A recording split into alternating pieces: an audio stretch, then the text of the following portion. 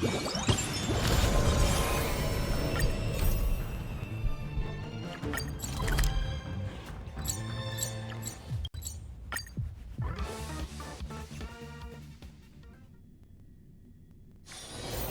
place is rich with the sweet scent of flowers. Can we stay here for a while longer?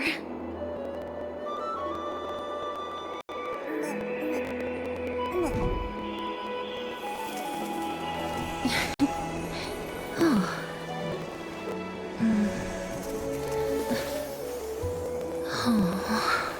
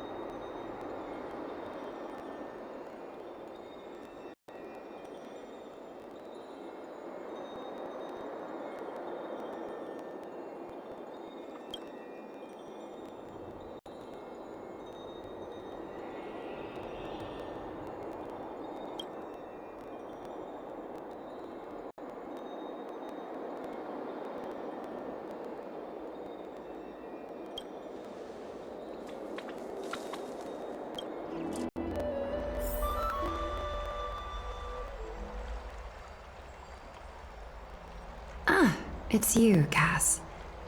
I finished the anthology of poems you lent me. Here it is.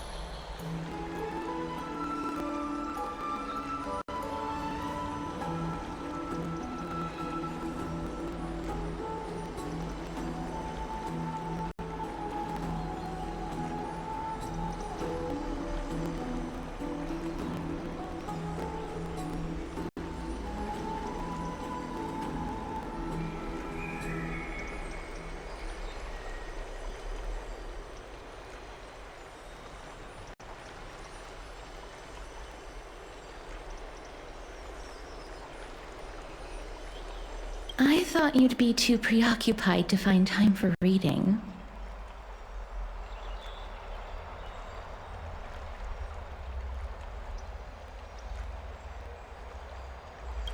Precisely because of these obligations, I felt compelled to read it swiftly.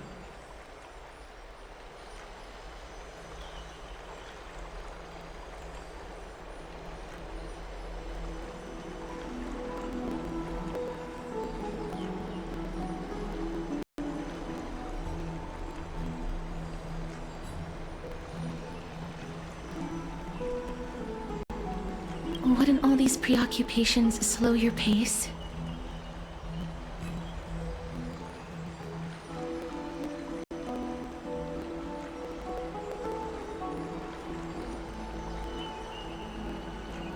On the contrary, knowing that time is limited can push one to overcome their limitations. The weight of these responsibilities seems to have enhanced my reading efficiency.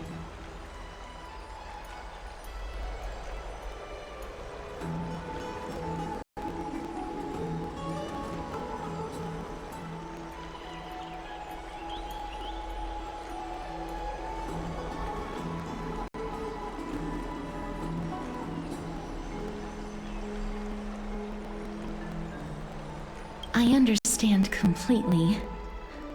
During my time at the Grove, the closer exams drew, the more efficient I became at tackling everyday mundane tasks. Anything but my actual studies.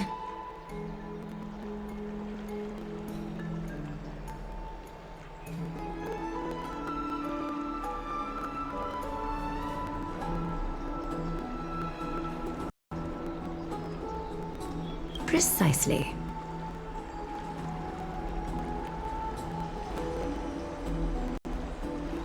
As I remember, you and Finon were both disciples of the new Sporists. I assume that Inaxa's exams were as unreasonable as the man himself, correct?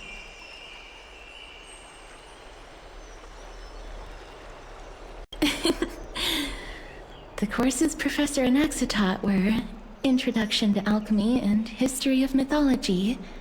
And to be perfectly honest, those two courses were the students' greatest nightmares. The history of mythology, taught by the blasphemous great performer himself. I can imagine their fear.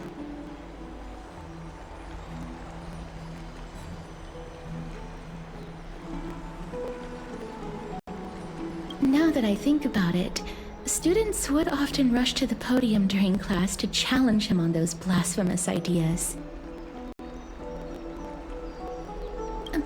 May I ask, Lady Aglaya, has your relationship with Professor Anaxa always been like this? He openly dismisses people's faith and questions the very justification of the flame chase journey. Our positions have been destined to be at odds. While you were studying there, I assume you must have heard of his nickname.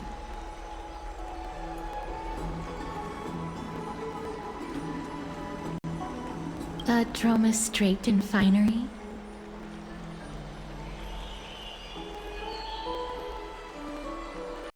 As I see it, this nickname is more of an insult to the Dromas.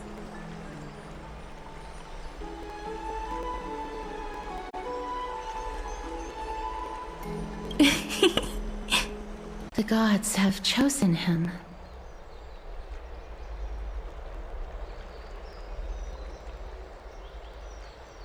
He was indeed chosen by Circes. Is something weighing on you, Cass? The golden thread is quivering. I sense there's more to this exchange than idle chatter. With all due respect, I'd like to know what you plan to do with him.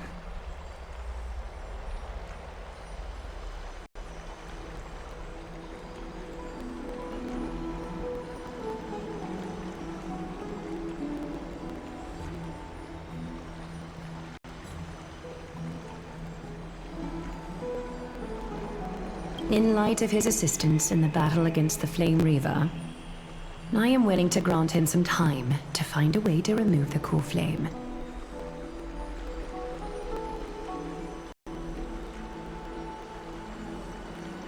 However, if Anaxa decides to make any move that places us in danger, I will not hesitate to take extreme measures.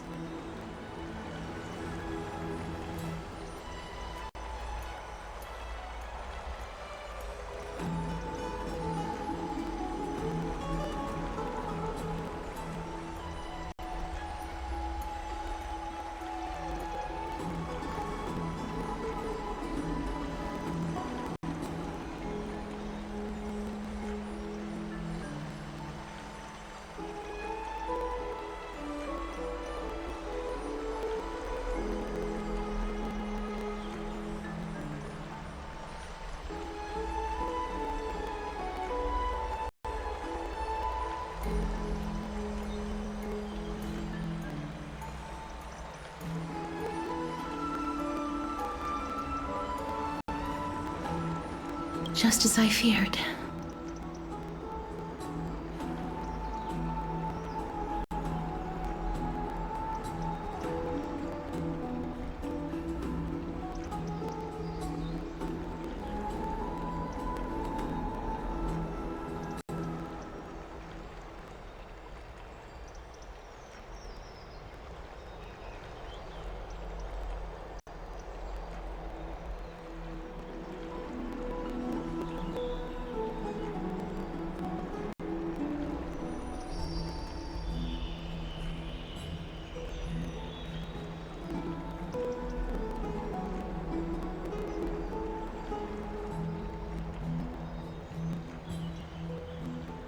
The Flame Chase journey is the destined path for the Chrysos heirs.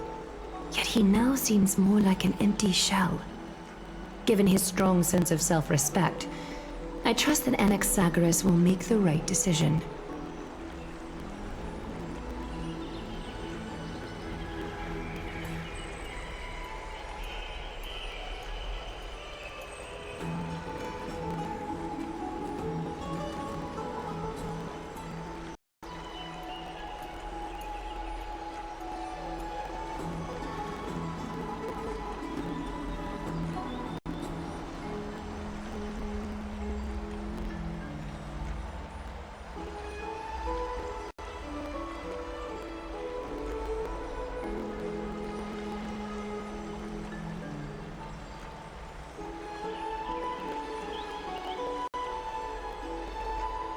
Still, I can't help but hope for another possibility.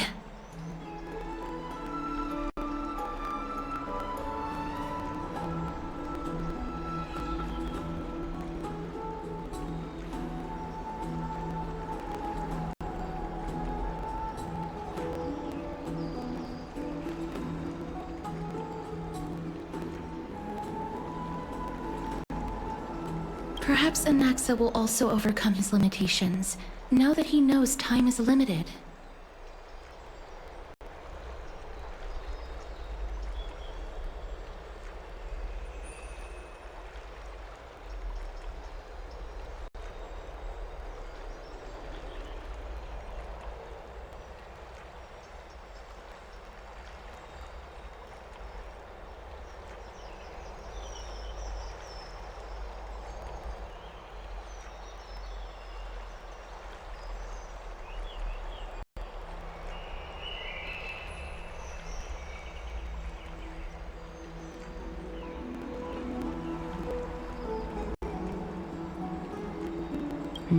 I understand your stance. Let's continue this discussion another time.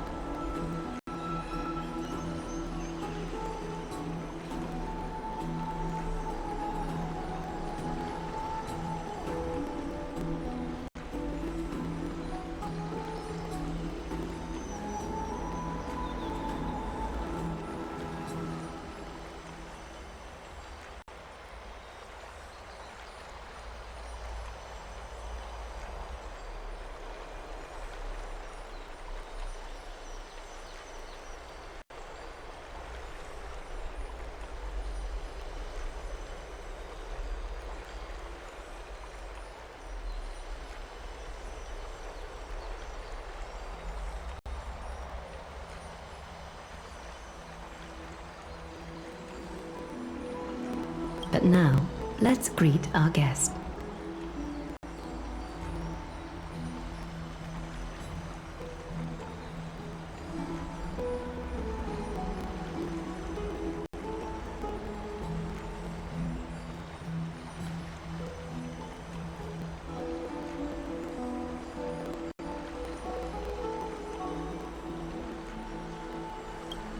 You're here.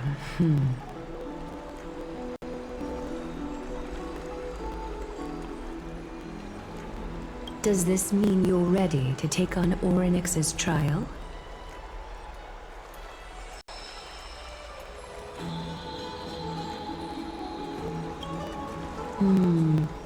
It seems that this sacred beast is just as indispensable, given their intricate ties to the Titan.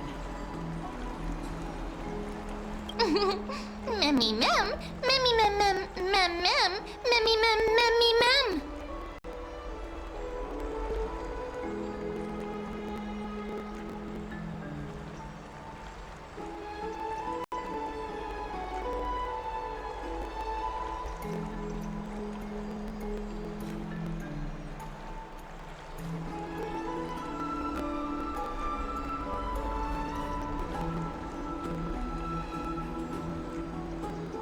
Surrendering the core flame is a Chrysos heir's duty.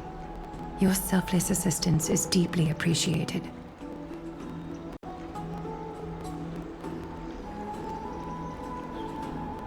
However, I urge you to carefully consider the risks of accepting the trial. Becoming a demigod means forsaking your humanity. You will inherit Orynyx's divinity and bear the time of Amphorius, all on your own.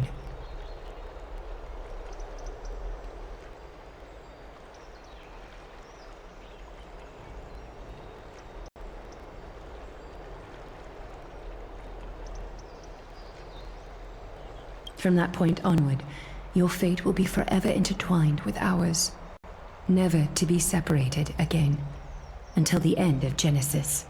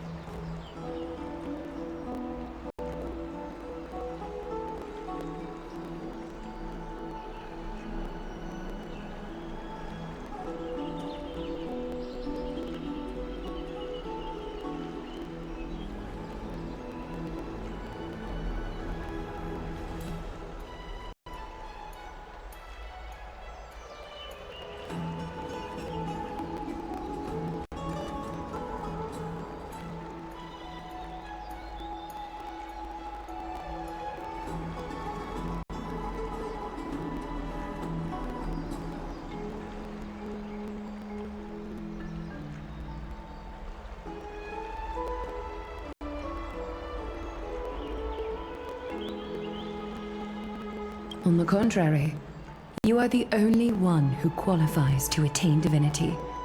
Yet, for that very reason, I do not wish to pressure you. It's exceedingly rare to find a capable Chrysos heir. If this path proves unattainable, I am willing to lower my expectations. There are still many priests of Yanissopolis and their descendants in the city. If I'm left with no other option, I'll try to find someone worthy among them.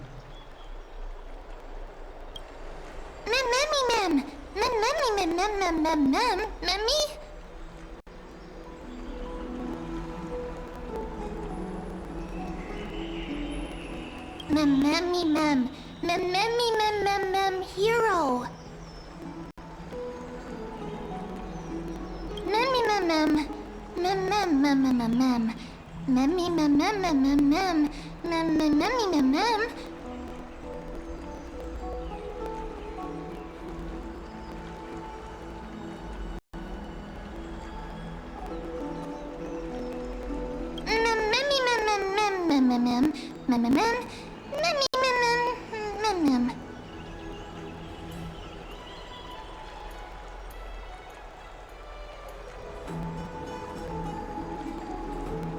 It looks like you know that Titan rather well.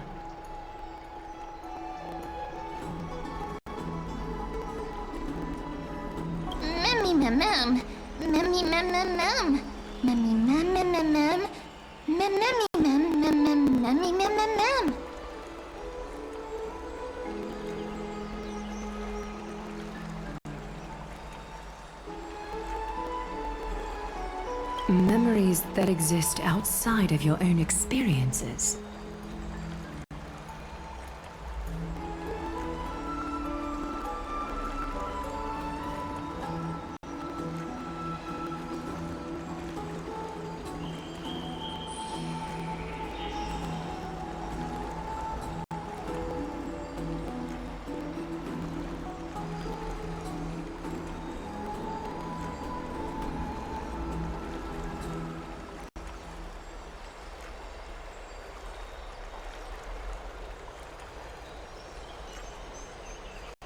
I can't explain why, but I can vouch for Mem's words.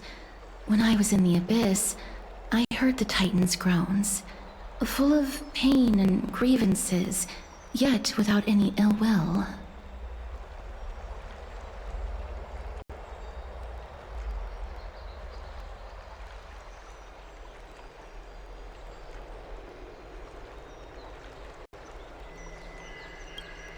Since you've made your decision, go back to the bath chamber and get some rest.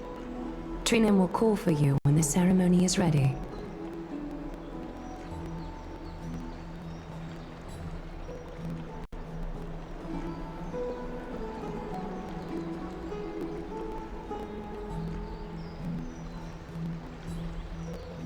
It is difficult for me, as the guide, to absolve myself from blame for things to have progressed to this point. Time and again, you have risen to the occasion for Akima. Nearly rewarding you with some honeydew is no longer able to express the extent of our gratitude.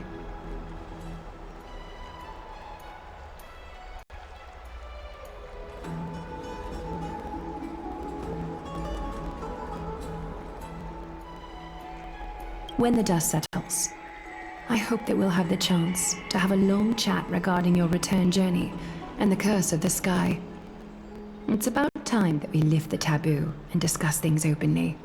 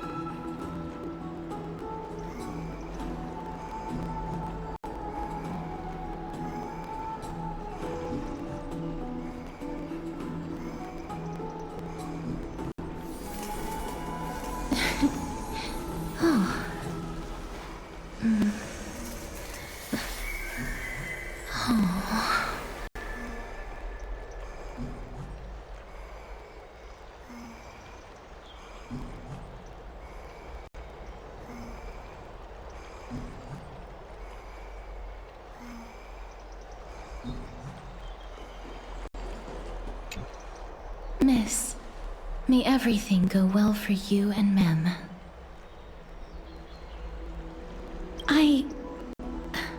It's nothing. I only came to discuss some matters with Lady Aglaya.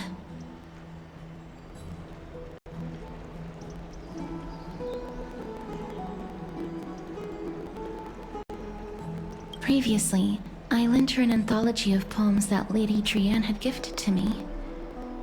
Tracing back, this anthology was something left for Lady Trianne by a bard before their passing. Although personal properties should be cleared out once their owner has passed on, Lady Trianne gave this book to me since she knew how much I like to read. It just contains an allegory. In a faraway land, in a city known as Styxia, a dragon corrupted by the black tide descended one day, swooping upon the city like death itself. It swallowed the princess of the city whole before it was suppressed. After taking down the evil dragon, the warriors discovered that the princess's life had already met its end.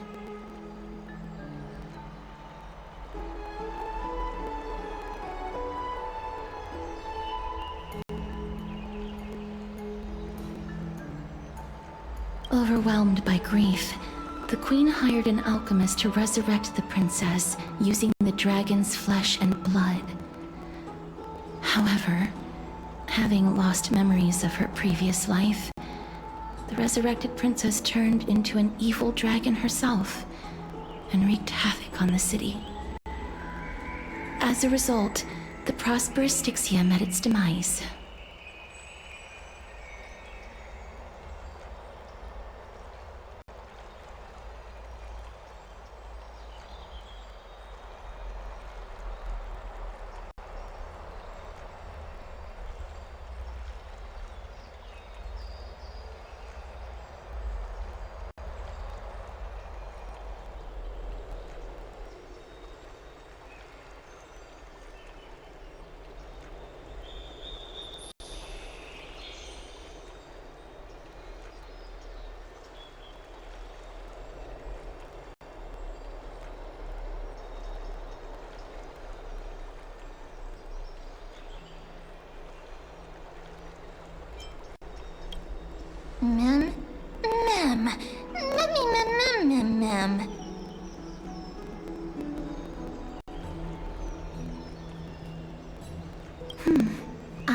actually think so too.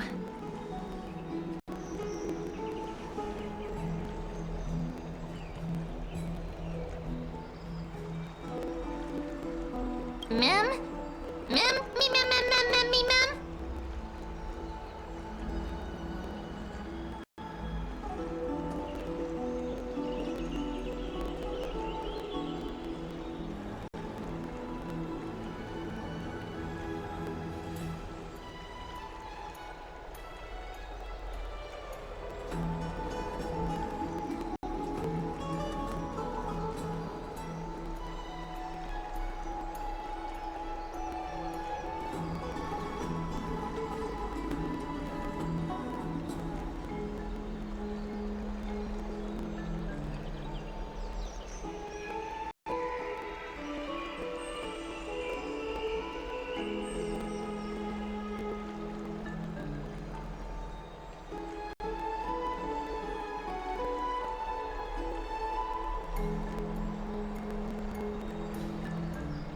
The author of this book is Archepia, a wandering bard who traveled to many cities.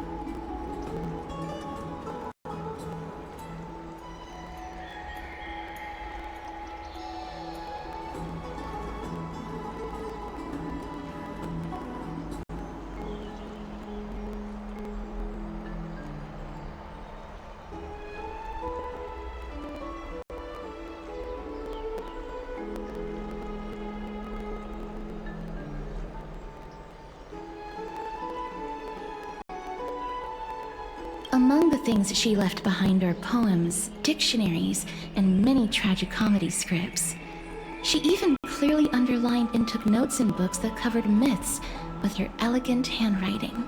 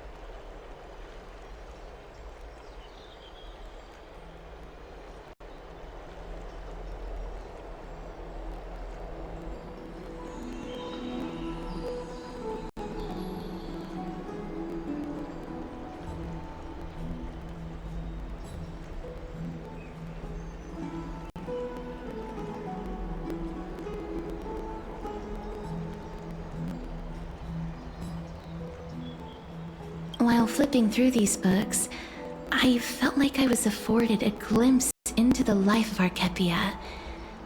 It felt just like I was traveling with someone that I'd never met before.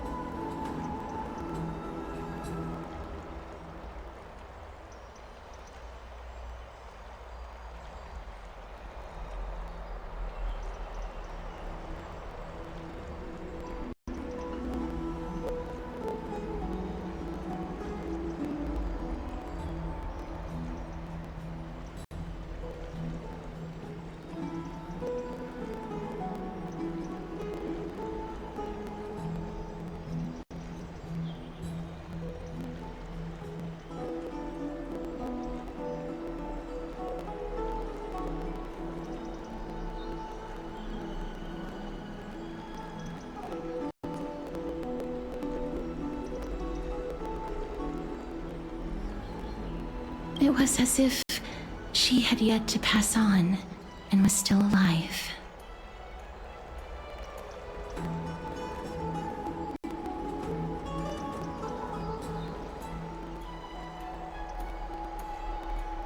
That's right.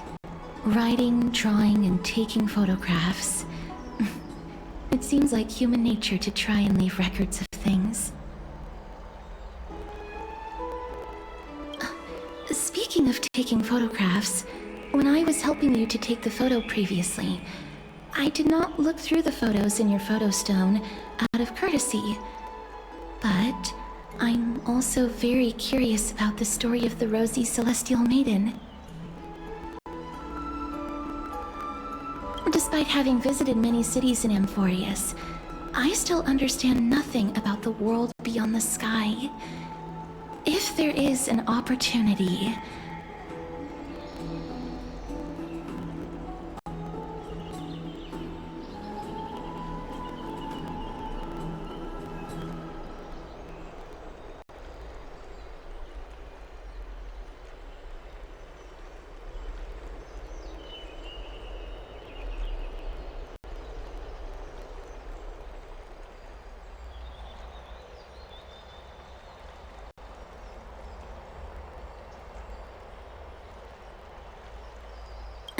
Forget it. Let's talk about this in the future. For now, I only hope that you'll be able to complete the trial safely and obtain Orynyx's blessing.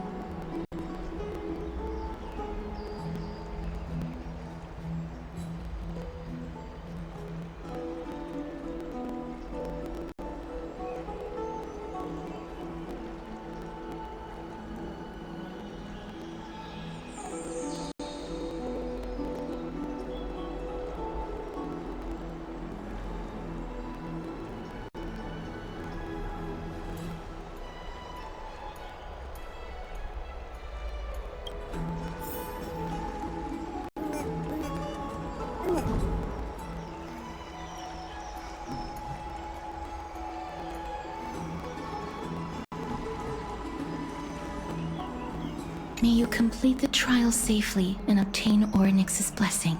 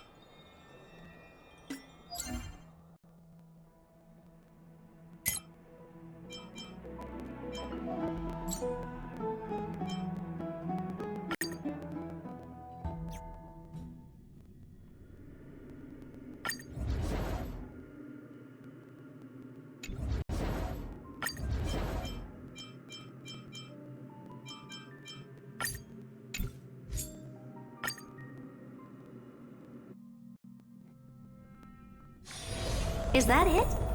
I was expecting something bigger. There's a good shot. Watch this. Feeling lucky.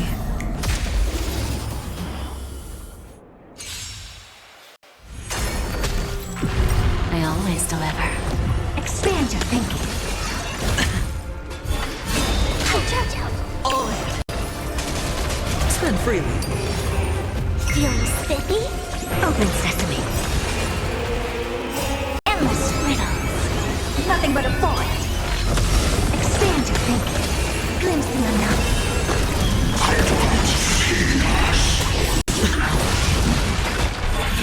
Just a glaze. Watch your head. Can you find the answer? Just a glaze. Bending the rules. There's no backing out now, for me or you. There's no backing out now, for me or you. Bust. Or maybe I'll take it all. All in.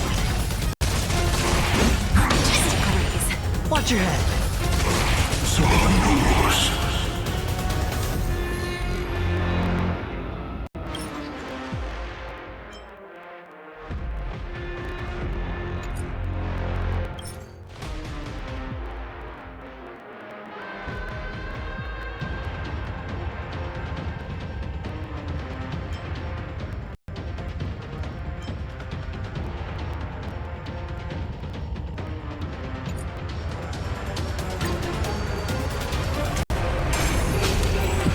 Don't let me down.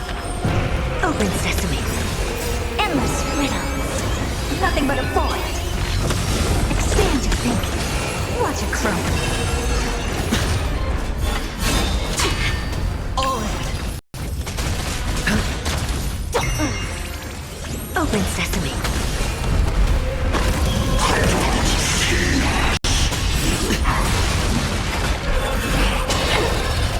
Watch your head. Just a glaze. Time for a lesson. Expand your thinking. Endless riddles. Nothing but a void.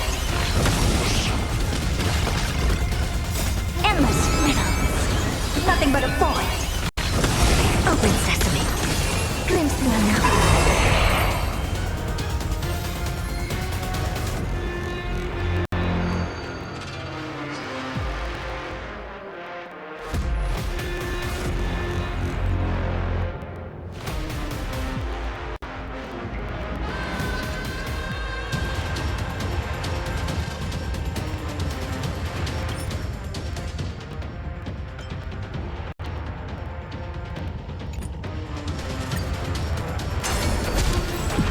I always deliver. There's no backing out now, for me or you.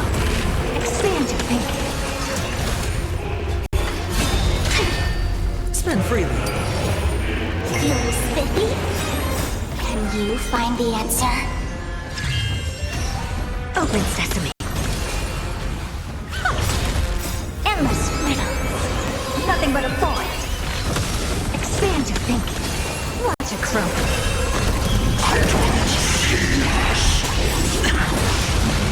All in.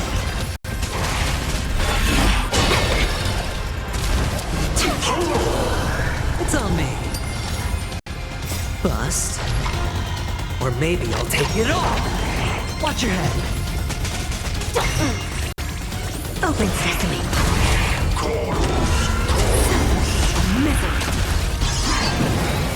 No dirty tricks on me. Endless riddles. Nothing but a void.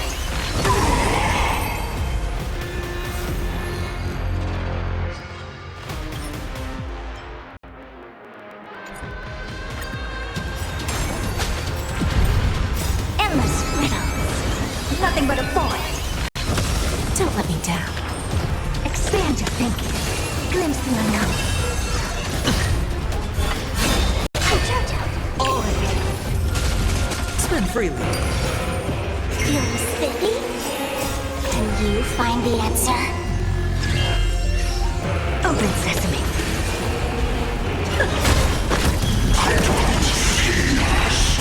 There's no backing out now, for me or you.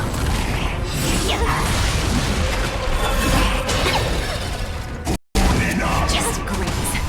Expand your thinking. Here's the little backstabber. Watch your head. Endless riddles. Nothing but a void. Open sesame. What a crumb.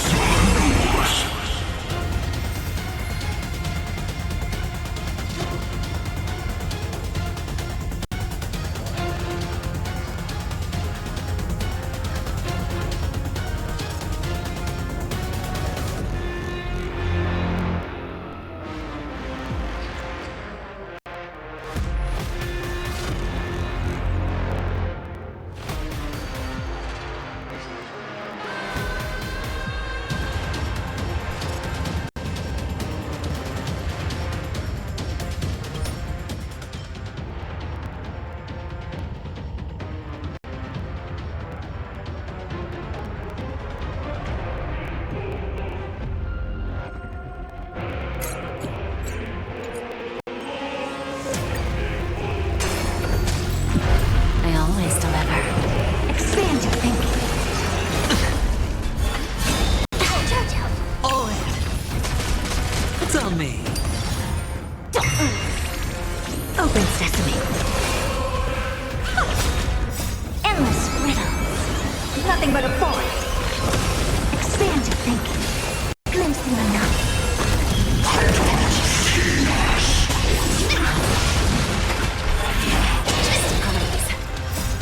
Can you find the answer? There's no backing out now, for me or you. Spend freely. Feeling spiffy? Open sesame. Miserable. Watch your head. Bust. Or maybe I'll take it all. All in.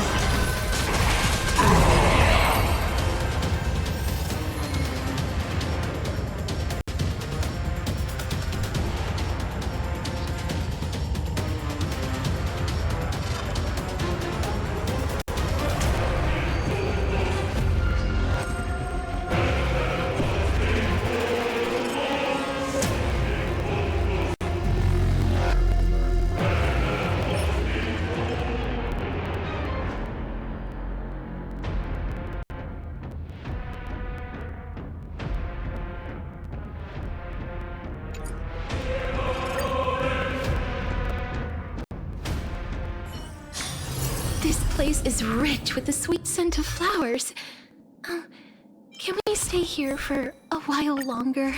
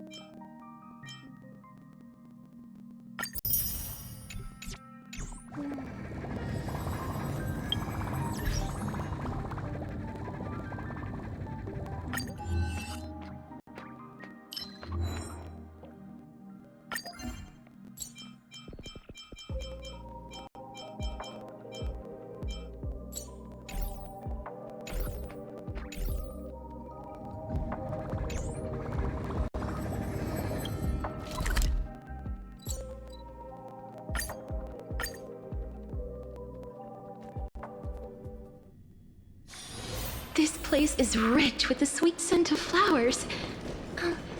Can we stay here for a while longer?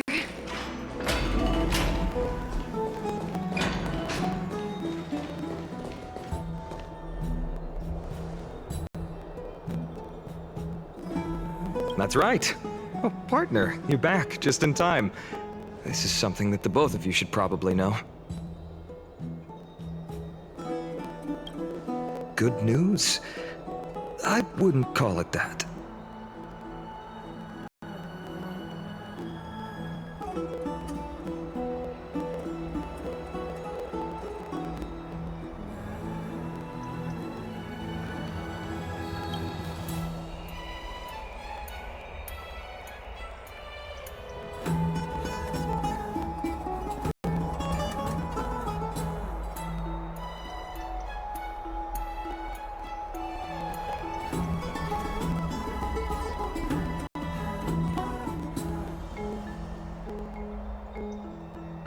Some background information for you. The Council of Elders is an authoritative body in Amphorius, made up of different city representatives. They hold legislative power over the Holy City, and are in charge of presiding over the Citizens' Assembly held once every few years.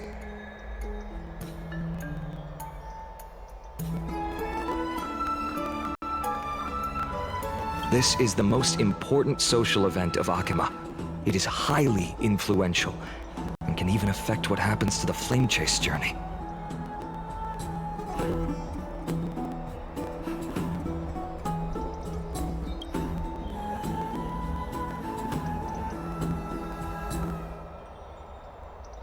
Despite her vision and wisdom that spans across thousands of years, even she cannot win over the hearts of everyone.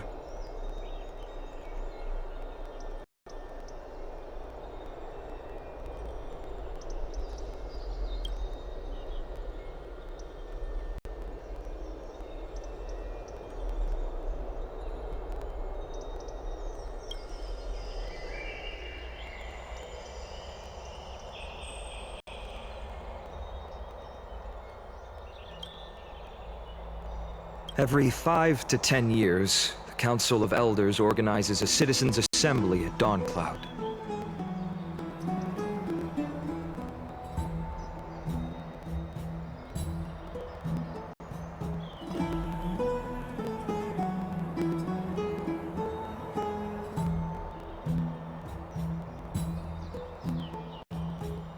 During the assembly, the representatives will vote on major issues, such as whether the Chrysos heirs led by Aglaia should still hold the right to govern the Holy City, and whether the Titan's conquest should continue.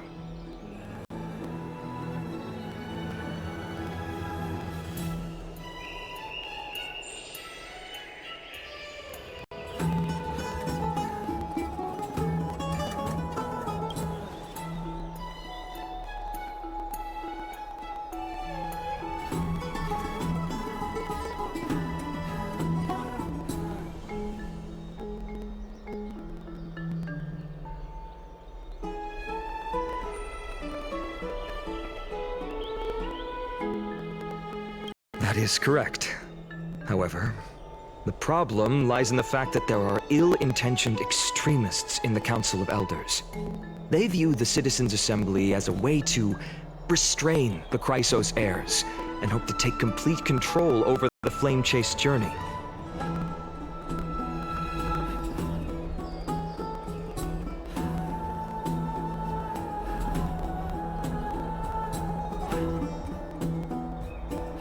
We can refer to them as the opposition. During the assemblies held in the past 100 years, the voices supporting the opposition have been growing stronger in the shadows. It's only thanks to Aglaia that the Flame Chase journey has been able to continue to this day.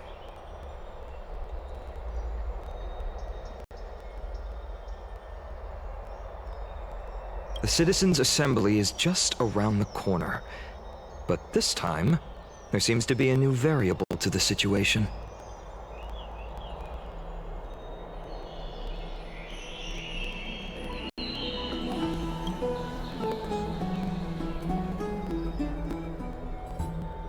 I'm afraid that the Council of Elders might want to take advantage of Professor Anaxa.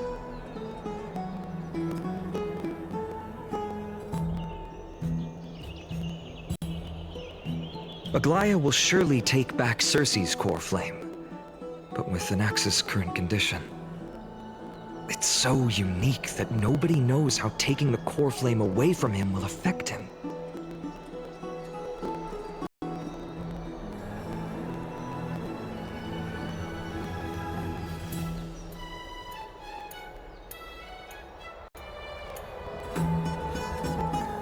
He has always been someone that is only concerned about his own research.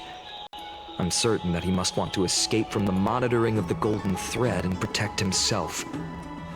If the opposition were to offer an olive branch at this time...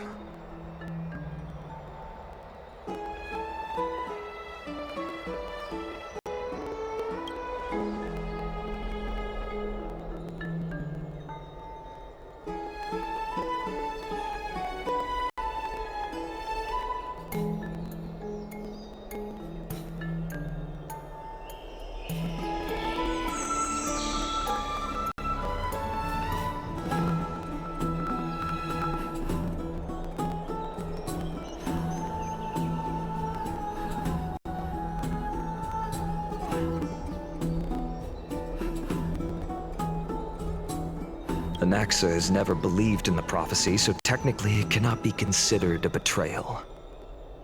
However, he has taught many Chrysos heirs, and has long been considered an important ally of Akuma.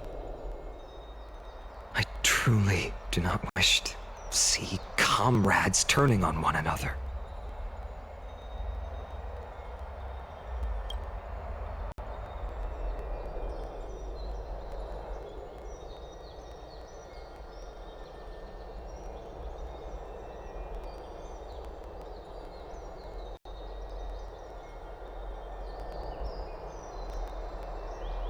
As I believe in his character, I plan to plead with Aglaya and try to buy more time for him.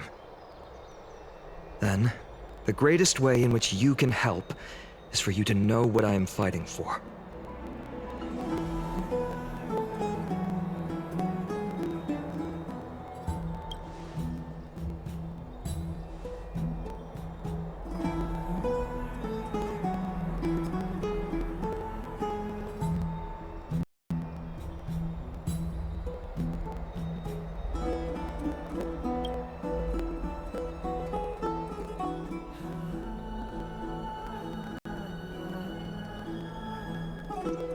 Allow me to apologize for the fact that we always seem to be troubling you.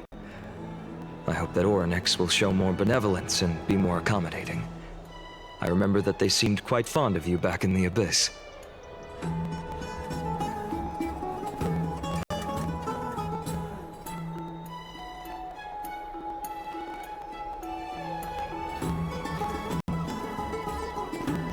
Go and rest and regain your strength. We'll meet at the Vortex in a few days.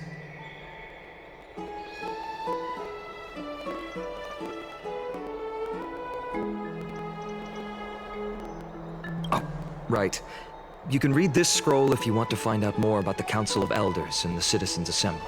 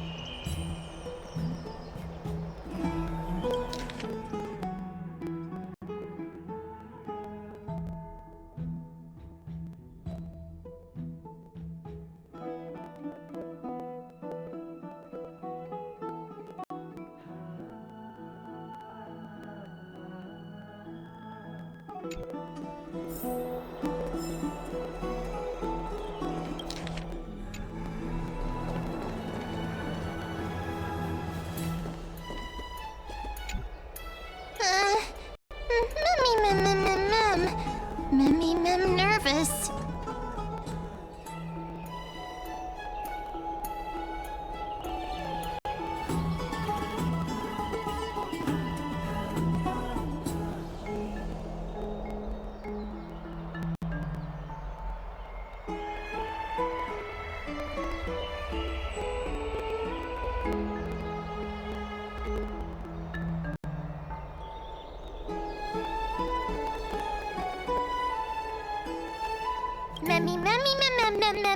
Nervous, mem.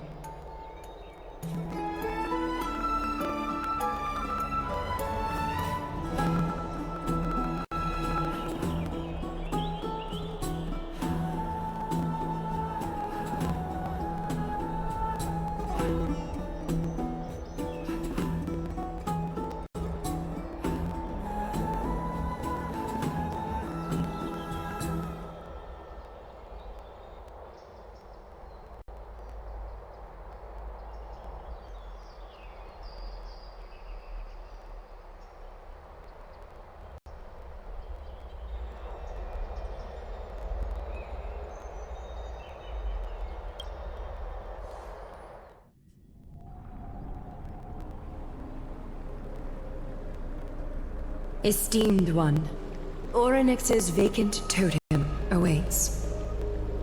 If you have already made your preparations to become a pillar of Amphorius, please, step forward.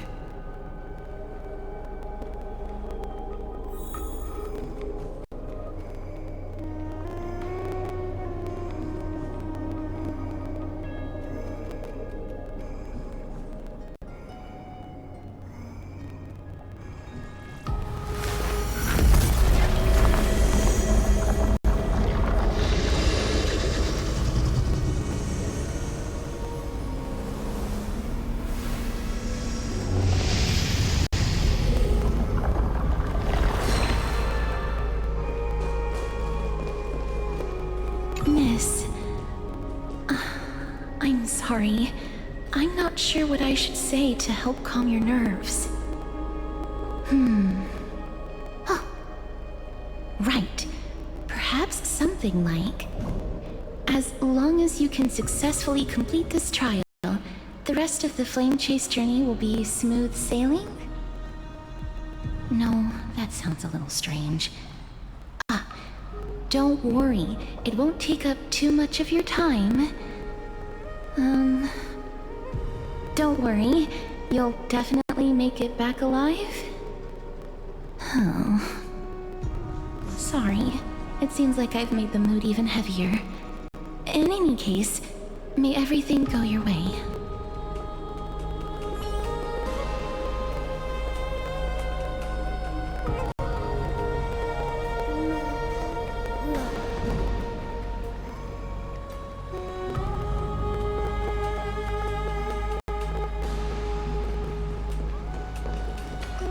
Little Gray and Mem, thank you. Your resolves cannot be questioned. We praise your pure selflessness and courage. May Kefali light your path forward. Get ready to assume Orynyx's divinity, Trailblazer.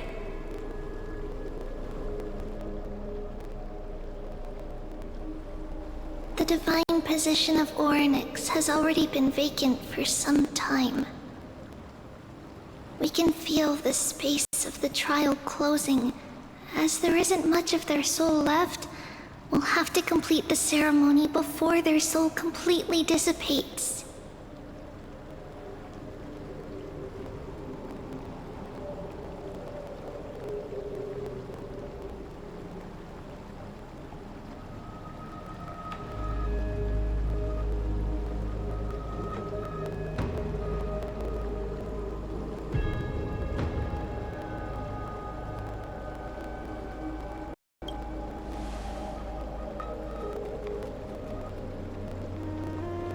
The 8th core flame coveted by the miracle that once belonged to the great veil of Evernight, Orynyx.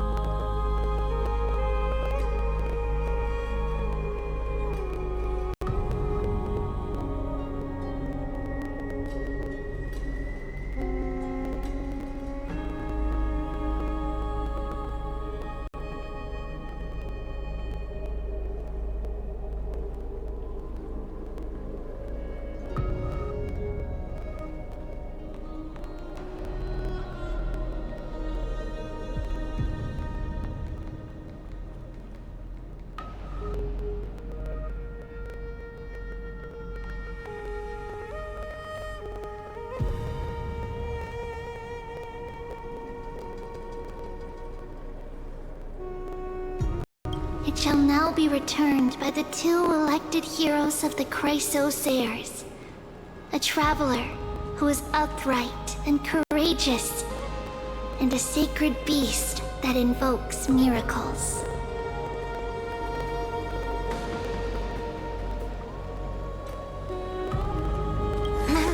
Who?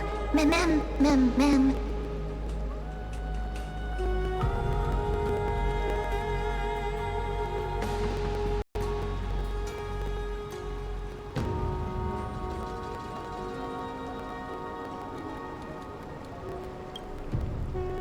Both of you, please, come forward.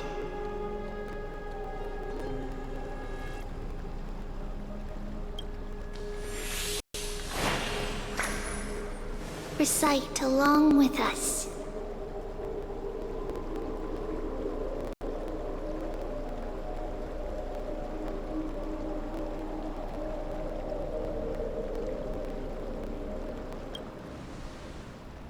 O Majesty of the 12 Titans, pillars of the world, we seek your divinity to mend the rifts of the world. Fill our bodies with blood of gold, till we wither in willing service to the prophecy.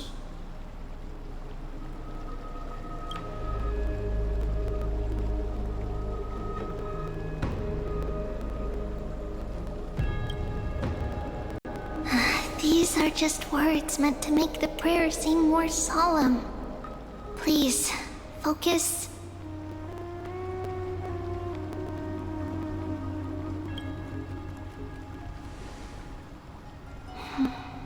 And surrender the core flame.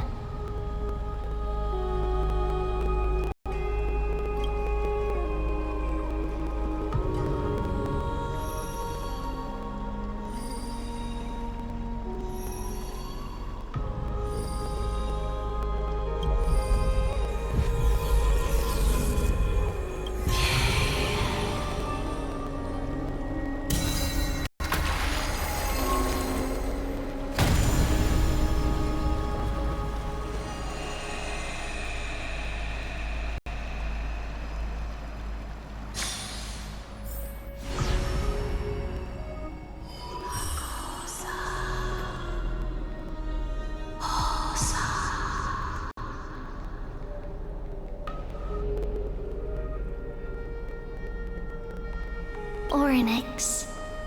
Their soul has been waiting for a long time.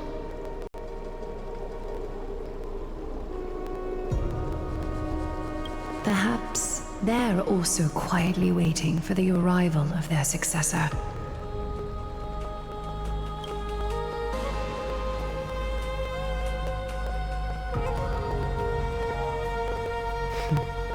The last time I heard this, things didn't turn out that well.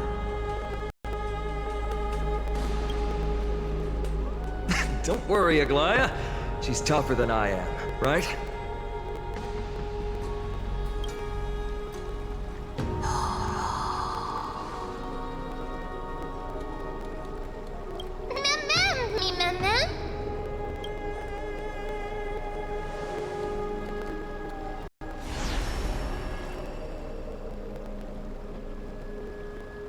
Traveler from beyond the sky, let us pray that the Titan acknowledges your worthiness.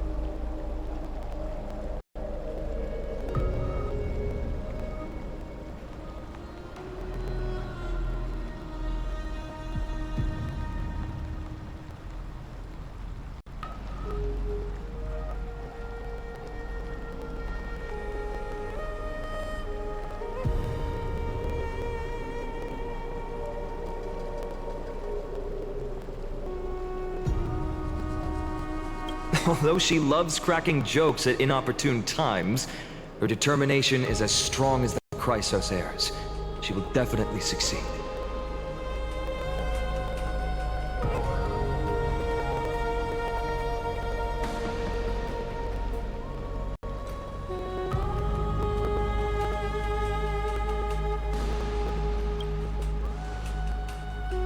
While she's away, I would like to have a chat with you, Laya.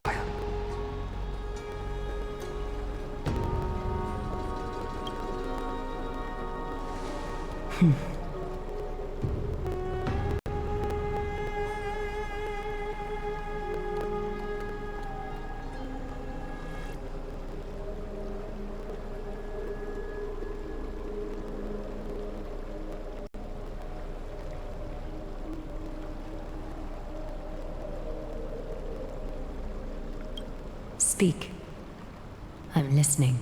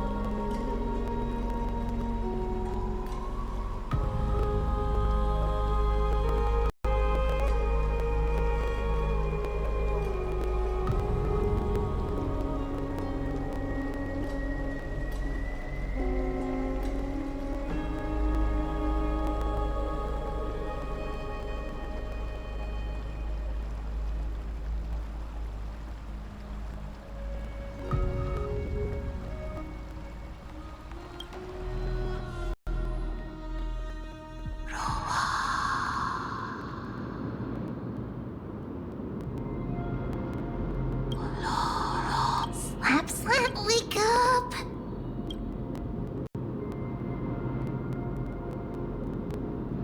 How is it? How do you feel?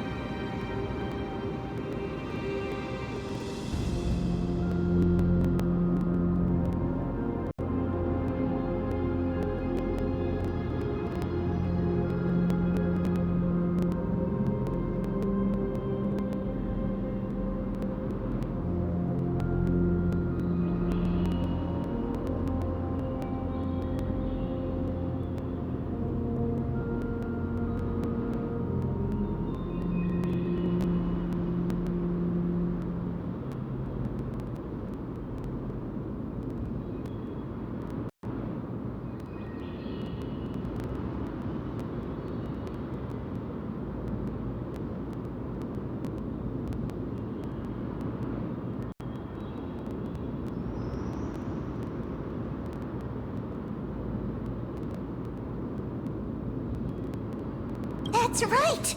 Look, look! I don't know what happened, but I'm able to talk! Testing, testing, 1, 2, 3. Testing, testing, 1, 2, 3.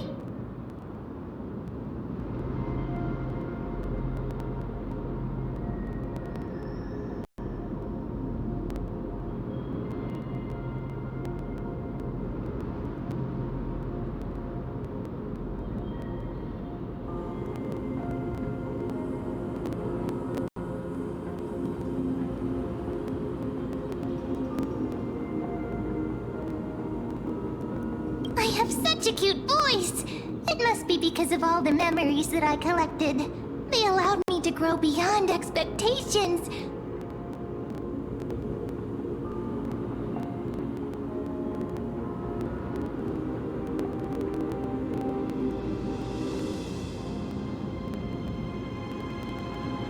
Also, listen.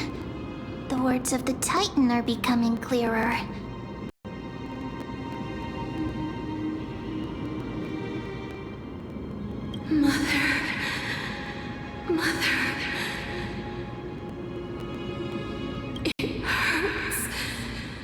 Have I finally reached the end? Or the years of isolation coming to an end?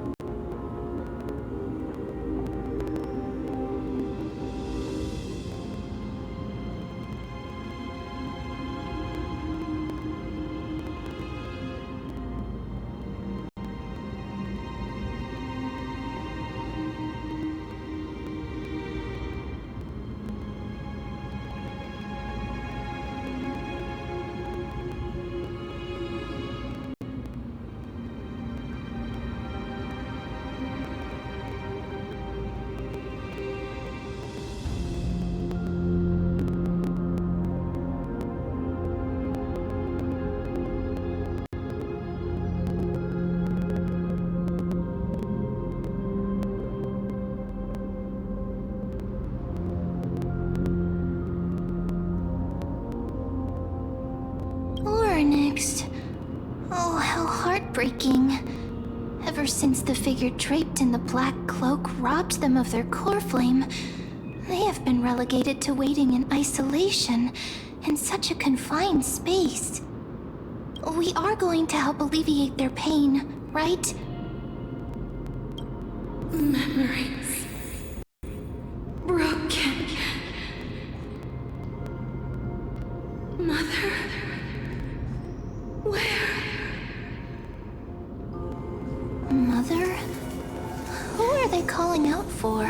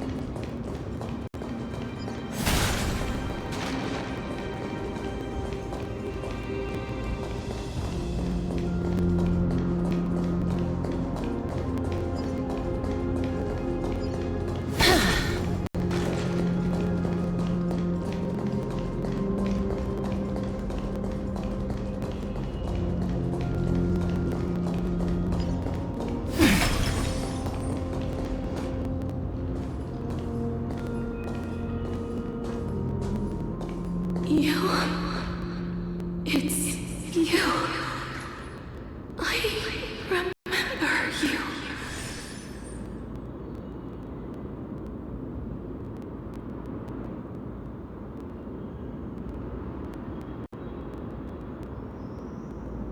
Skyfather has gazed upon you.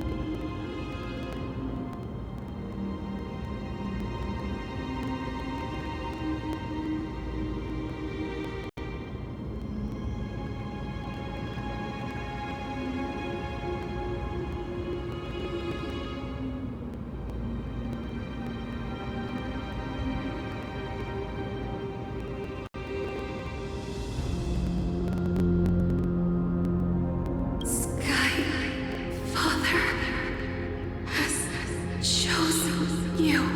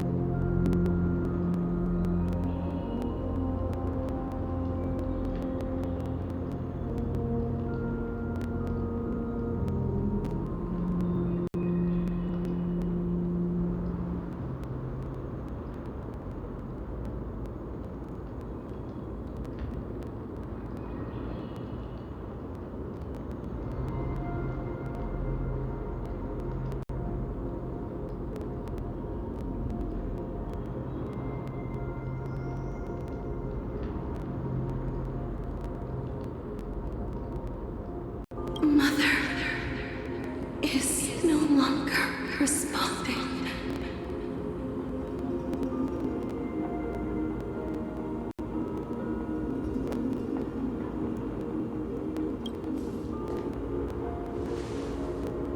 Something important.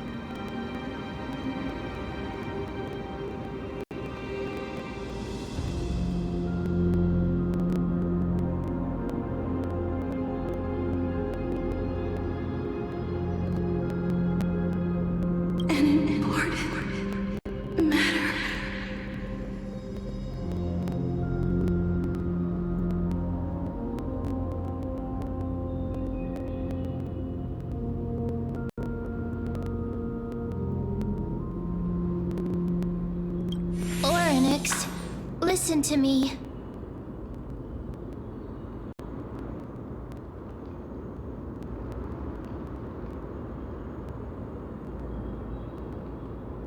Aren't you tired? Throughout the long years, you have always been protecting the fate of Amphorius. Each time people draw strength from within their memories, every single ripple falls onto your shoulders. There's no need for you to bear this any longer, Orynyx. From today onwards, someone else will bear time on your behalf. This is why we have come.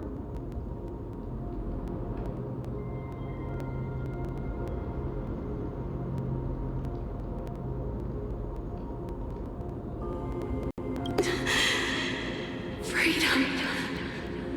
Freedom.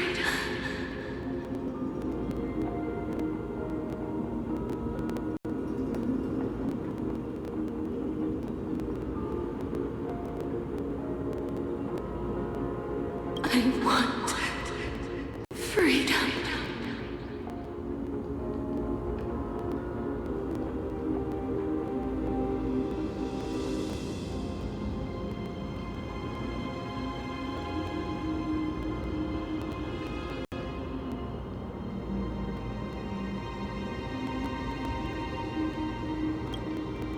Oh, poor child. Everything will be fine. Let us help you. You can have a good rest now.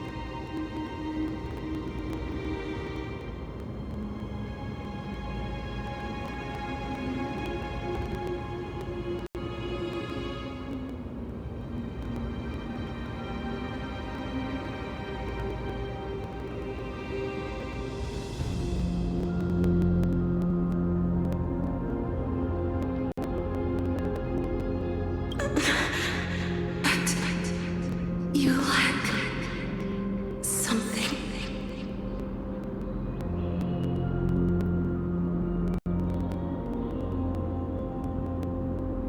Just one thing.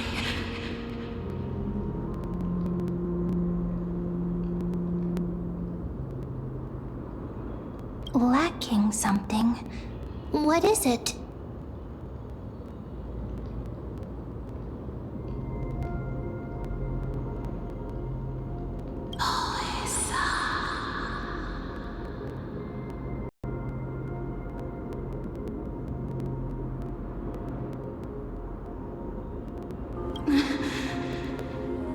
What you lack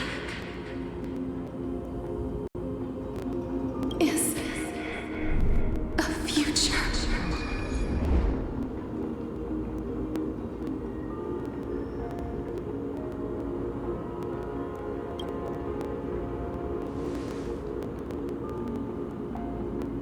Future?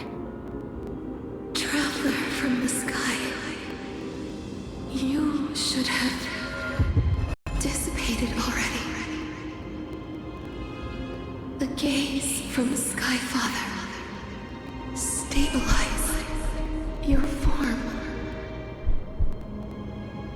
Because from the moment you crossed the sky, your life was cast away. Right now, you are simply a collection of walking memories. What? How is that possible?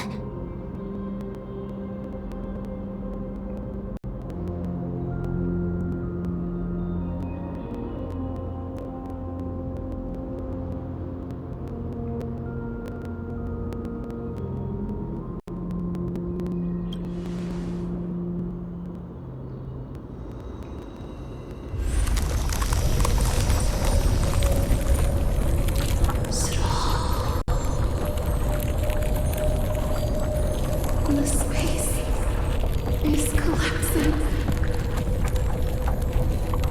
Someone must inherit the authority of time. If the pillar is lost, the laws of time will collapse. Emborius will succumb to eternal disorder.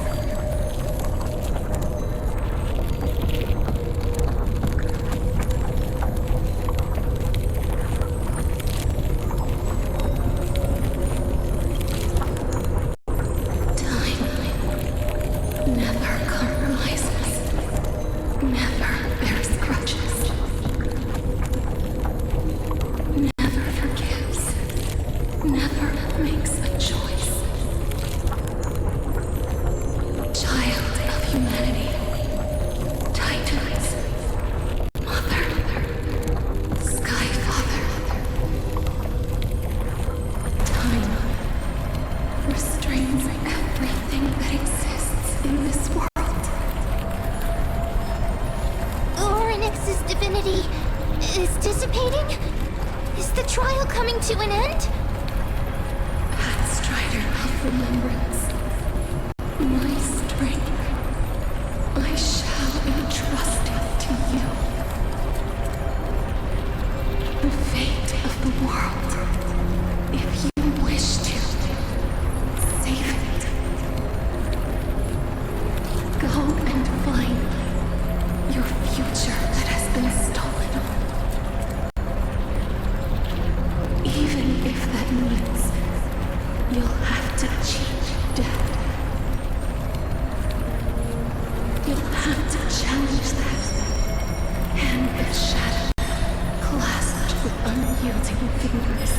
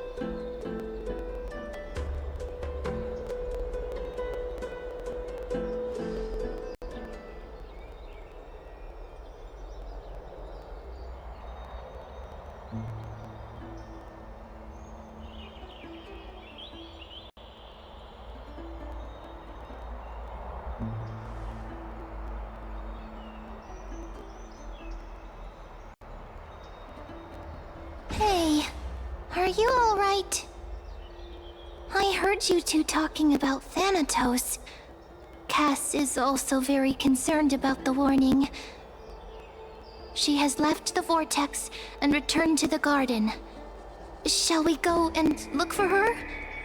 Thanatos is the Titan that Cass has always been looking for. Regardless of whether there are any clues, there's probably no one else that understands death better than her. Oh, right. There's something that I have to tell you. The Chrysosairs already know everything that has happened to you. I was too worried, so I told them everything. Please don't hate me, okay?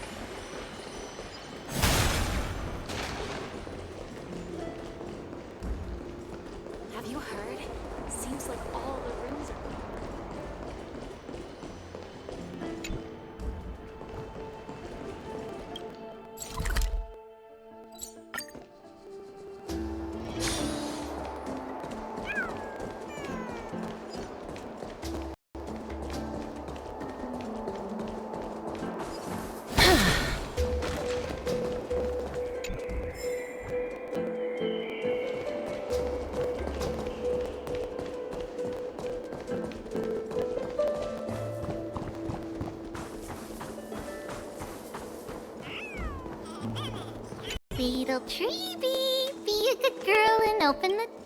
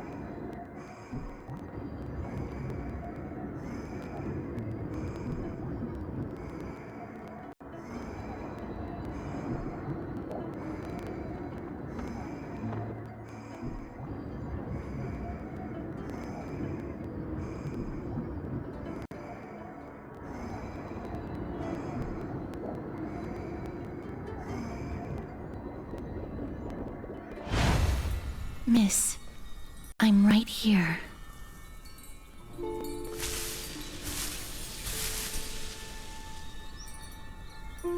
Please stay there and slowly turn around.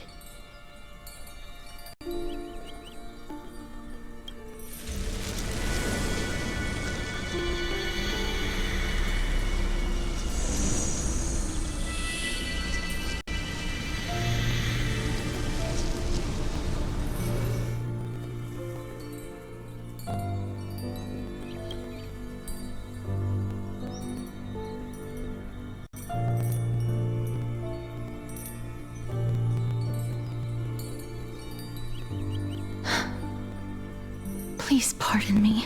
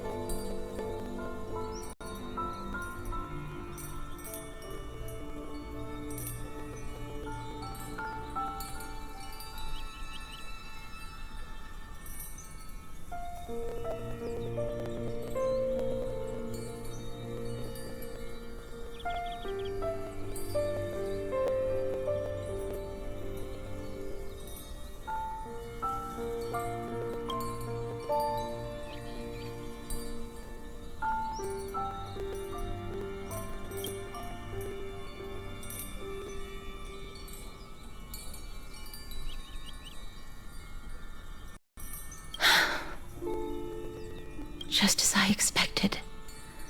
I cannot feel anything. Back at the Grove, I was puzzled as to why you were not affected by my curse. I thought that it might have been the special ability of a traveler from beyond the sky. Never did I expect that this would be the true reason.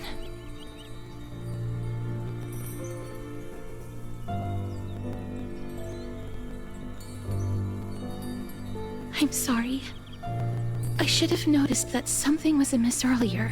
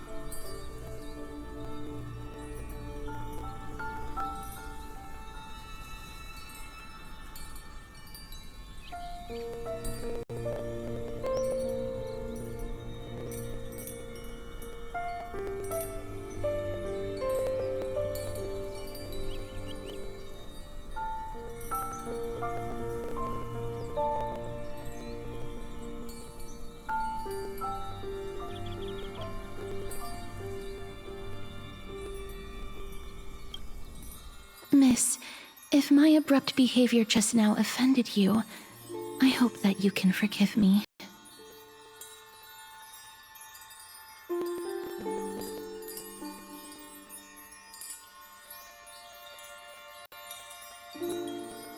I'm just thinking, if your soul has really left your body, as a mortician, I might be able to trace where it has gone to.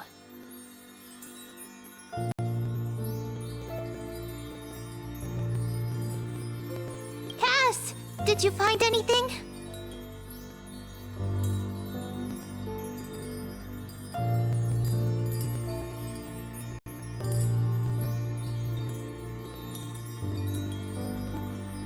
My apologies.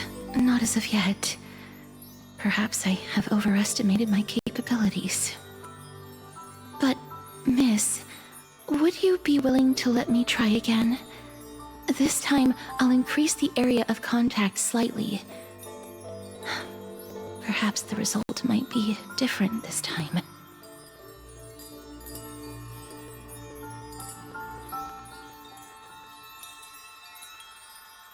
I have never touched the living in this way before. If my actions are in any way disrespectful, I hope that you can forgive me.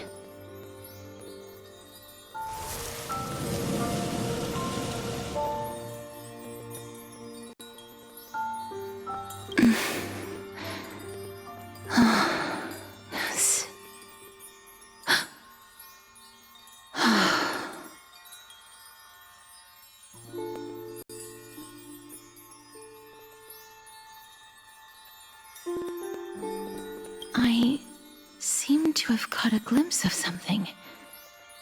Your soul is currently roaming someplace and cannot find a way to escape. But perhaps it might not be a bad thing. If your soul is still wandering around, it means that we still have time. We have a chance to find it before the fingers of Thanatos sweep everything away. Clues. Just a few more. I need more guidance. The connection has been severed. With my strength, I'm not able to trace it. It was me. I was a little too hasty. Don't worry, miss. Although we currently have no leads, I will do my best to search for the whereabouts of Thanatos, bring back their core flame, and personally return to you the life that you have lost too soon. I know that I'm lacking in confidence, but I hope that you can keep this promise of mine in mind. Before I manage to deliver on this promise, please do your best to hang on. Amphorius needs you.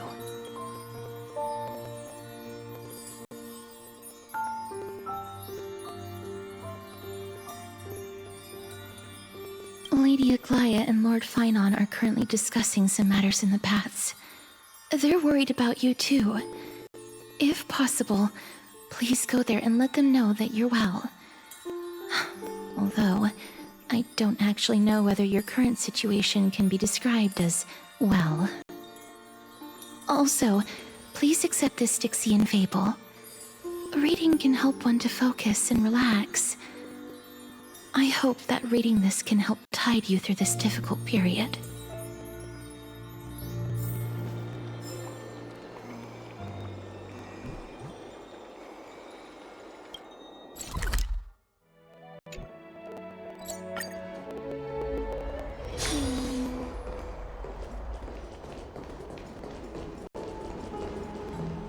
They're here.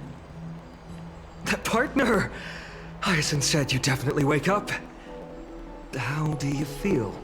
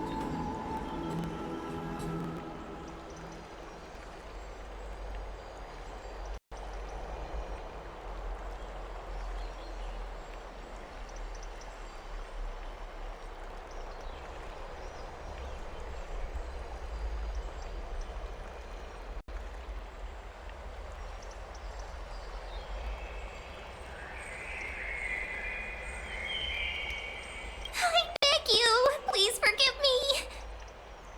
You've completed the trial of time, and I have to admit that the process went better than I expected. Even in the end, that Titan's heart still showed a soft spot for humankind. However, I never expected that two people who have cheated death would appear in Akima at the same time. That's what we have been talking about. Mighty has been in Akima for such a long time, but has no one thought to study his indestructible body? If there were even any minor breakthroughs, we wouldn't be as clueless as we are right now. Many have had this idea, but so far, there have been no results.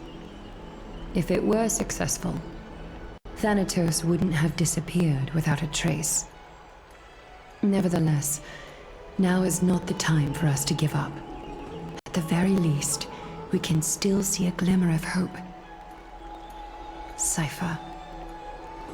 If anyone in this world knows the whereabouts of death, it would be her. I'll try and get her to return to Akima, but do be prepared for a less than ideal outcome. Please understand that throughout the history of Amphorius, no one has ever managed to escape the clutches of death. At the end of time, Thanatos silently awaits all.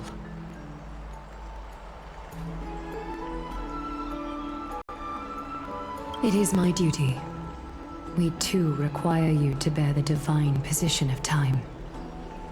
But before that, just... What's wrong, Aglaya? Omens always come in pairs. A tiny air current will eventually brew into a storm that tears the sky apart. It's Anaxagoras. He has initiated contact with the Council of Elders. In the end, it has still come down to this. I earnestly hope that your assessment of him is accurate, Finan. Otherwise, the efforts of my teacher and I over the past millennium might be reduced to dust because of that great performer.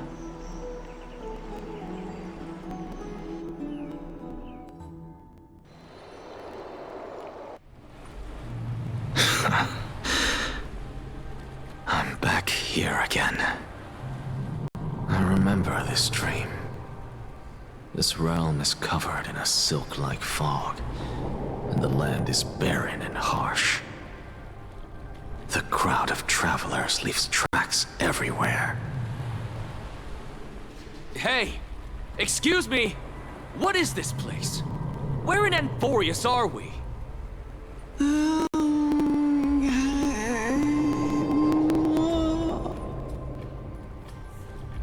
The mutters of the traveler are in a language I'm unable to comprehend.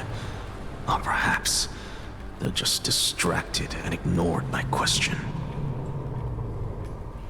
Tell me, which Titan reigns over this land?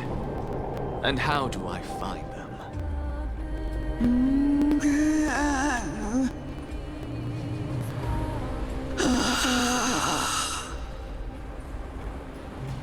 Hand of Shadow. Hand of Shadow Thanatos. Could this possibly be the Netherrealm? Not Netherrealm. Then where is this? River of Souls? The outskirts of the Netherrealm? Are you heading downstream toward the Netherrealm? The Netherrealm. Nothing but an illusion. Titan rejects you, me. Listen. What? The traveler lifts their wrinkled fingers and remains silent. I look in the direction they are pointing and listen closely. There. A massive shadow brought the sound of rushing tides. The sound of tides. I can hear it.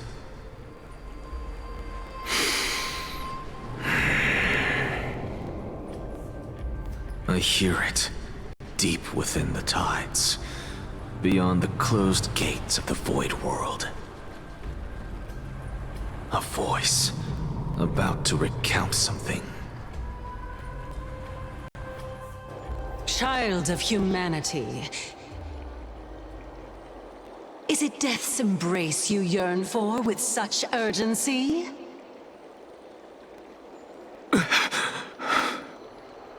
Oh, you have awoken. Welcome back to the mortal realm. Your consciousness is dissipating much faster than I expected. Ultimately, it seems like the Titan's core flame is incompatible with a mortal body.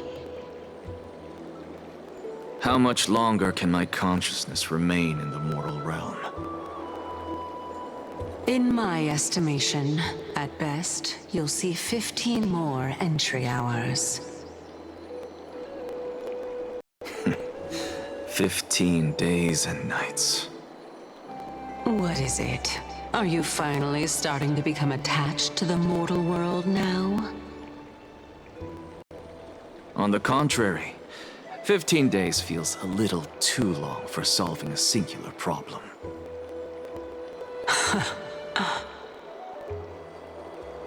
Stop giggling. It's time for us to go. The messenger from the Council of Elders is almost here. Let me ask you one more question.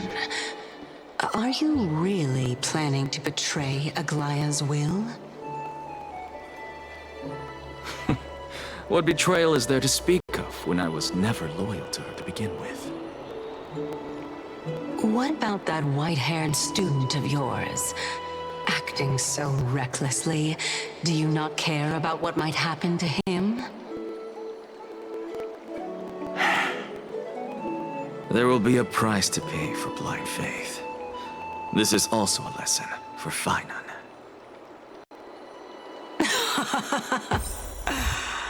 You truly are a strict teacher.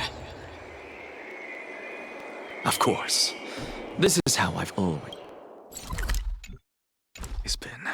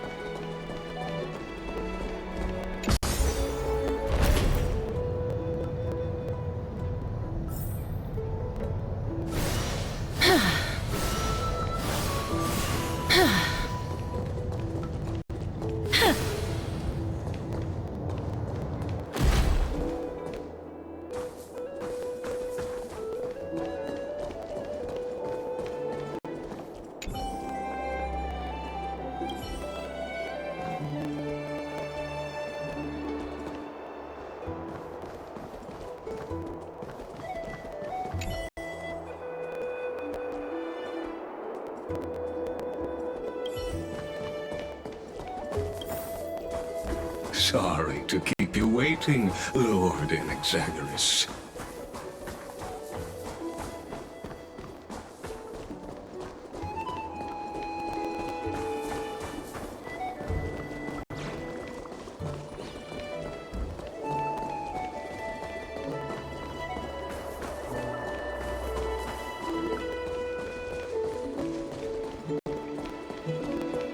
It's been a while, Lord Inexagorous. I greet you on behalf of all the citizens of Akima and express my deepest regret about what happened at the Grove of Epiphany. It's you. I never expected that you would personally come and meet me. By carefully into Lantern above, I have come as a testament to the justice of the Council of Elders.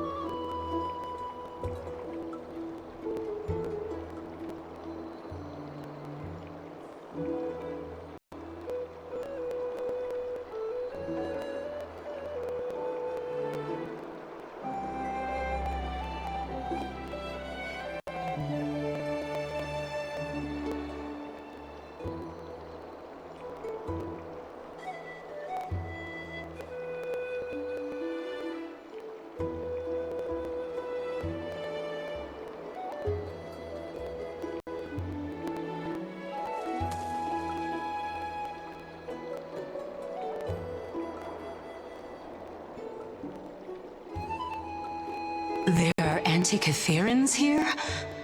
They have been a rare sight ever since the Chrysos War. I extend to you my utmost respect, revere Titan.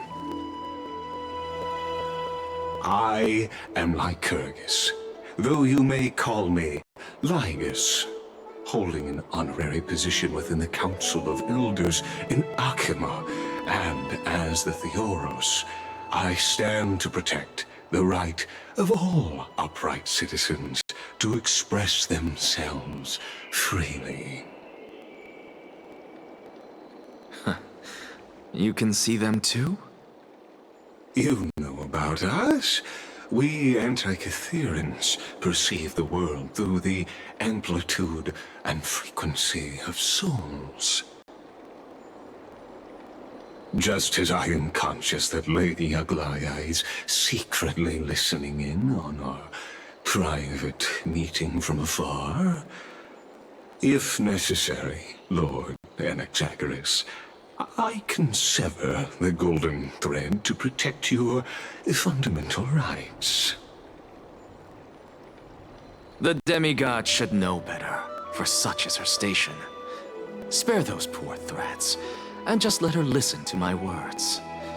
They shall serve only to unveil her own folly. May I interpret this as you having a countermeasure? I need not any plan, because she can do nothing other than petty espionage.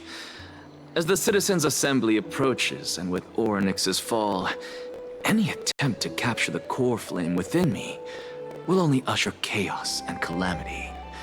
A truth she undoubtedly comprehends. While I, Anaxagoras, serving as the Grove's special envoy to Akima's Citizens' Assembly, have long known the extent of your abilities. Let's forego the formality of asserting authority, Lord Lygus. Lead the way. Very well.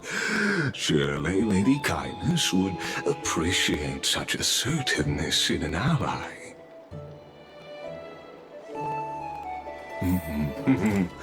She's been waiting. Follow me, please.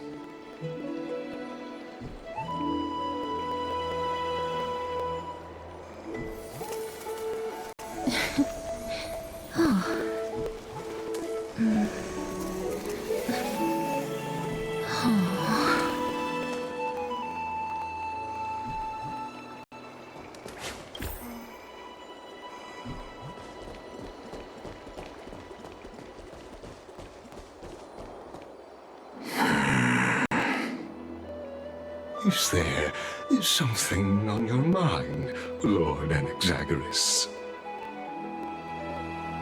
Nothing, really. It's just a question that I contemplate every time before I ascend to Dawncloud.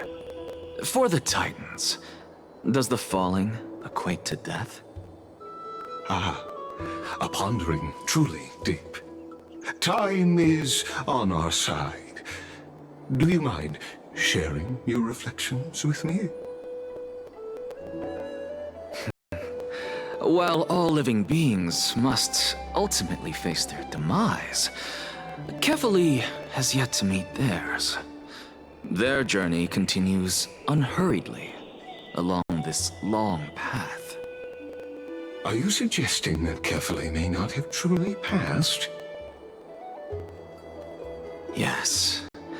For dying implies an ongoing process, an action, whereas death signifies a static state, a definitive termination.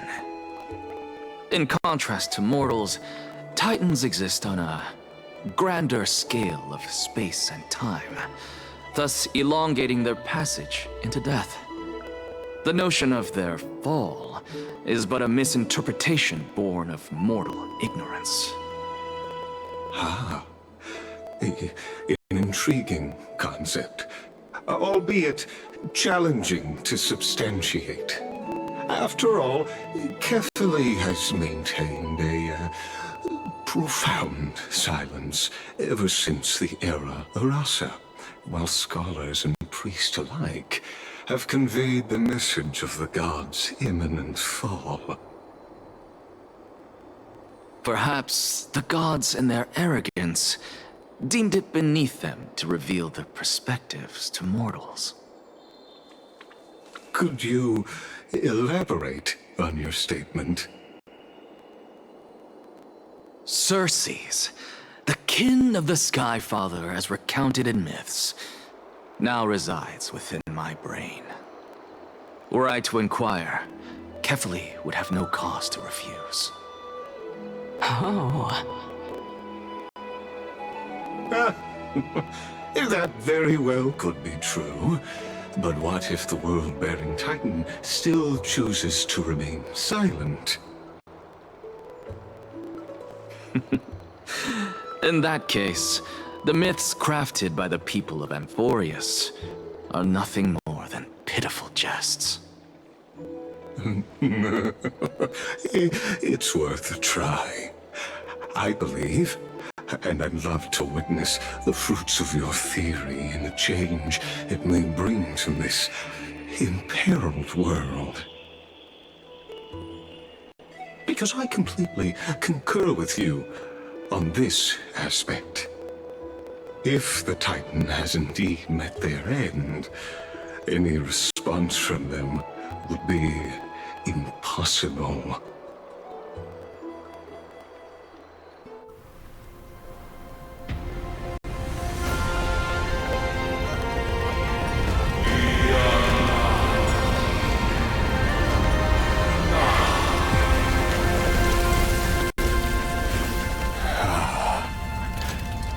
Please, Professor.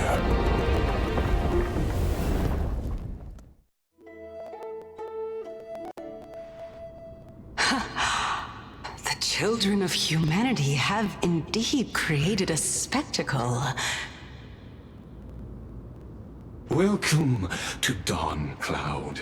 The atmosphere here carries a greater sense of solemnity than the mundane clamor of the Marmorial Palace, with entry permitted only to the invited.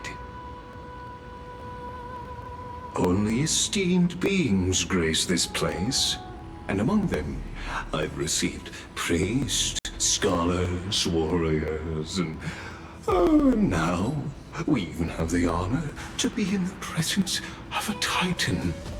Oh, what a joyous occasion. Once deemed a blasphemer, now a surrogate for revered divinity. The honor should rightfully be mine, shouldn't it? I'll notify Kindness and the others of your arrival. Kindly wait for a moment. A soldier will be here to guide you shortly. In the meanwhile, you're welcome to explore the vicinity, but kindly remain within the guard's view. Delaying the crucial meeting is something none of us wish to see, I presume. I'm well aware of Kindness's methods. There's no need to emphasize that. As you wish. Your cooperation is much appreciated.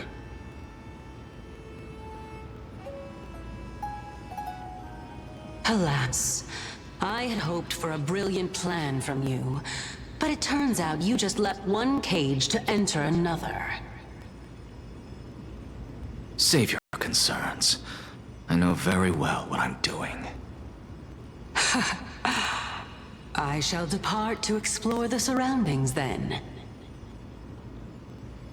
Now that I look around, I wonder if there are any murals bearing my portrait around here.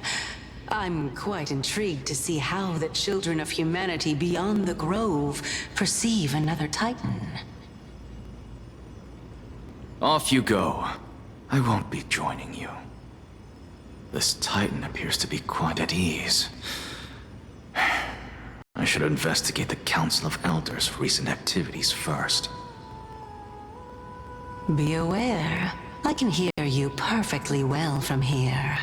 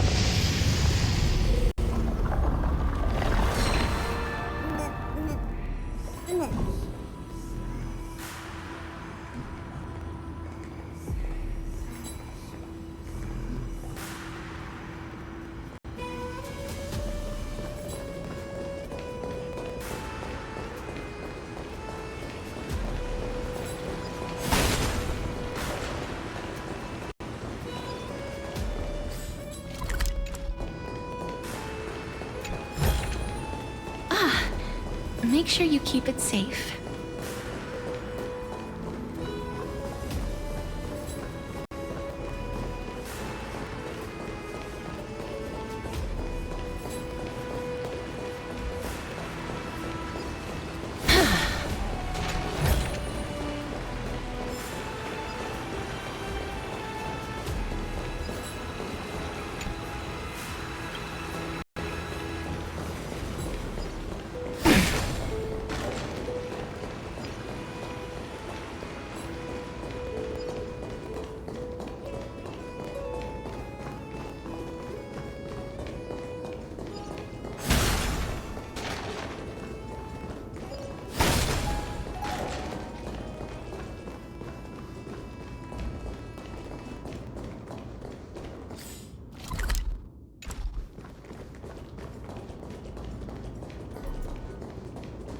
Professor Anaxa! Over here!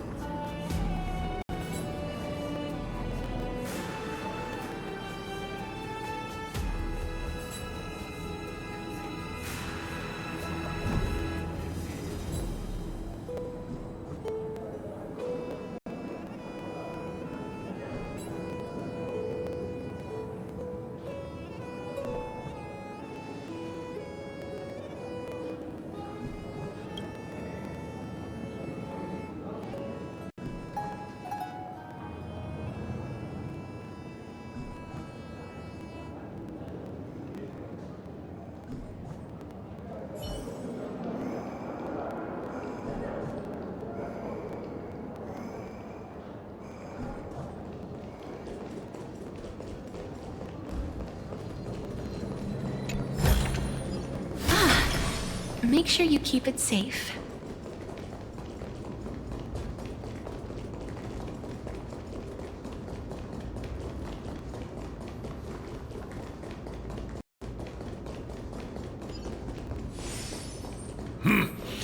Even blasphemous scholars can come here, it seems.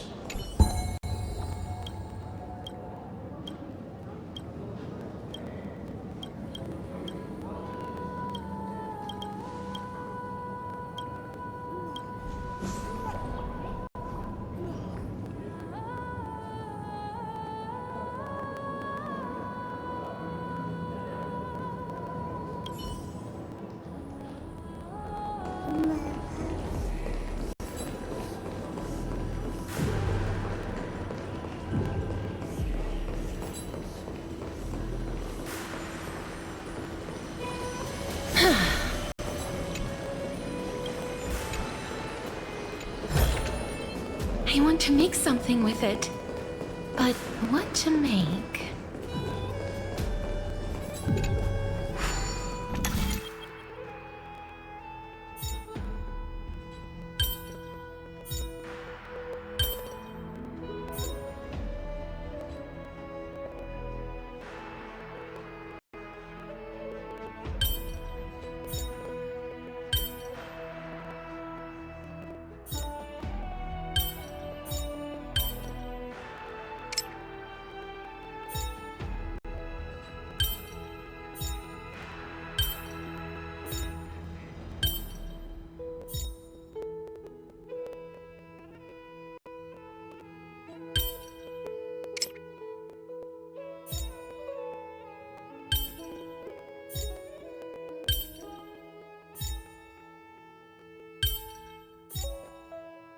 I've seen puzzles like this in books.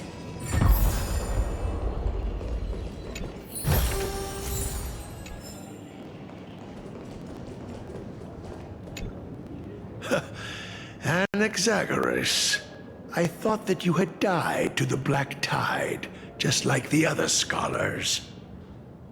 As Kephales's priest, are you not aware of the decorum of respecting the dead? Surely you jest. You blasphemous heretics are not worthy of respect from the Supreme Being. Let me remind you that you're currently in Dawn Cloud, so you'd better keep your deranged language to yourself. I am no longer that altar servant from years ago, who could only acquiesce to the commands of others. Now, I have plenty of ways to deal with people like you. I'm not sure whether I should laugh or cry right now. I can't believe that a follower such as you could have been made by a creation titan.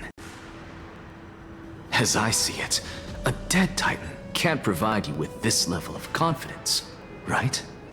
Then who is it exactly? Could it be kindness? You. Seeing how fond of you Elder Kindness is, I shall let that slide for now. Leave immediately, and don't impede us from receiving the Supreme Being's blessings.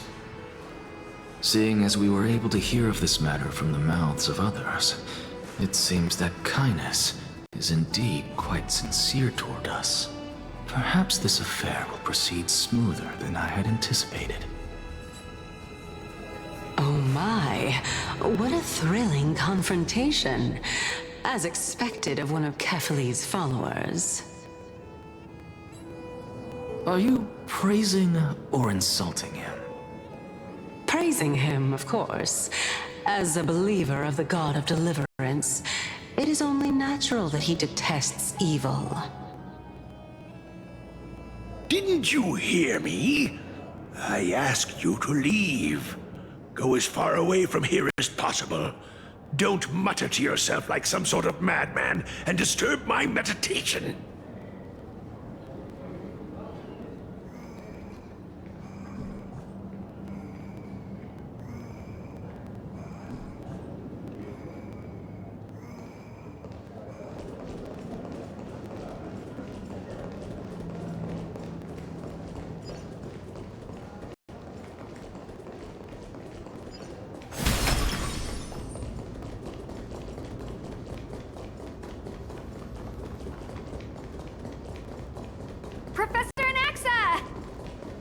Over here!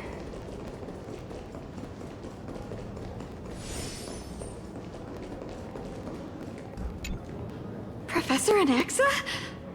Word has it that the scholars of the Grove valiantly perished resisting the Black Tide. To find you here safe and sound, thank the Fates. You could say it's the Fates toying with us. It's only the Crimnoans and Idonians who chase glory through death. But your survival is a victory in itself. I'd settle for that gladly. So, are you here to report the incident to the Council? I heard that after the Black Tide devoured the Grove, Akuma would be next in line, even with the demigod of strife standing alongside humankind. Tell me, how much does the Council of Elders know about the Black Tide? Once Kindness and her followers learned of Circe's and Orynyx's fall, they proclaimed in the council that the Flame Chasers could no longer stand against the calamity alone. Yet, when the Crown Prince ascended to godhood and repelled the Black Tide, she immediately altered her tune, declaring that all was resolved beyond Akuma, with the only remaining menace now being Aglaya and her adherents. They might well make their move at the upcoming Citizens' Assembly. No surprises there, those shifty opportunists. Thank you for your honesty, virtuous student.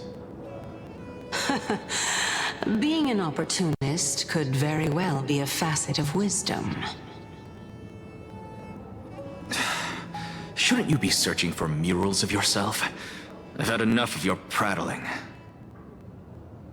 I was really curious to see how you would find the middle ground between both factions, so I came to listen in. But it seems as though this kindness is much more ruthless than Aglaya. If so, why do you want to work with her? Could it be that perhaps you've decided to readily surrender this hollow shell of yours? Just because you feel like death is fast approaching? I'm afraid you'll be sorely disappointed if that's what you truly think. I've had enough of this. Could the 15th entry hour arrive any faster?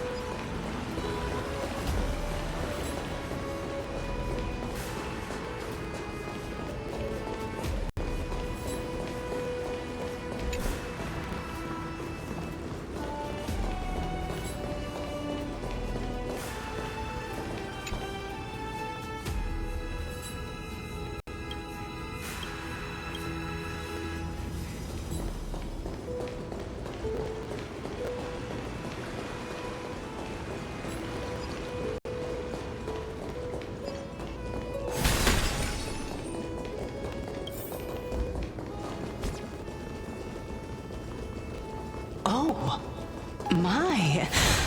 Could...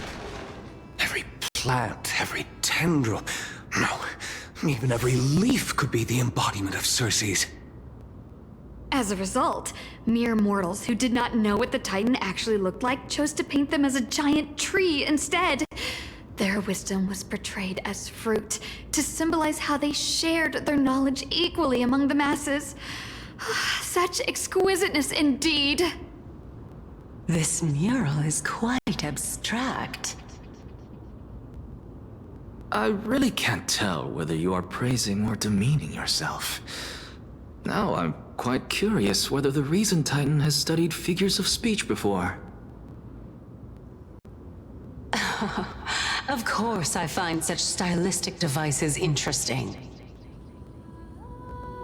For all we know, this could be the answer to the question, what exactly are we? I, for one, am not willing to admit that I could look this ugly. Was this the reason why you failed in your attempt to refine my soul when you were ambushed at the Grove? Since you are aware of this, why did you save me back then?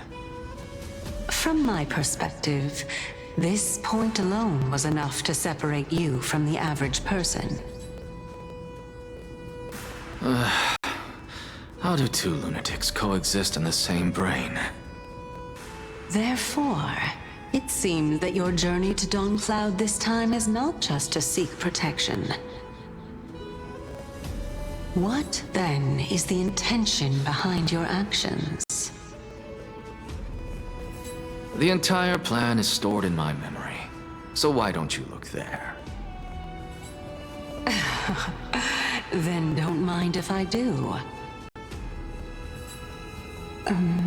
1 year old, 2 years old.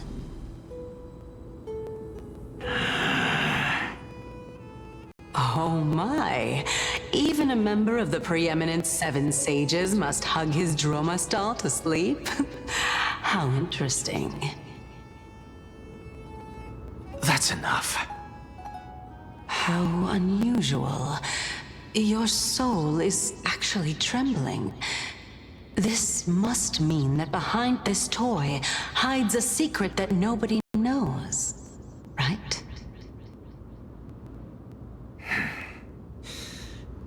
Since our days are both numbered, I don't mind telling you more about it. This is a present that my sister gave to me. It's a doll that was made to look like our family pet. So there are other members in your family, eh? Are they also living in Akama? Don't you just love to pick through my brain? Go on, continue flipping through my memories. It won't take long. You'll discover the answer when you reach the memories of when I was 5. Oh, the black tide is everywhere. I can't bear to look. When I was young, I couldn't accept this outcome either. Georios, Aquila, Kefali, and you, of course. Although I prayed to every titan that I could think of for help, my efforts were ultimately futile. This...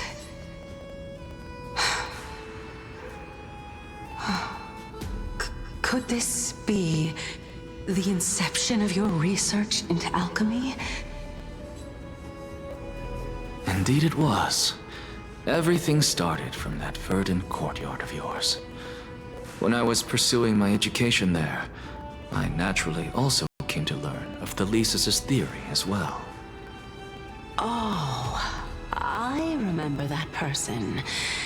He was the one to come up with the concept of souls, right?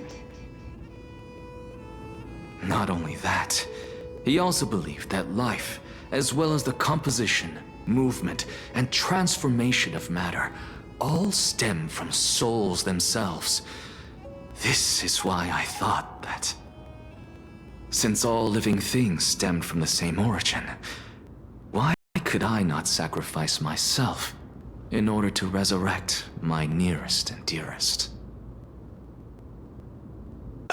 Anaxa, you... I did it, teacher! But this is absolute blasphemy.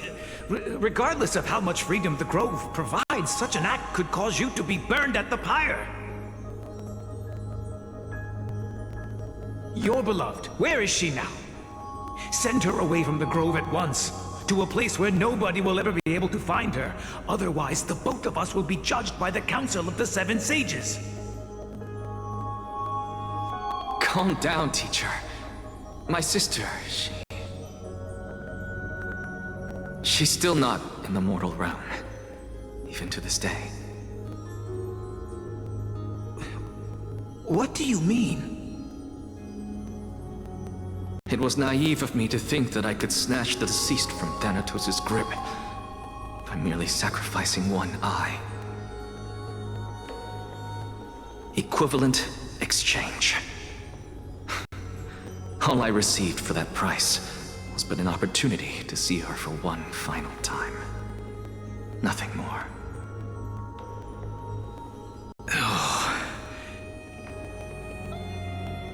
Let it go, Anaxa. As one of my best students, I cannot watch you go down the wrong path without doing anything to stop it.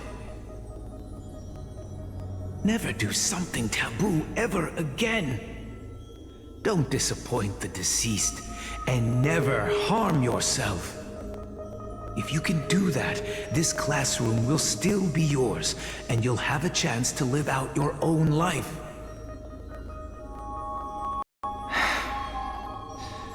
Since I was able to see her one last time, I have no other desires. You're right, teacher. It's time for me to start a new life. I am sincerely glad for you, child. Now then, what topic would you like to study? I wish to continue Thalesis' research.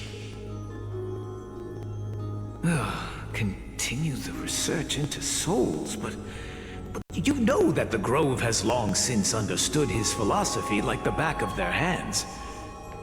Even if you continue digging into this subject, your efforts will likely be futile. No, teacher. After my fleeting glimpse of the deathly fog, I finally understood a single truth. Since ancient days, our understanding of the souls is but the tip of the iceberg. I may have lost an eye, but my view of the world has become clearer than ever. I have grasped the truth with my bare hands. Watch as I turn this farcical world upside down.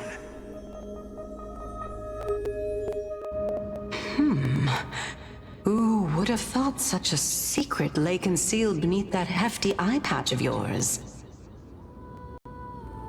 However, this story doesn't seem to be connected to your plan. In fact, I'd say that they aren't related at all. The answer lies within the tale. If even you cannot understand it, perhaps you should relinquish the divinity of reason to me. After all, it'd be a waste for you to hold on to it. My story ends here. Now it's time for you to tell me your secret. After all, this is what equivalent exchange means, correct? As expected, you laid a trap for me to step into. Unfortunately, even if I was willing to talk about my past, I may not know more about it than you do. Oh? Are you saying that the renowned Reason Titan is now admitting a lack of wisdom? Your followers are going to be sorely disappointed by this. Child of humanity, remember this. Being cognizant of one's ignorance is the greatest wisdom of all. Now I understand. No wonder you asked me to answer your random, nonsensical questions. Not only that, you're the only one who can shed light on my query. As the saying goes, onlookers see most clearly. Is that so? Lord Anaxa.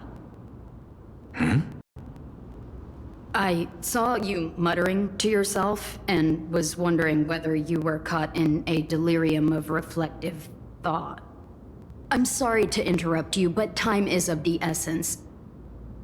I have a message from Lord Lygus. Lady Kindness has met up with the Council of Elders and is awaiting your arrival, so please depart forthwith.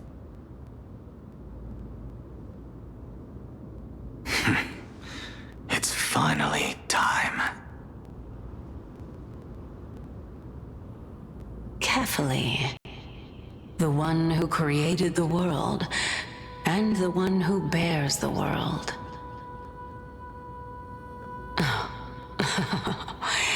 If you truly have not met your end, how will you answer the challenges of those who defy you? I didn't expect you to agree to Lady Kindness's invitation. What a wonderful turn of events. To tell you the truth, there are many people who hold grudges against that Lady Goldweaver.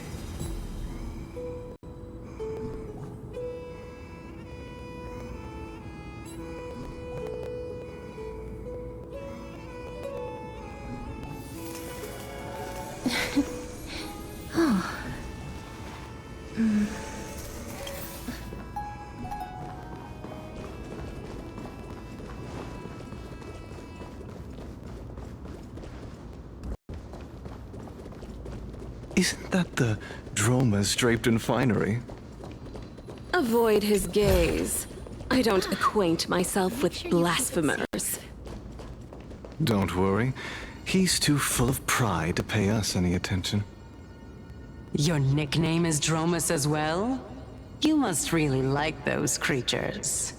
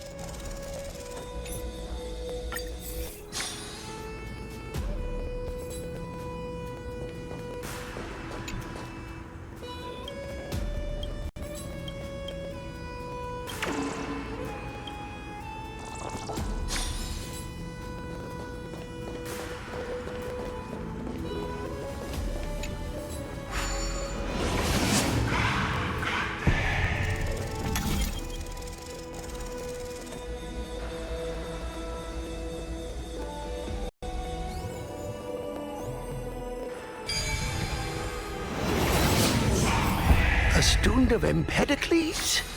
I hear that his views run counter to the Venerationists. This is what being a scholar is about. A collision of ideas only occurs when there are differences in beliefs, and it is such collisions that lead to progress. Yet, in my view, there are only right and wrong perspectives, neither of which can coexist with the other. What radical thinking. I guess this is why the children of humanity always squabble with each other. How boring. You seem to be avoiding that Goldweaver person. Why don't you address her? Lord Lygus and Lady Kindness are just ahead. I'll take my leave for now.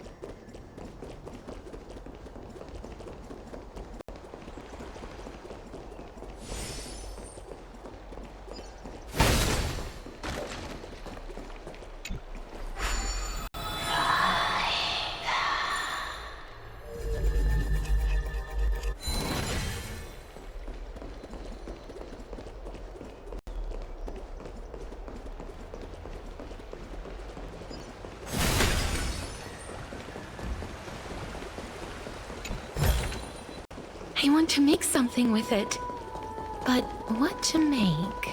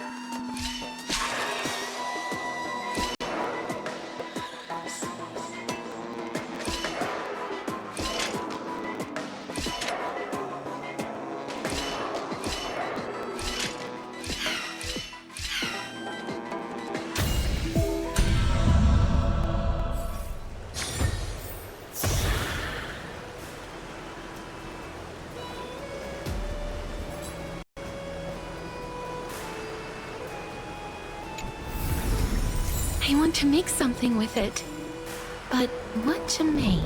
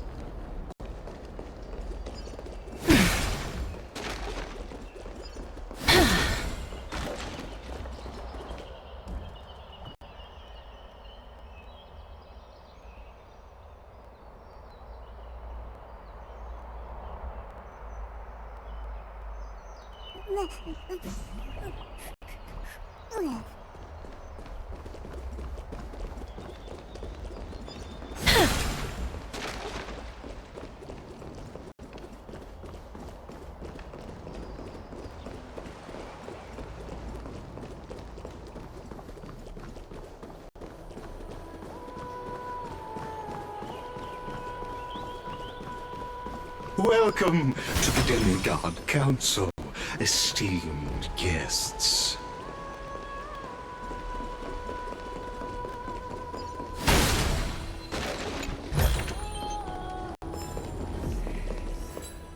Lord Anaxagoras, oh, I've heard so much about you. Head of the Nusporists of the Grove of Epiphany, notorious blasphemer, a Chrysos heir who bears Circe's core flame, a survivor of the Grove calamity. Did I miss anything? Well, if so, please be so kind as to enlighten me. Since Lady Kindness is already well acquainted with me, I won't waste any effort introducing myself again. But then again, perhaps the customs are different here. Back in my hometown, there is a form of etiquette known as honoring guests. The host will welcome their guest with warm hospitality by treating them to fine wine and a cozy bed. And yet, ever since I arrived, I have not been welcomed with warm courtesy or ceremonial gifts. Instead, I am met with intense scrutiny. Even more absurd, The host has sharpened their blade and instructed their servants to lie in wait in the shadows. Perhaps you intend to cut open my heart, retrieve the core flame, and then hold a grand feast for all of the guests. Everyone, stand down. Thank you for understanding. I am but a feeble scholar who is not used to the stench of avarice and blood. No need to be humble, my lord. From my perspective, your courage and gumption are worthy of the reputation of the Seven Sages. Your bravery is more than adequate to accomplish our perilous endeavor. So, you wish to start a war? Well, since the Chrysos heirs are calling for war, we will respond in kind.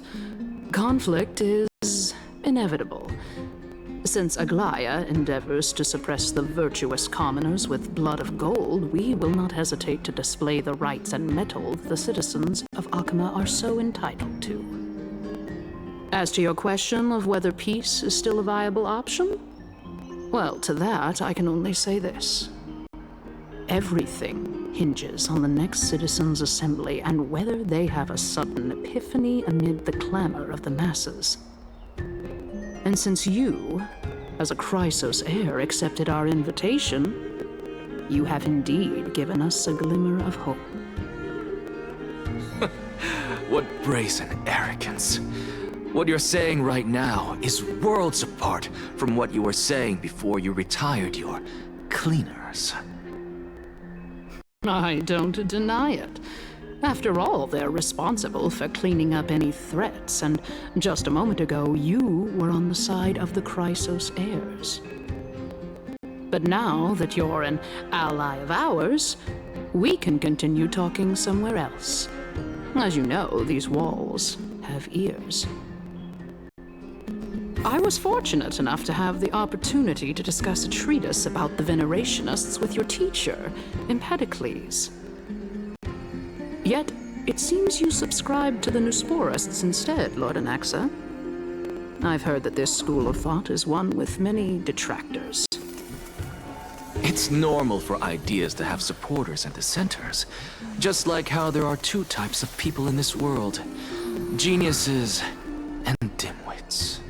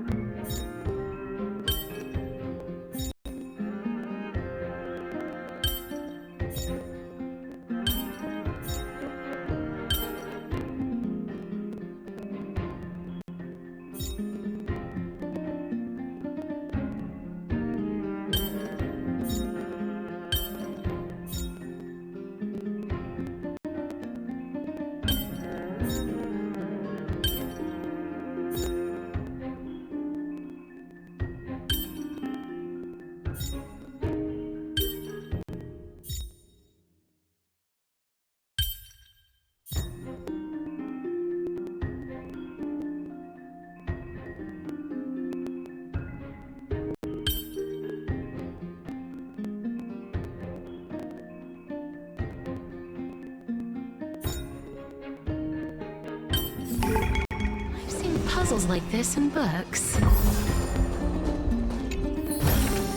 I want to make something with it. But what to make?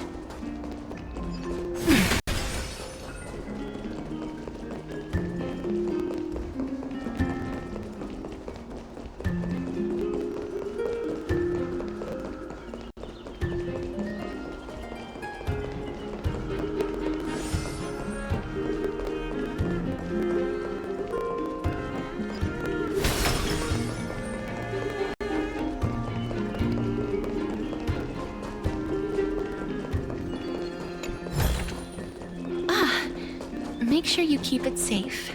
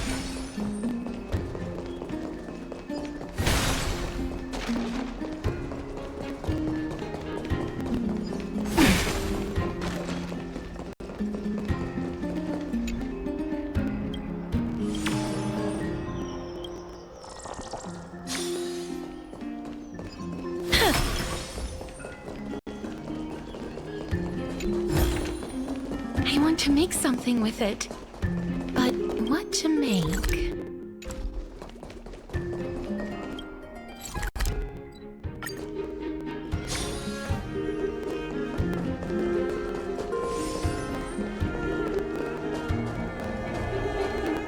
Welcome back to the hub of the Demigod Council, Lord Anaxagoras.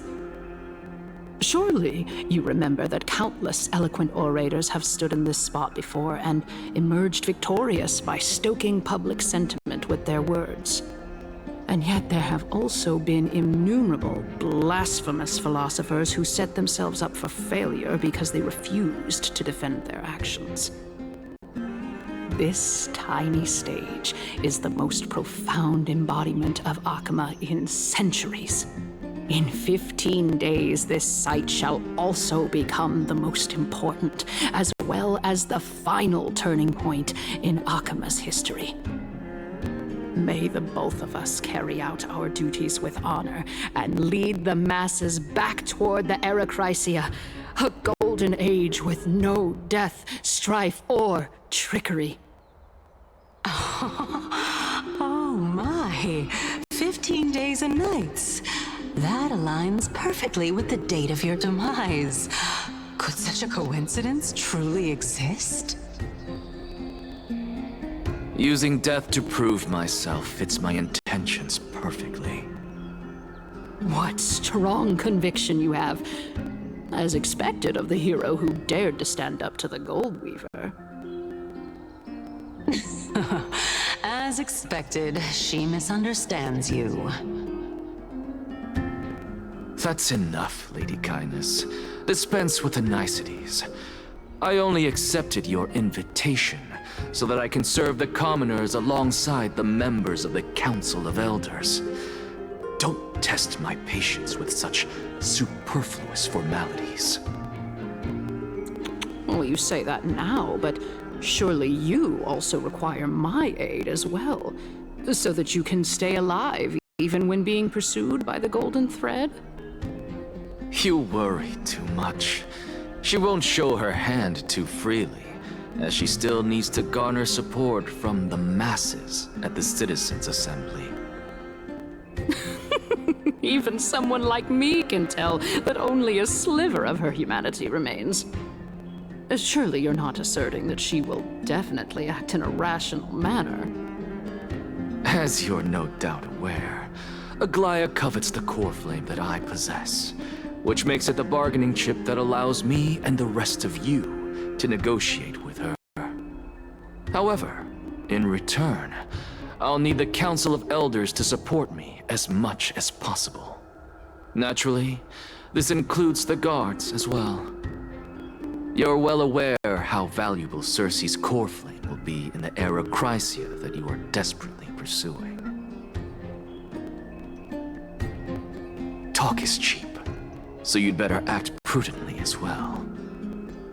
I understand. After all, this battle of wits is just a means for each party to acquire what they need. As long as your request is reasonable, the Council of Elders never shortchanges its allies. Since we're both intent on mutual cooperation, let's not mince words and just speak plainly to each other. Let us decide how much we can secure for ourselves and how much we're willing to sacrifice, like true philosophers, with our words and wisdom.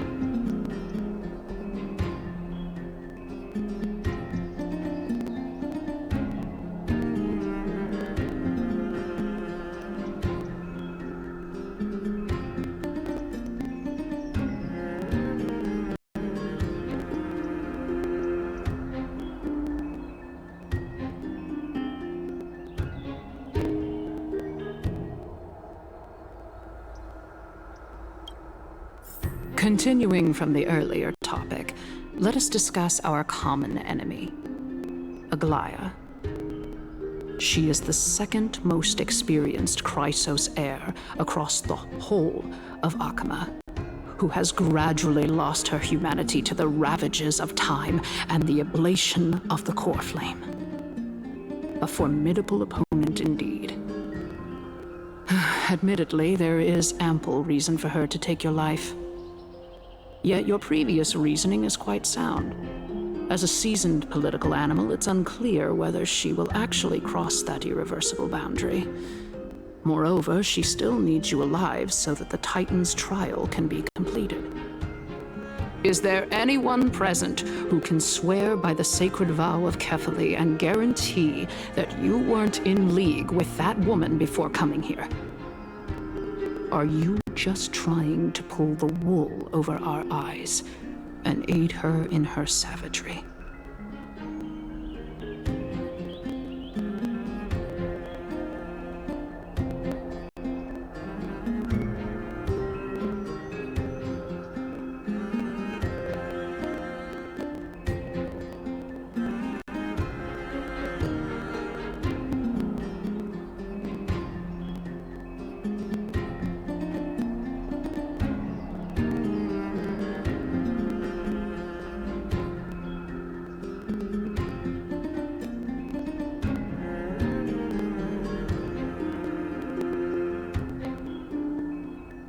I believe you're aware of Castorus the Executioner. Long before I returned to Akama, Aglaia had already dispatched her to monitor me. If I weren't able to reach this place in time, I would have been forced to meet Thanatos first. As compared to a comprehensive plan with uncertain results, if you decide to cut open my chest and remove the core flame, wouldn't that settle her nerves even more? Everything is in place. She just needs the right timing. I understand what you mean. At the very least, the both of us agree that this tyrant who wallows in extravagance and greed is the greatest threat to achieving peace in Akama. The Council of Elders is willing to defend your right to live, just as we defend every oppressed citizen. However, I regret to say that sentiments in favor of the Chrysos heirs and Aglaia are only growing in magnitude. The peace that we are aspiring toward, as well as everything that we hold dear, will be destroyed completely. The city will be burned to ashes, and the citizens' blood will be shed. Tell me, what are you willing to do for our esteemed citizens so that they can vanquish the enemies of our fine city?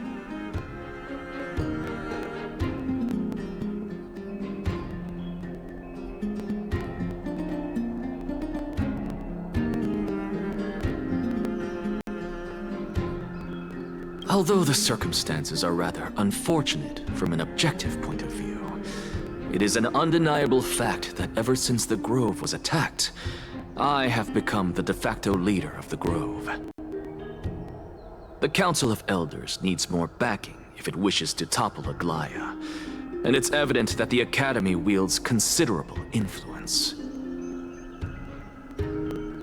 At the very least, I have served as the Grove's special envoy to Akama for a significant amount of time. Of course, this also means that I will hold a crucial vote at the Citizens' Assembly. In the name of Kefali, Akama thanks you for your sincere and valuable thoughts. At this stage, it's clear that you and I understand the benefits to be won from this discussion. Let me put it plainly. The Council of Elders has always been renowned for its fairness, and that fairness is built on a foundation of sincerity. The Council of Elders has vowed to all citizens of Akaba that it will always remain loyal to them. As for you, my lord, how will you guarantee that you will be able to live up to such earnestness and will not betray Akama's indomitable citizens when the opportunity presents itself? Just as you now betray Aglaya when it suits you.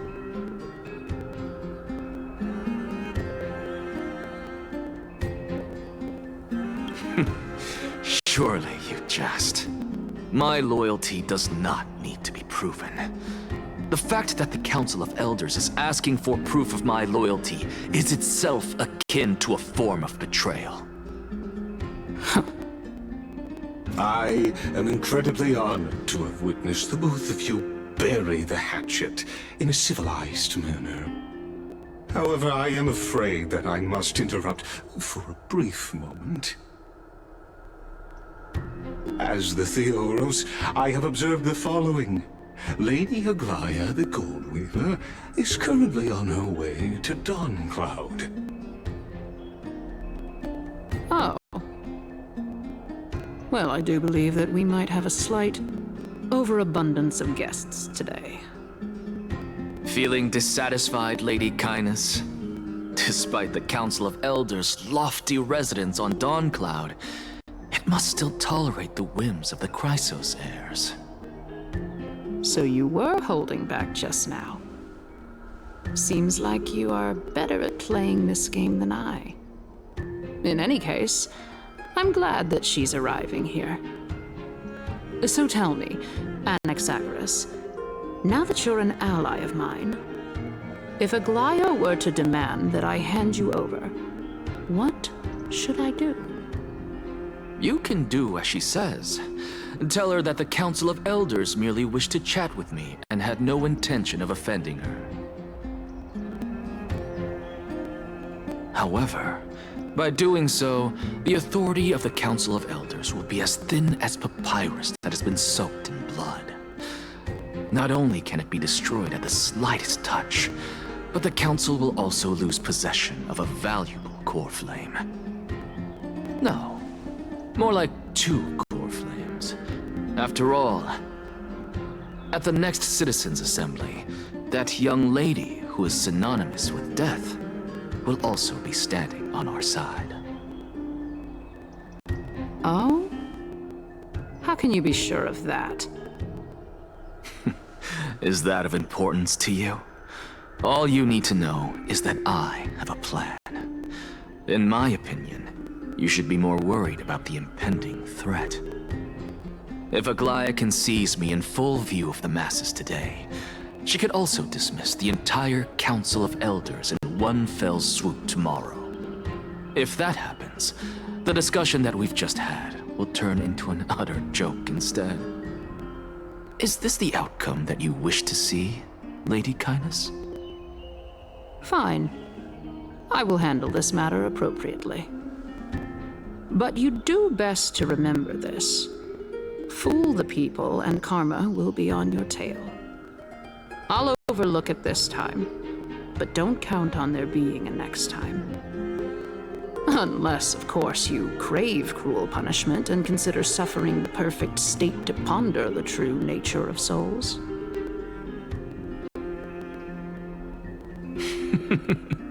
Well, what do you know? That happens to be one of my rare talents. We shall see, then.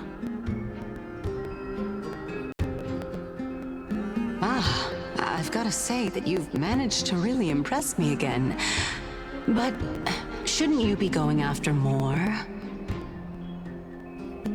Dying to know what I'm after. I mean, I'm the reason Titan after all. It is in me to ask and seek answers. Easy there.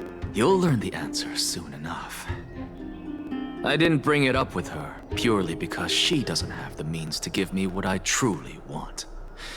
It's as they say, onlookers see most clearly. The true masters of Dawncloud have always been the Theoros, who watches over everything.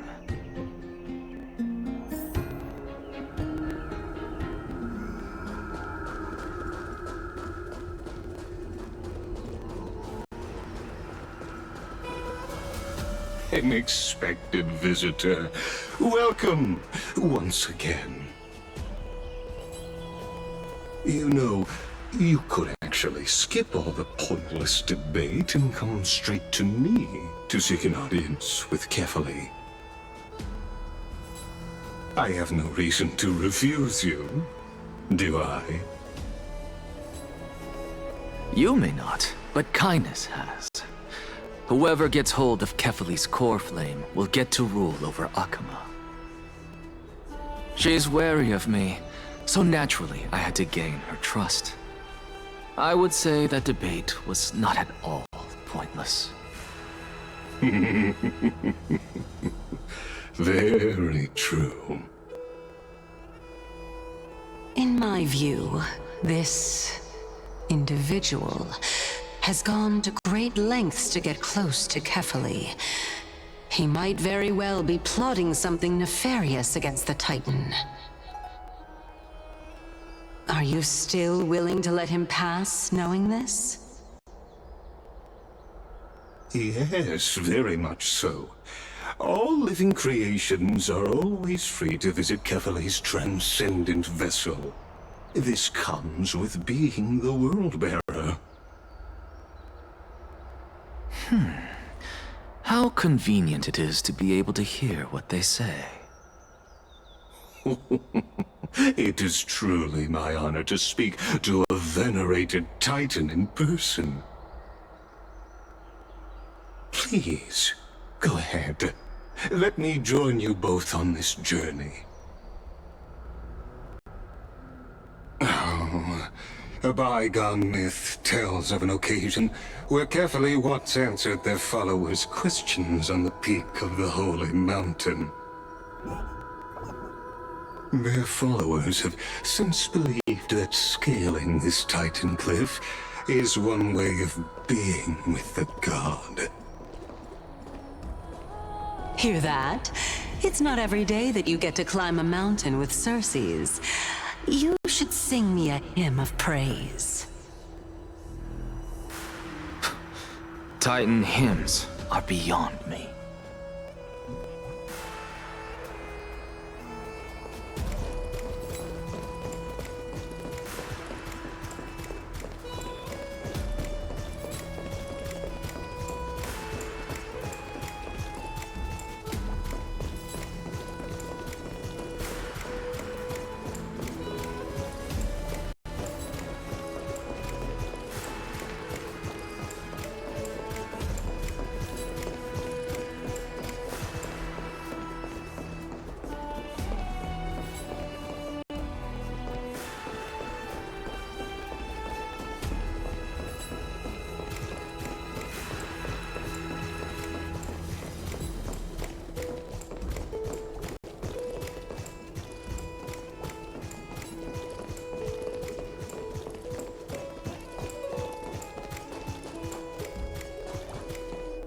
Go on ahead.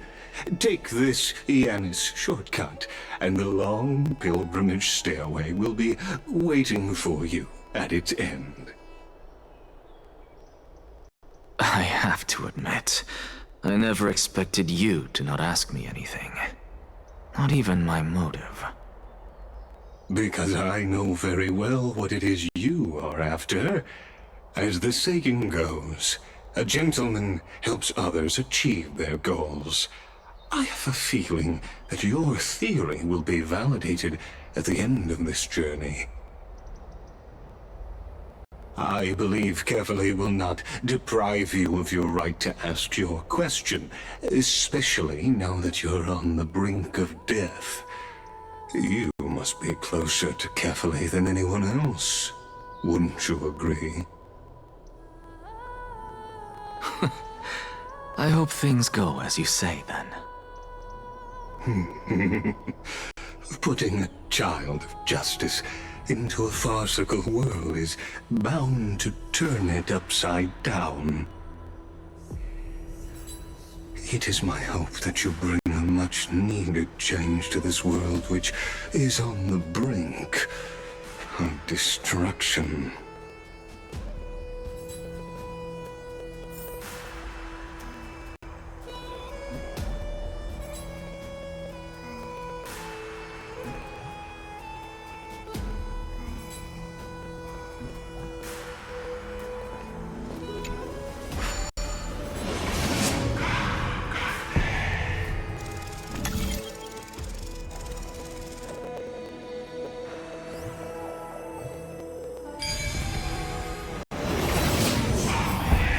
Honestly, this is my first time going up to Dawn Cloud's peak. What a splendid view. Isn't it about time you recognize the magnificence of us Titans?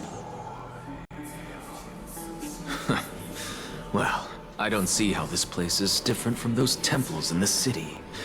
All they have are magnificent facades. And even though I've come this far, I'm still doubtful about getting useful clues from him. I must be getting ahead of myself to be expecting to hear something nice from you. Oh? Haven't you been in my head for some time now? It's high time you get used to how I feel about things. Alright, we're just a short hike away from Kefali. No time to waste here. So the intellectual debate from earlier was too draining for you, huh? If Amphorius gets a new lease on life, you should focus on strengthening your body and stop shirking social interactions. Save your concern. The Titan is in sight. Can you make it? Why? Are you going to carry me up if I were to fall now? I know how far I can go, so just hold your tongue and come along. Fine then. I guess I won't say any more. I'll just wait till your soul dissipates completely to gain control over your body. Wait. Is that... Cersei's? Hey, look at that. Huh? What should I be looking at? Am I hallucinating? Or do we even get to see souls when we're close to dying?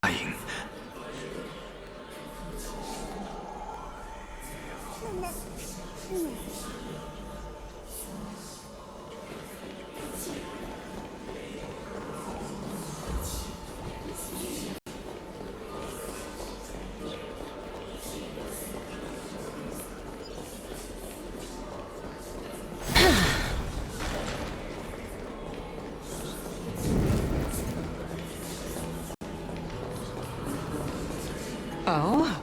Why didn't you bring your favorite spear with you on this trip, Nias?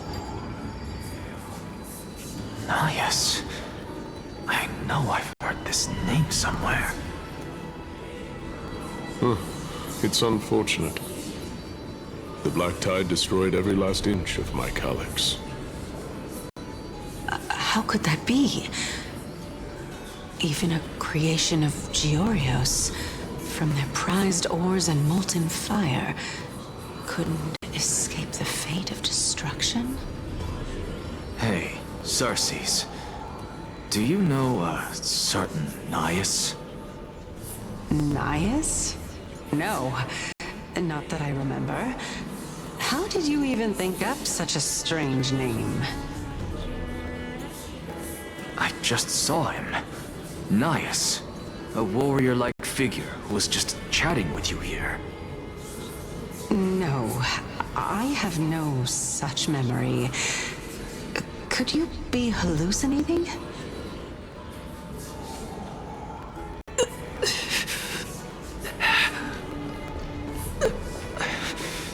This is a departed spirit.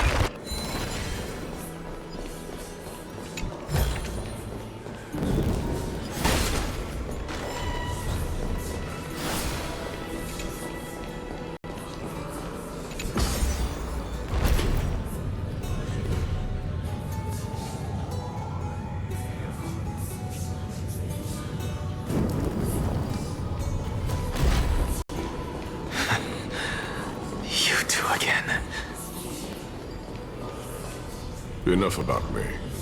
Did Kaos ever reply to you? Well, regrettably. Seems like the price of becoming a demigod is a lot heftier than we thought. Kaos. Demigod. I've never heard of this person. Which Titan's authority did he inherit? Look on the bright side, Nias. Since we've come all this way, I doubt he'd snub his old friends, would he? Let's just hope we mean as much as the world to him. Hey! Are you seeing that same hallucination again? Yes.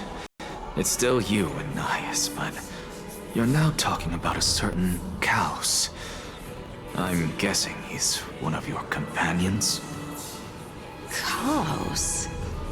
This name sounds just as strange to me.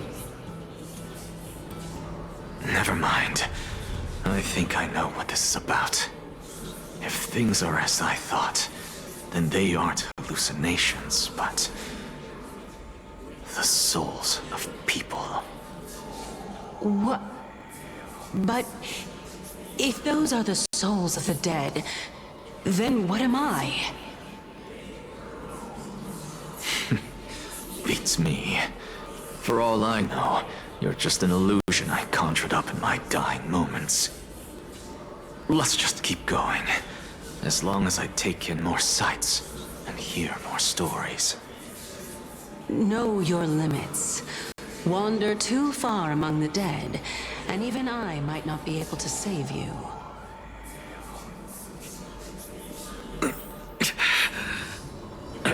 Fine. is indeed as I thought. Then this will be very amusing.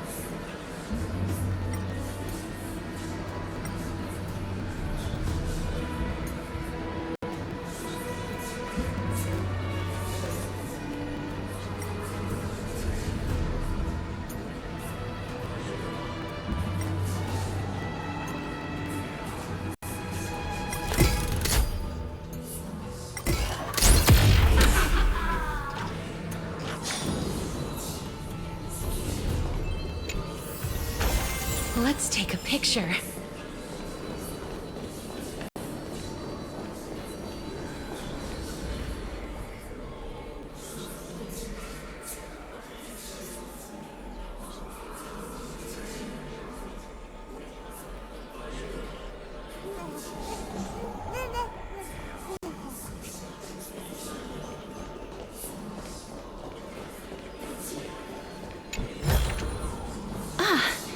Make sure you keep it safe.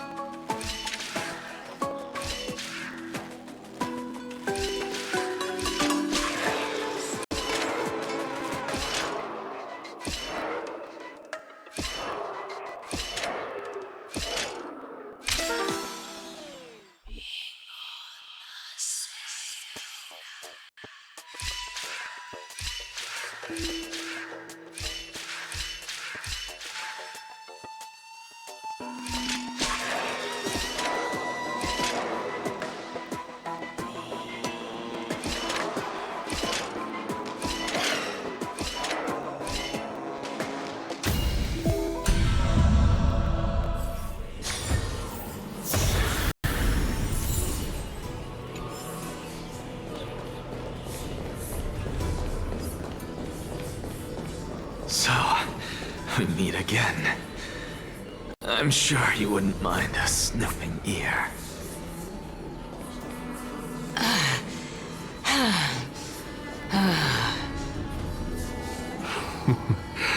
Can you keep going? Of course. I'm just...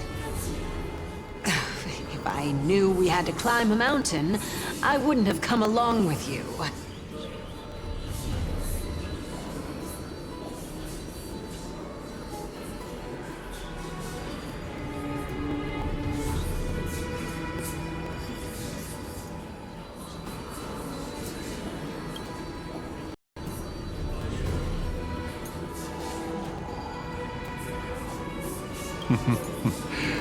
I guess this also counts as one aspect of the world-bearing burden. If Amphorius does have a next life, you may want to get your body in shape. Keep your sarcasm to yourself. I'm not getting anything of value from them. I would sooner throw myself off this cliff and hit rock bottom than exercise even a little. I am Calypso of the eminent Seven Sages, after all. Training would make me no different from those Helcalithist barbarians. Calypso. She's one of the Seven Sages. A member of the Grove? No, she can't be. I would know her name if she really were one of the Seven Sages. Hey, Circes. Does the name Calypso ring a bell? Circes? Daggone. Doesn't matter. I can do this myself. Looks like I'm nearly there now. The land of the dead.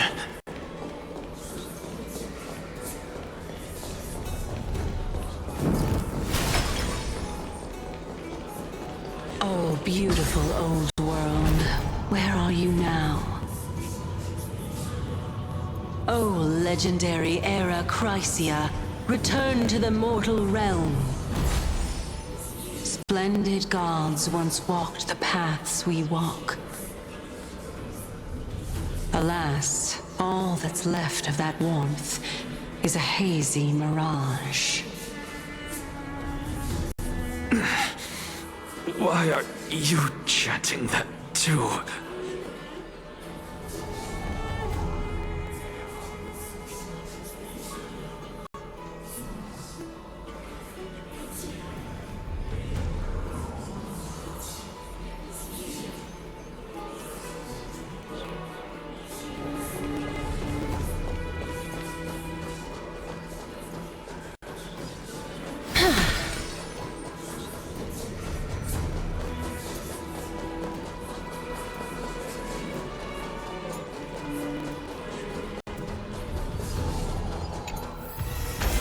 Let's take a picture.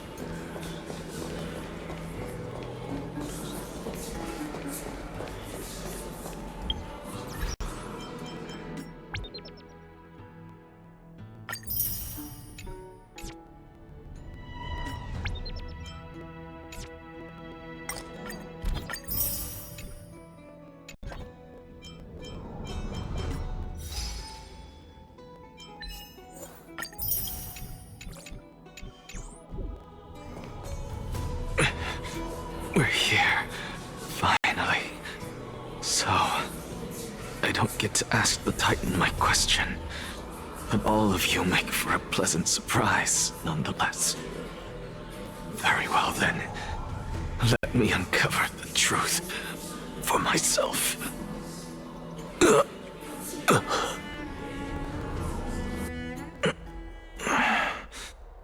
I still fail to make it in time? So, I'm back here again. This is... I can hear it. I hear it from the depths of the tides, behind the closed doors of the Void World. A voice ready to tell me something. This time, the voice is a lot clearer than before.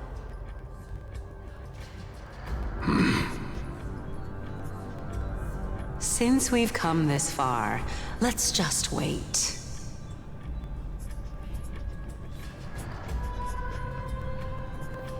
Lord Nias and Miss Calypso, are you both here to visit Chaos too?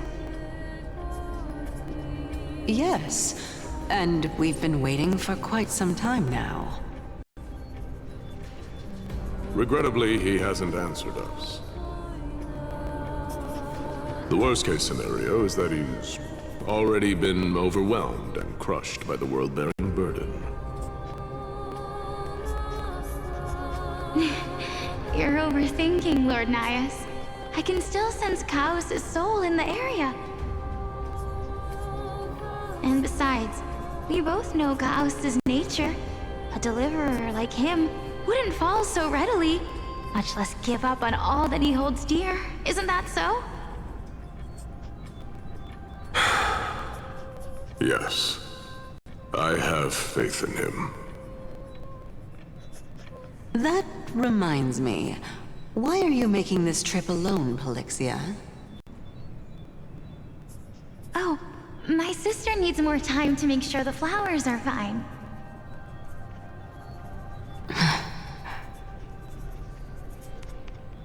Such a pity. Both of you have hearts kinder than anyone else. Yet you are born only to take over Thanatos' divinity.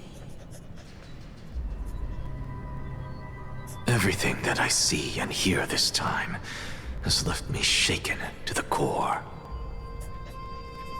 What may seem like a mundane conversation is in truth a once-in-a-lifetime exchange that has revealed the ultimate answer to Cersei's question. The conjecture has taken shape and must now be solidified into a theorem. Next, I only need to seek verification from Kefali.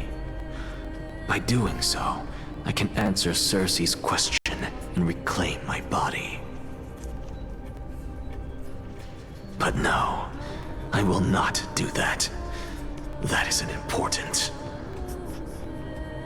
Because another one of my conjectures, one that I have always dreamed of proving, has been proved right this very instant. Fusing a mortal soul with that of a Titan to replace said Titan is not a ludicrous idea after all.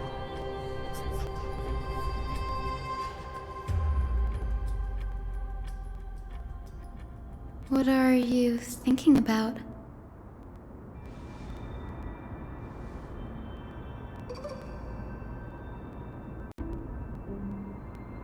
Is that so? You don't look the slightest bit amazed, though. Plus, you seem to be strangely familiar with the city around the Great Tree.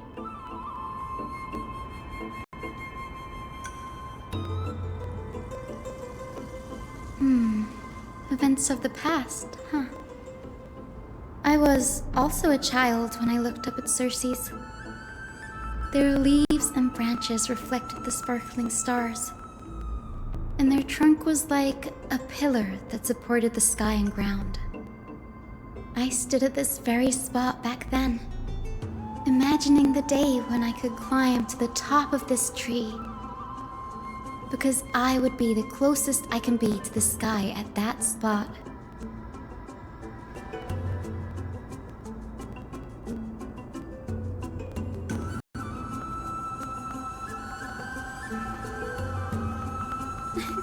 Don't read too much into it.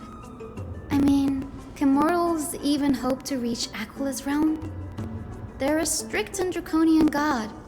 Nothing like Cersei's. Reason is willing to share what is theirs with others, but Sky only expects people to revere them. You get what I'm saying, right, Denny? After all, the Titan that imprisoned you and Grey here in Amphorius is none other than Aquila themselves.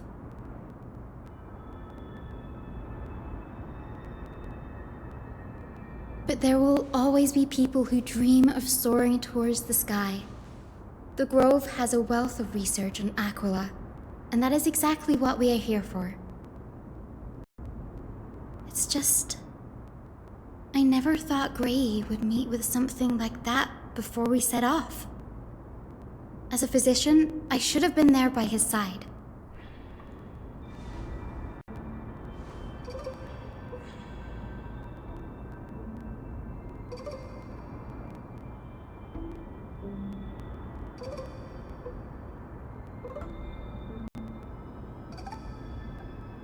Yeah, there's no rest for the weary, huh? In any case, what we're looking for could be anywhere in this enormous grove. Let's split up to cover more ground. Danny, with your skills, I'm sure those monsters born of the Black Tide will pose no threat to you anyway.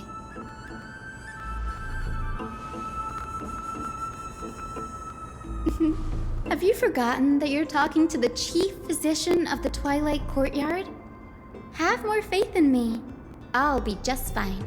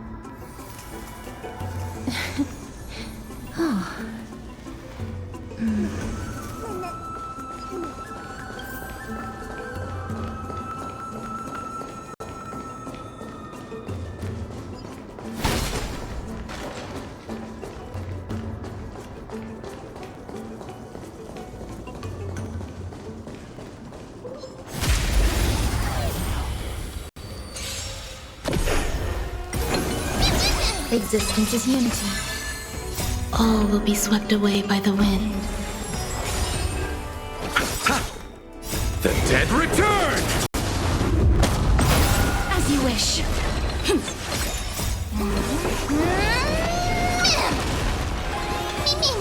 Wilt here. Bloom. Repay.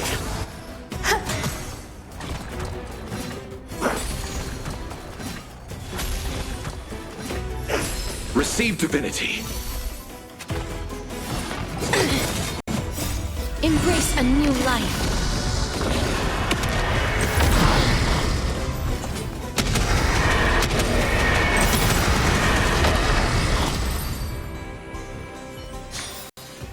May wandering souls find their own way out.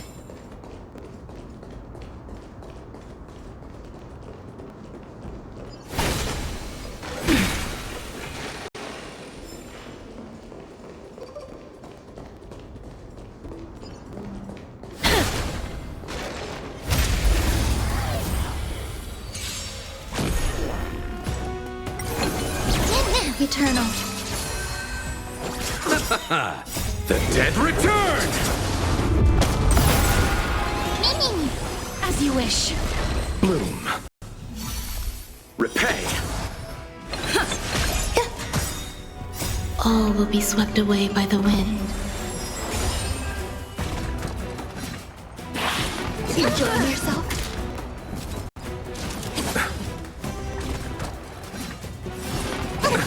Nothing. Receive divinity. Embrace a new life.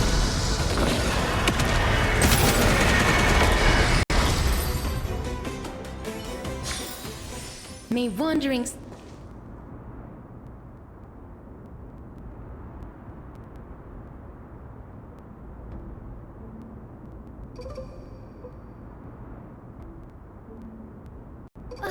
Really now? This is way more trouble than I could have asked for. Or you could sit back and watch.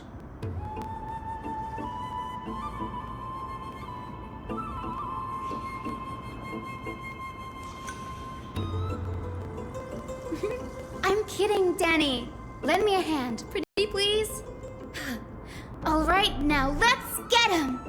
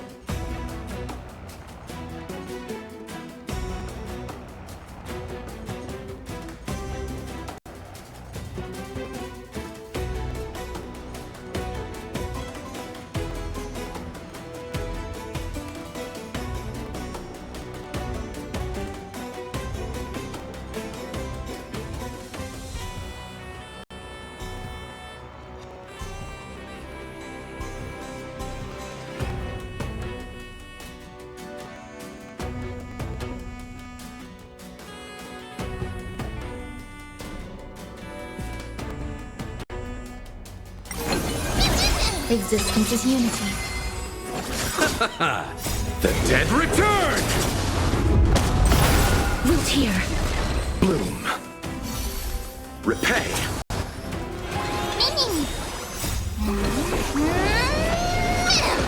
As you wish.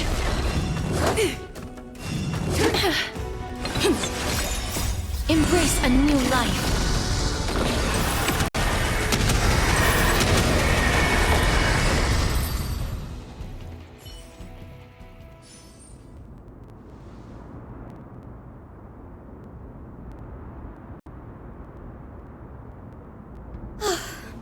The Black Tide is remarkably quick to detect the light of Amphorius.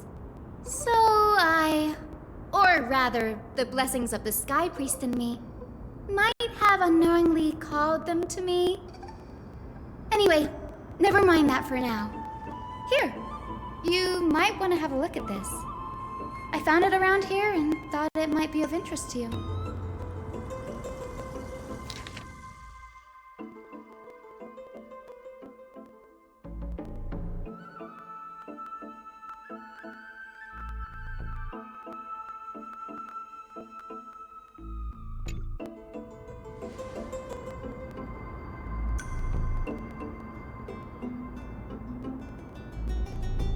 This is new. I didn't know Professor Anaxa was researching the sky. He's never mentioned anything about it.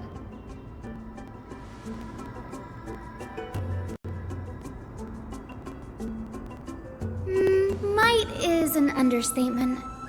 Anaxa has never been one to venerate the gods, nor has he ever found it within himself to put any faith in the prophecy. People have come to think of him as a heretic, even in a place as liberal as the Grove. Yet, it is also this very blasphemer that Circe's favors. Fate sure works in mysterious ways.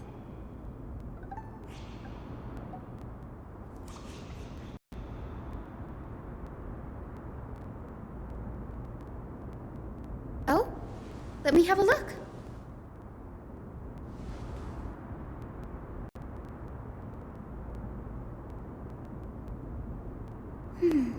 By the looks of them, these scrolls are records of two conversations that took place in the same setting, one after the other.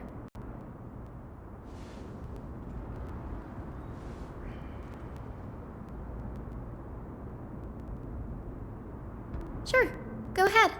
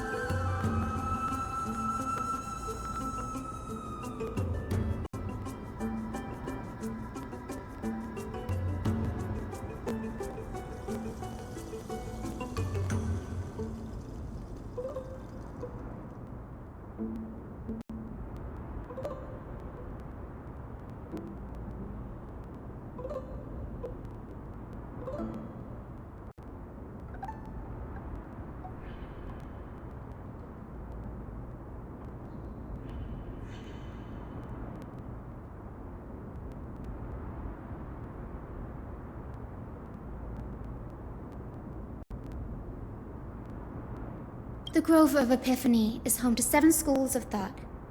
While all 7 schools are founded on the ideologies of Thalesis, the first scholar, Each is unique in its own way. Among them, the Venerationists revere and worship the Titans the most. As the sage of the Venerationists, Euthyphro has always been at loggerheads with Anaxa. If we were to place the 7 sages on the scales of Talantum, Anaxa and Euthyphro would be placed on opposite sides to achieve balance.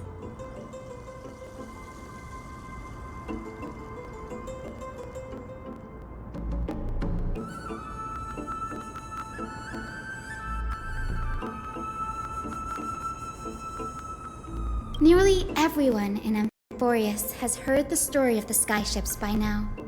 Aquila's stature is loftier than the heavens, and their divine retribution is merciless. That's why it's no use building giant skyfaring ships.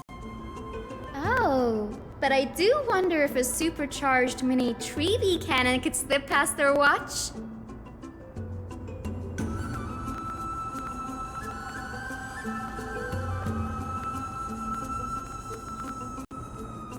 Newsporists primarily study the application of alchemy in soul repair. Everyone considers Anaxa a blasphemer, but that has never stopped him from sharing his ideas, no matter how taboo. If you must say that he's hiding something, then it's likely what lies beneath his eye patch. Anaxa often says that every failure brings us one step closer to the truth. Perhaps, to him, the crash of the skyship carries a different interpretation. The firmament is not impenetrable.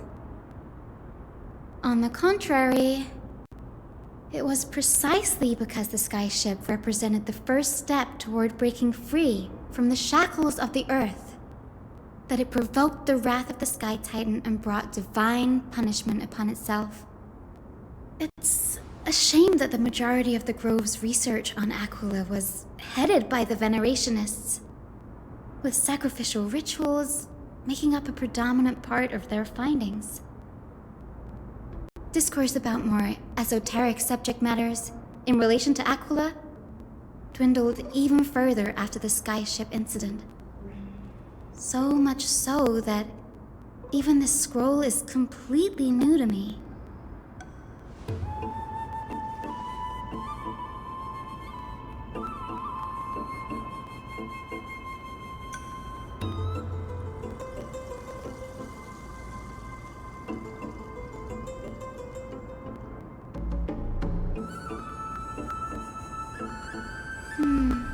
That's what I'd like to know. What are these experiments he's involved in? Even I, the assistant lecturer, know next to nothing about them. I have a bad feeling about this. Could there be more to what happened at the Grove?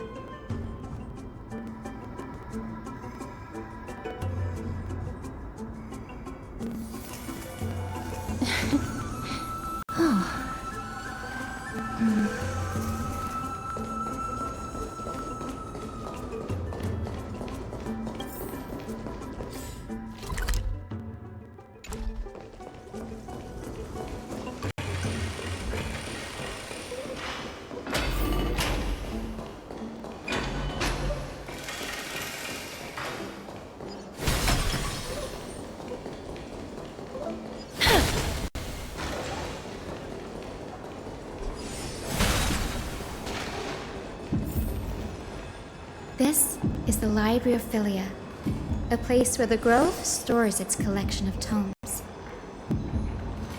Other than books written by the 7 schools, you can also find philosophical texts, ballads, and religious writings from the Outlands here. Cities that desire to learn from the Grove were apparently expected to contribute knowledge of equal value to what they sought. We've had more than our fair share of hilarious episodes over the years. For instance, it's said that the Erythrocheramists once borrowed a manuscript from a certain author, but ended up returning a copy instead of the original. What's more, the original manuscript was supposedly then hidden here.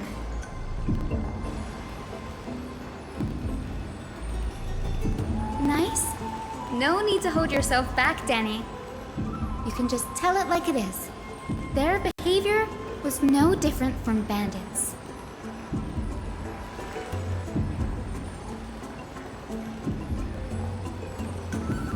Whew. You've got me there. Some said you couldn't even find a dictionary in Castrum Kremnos, so I guess they were spared. There are too many books in the Library of Philia.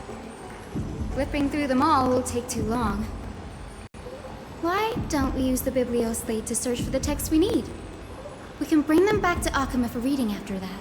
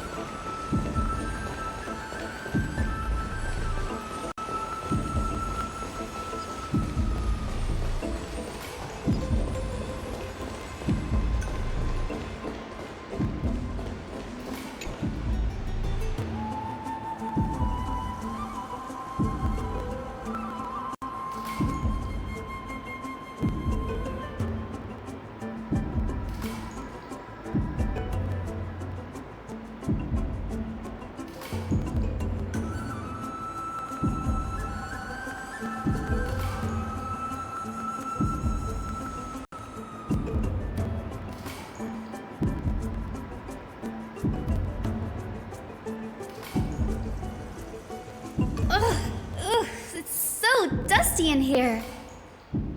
Whoa. Are these all complaints about him? I can already see what they must have written. Anaxa has no respect for the gods. His very existence undermines order in our society. They're probably all things like that. Why else would they call him the great performer? When Anaxer established his school of thought, the first thing he apparently did was read his own work to everyone. Are the Titans truly an accurate reflection of what humans think gods should be? Worlds created by gods are indubitably perfect, but what of Amphorius? Only foolishness and insensitivity everywhere you turn.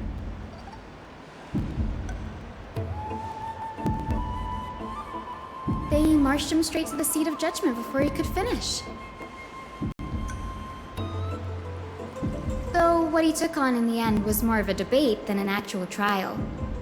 He had to address every one of the scholar's allegations, or face expulsion from the Grove. The first allegation was...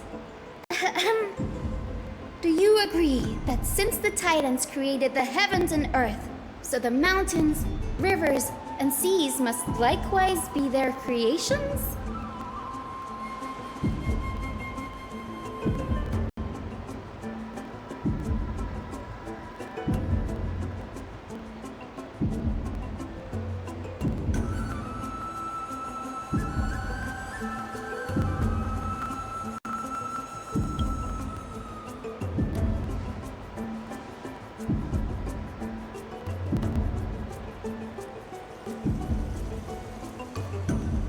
Anaxa would have probably been spared a lot of trouble if he had answered this way.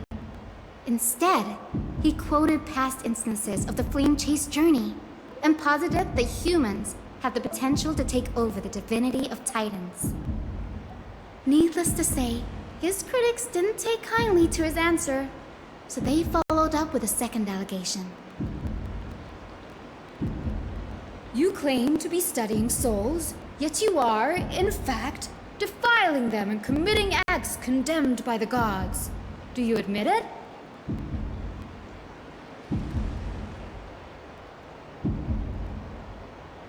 Anaxa always wears an eye patch, never removing it, even when alone. Some say he used one of his eyes as an alchemical ingredient. Every being in the world owes their safekeeping to Kifili, and this is even more so for the Chrysos heirs who have divine blood coursing through them. If he has really done something of that nature, then it'd indeed be sacrilegious. Thankfully, they had no way to prove it, so it amounted to nothing more than an allegation in the end. One by one, Anaxa engaged in wars of words against those who would challenge him. Toward the end, a scholar asked him, Anaxagoras, have you any respect for the gods? It was only after a brief silence that he answered, I have never denied that Titans are meant to be noble constructs.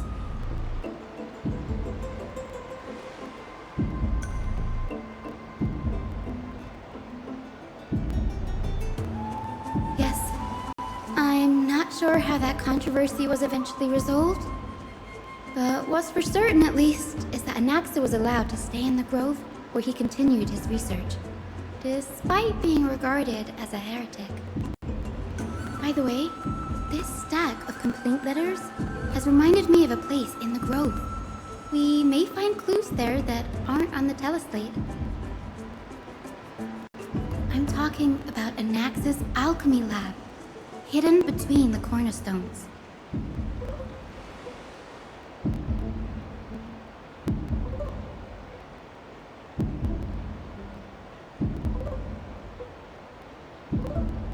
It's a well-kept secret.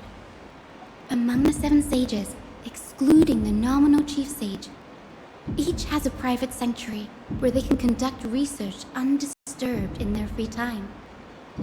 Even the administrators of the Library of Philia are restricted from accessing those places and documenting the sage's research. But with the grove in this state, I'm sure Anaxa won't be mad even if we sneak into the lab for a short while, right?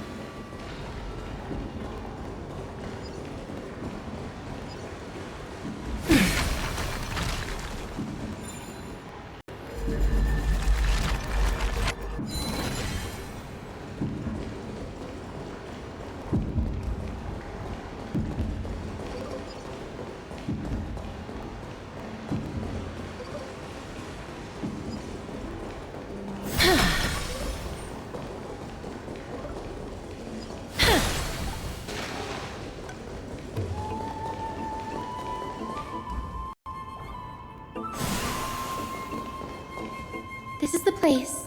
But where is everything? Materials for alchemical experiments, matrix diagrams, and even the seal to the lab. They're all gone. Did the Black Tide destroy it all?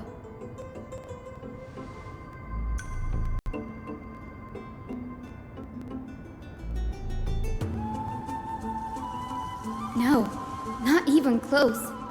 Not only are alchemy experiments high-risk activities, but Professor Anaxa also has a penchant for using bizarre materials. Students often saw him walk in looking bright as rain, but come out covered in soot with his hair singed. Naturally, no one dared to come near this place. Huh? That bookshelf over there seems to be the only thing still intact.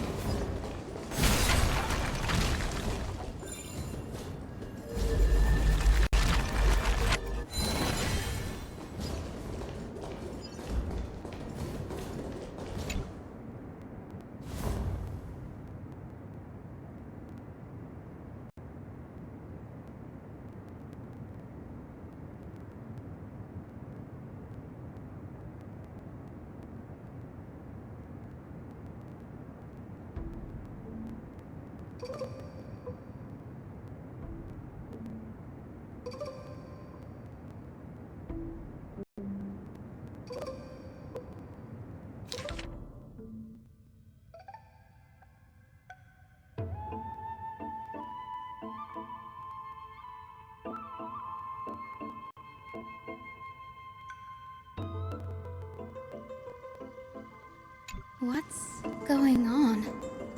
Anaxa is conducting research on our friends in Alchema, and me?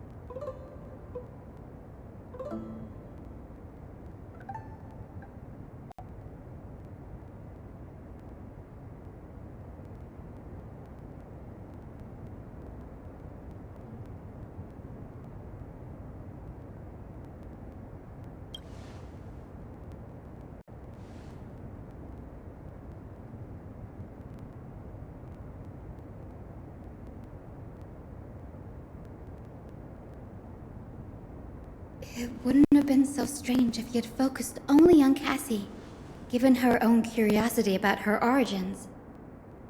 Plus, considering that the Nusporists have crafted omnipotent medicines capable of curing diseases, it also makes sense that he would conduct research on immortal Chrysos heirs. But now, it seems Anaxa's objective was never to create medicine, but to identify the origin of the golden blood and figure out its inner workings.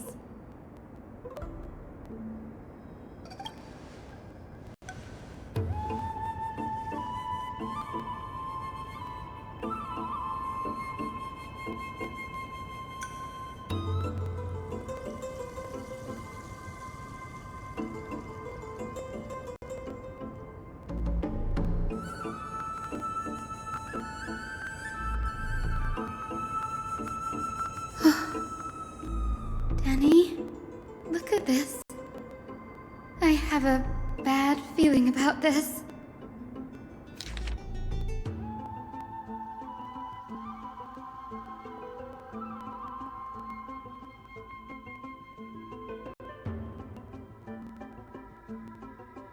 My biggest fear. It's come true. After going through his notes, I think I can piece it all together now. Anaxa was carrying out experiments on soul transmutation.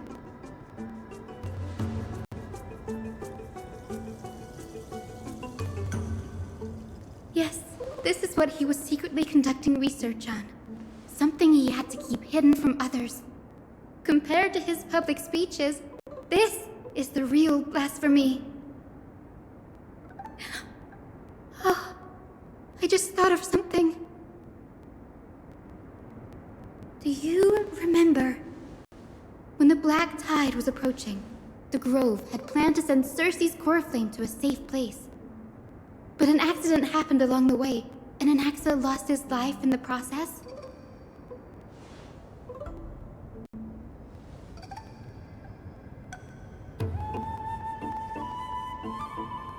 That's right.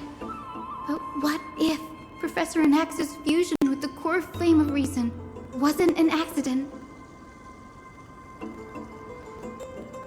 Put yourself in his shoes. Knowing that the Black Tide was closing in and your time was running out, what would you have done?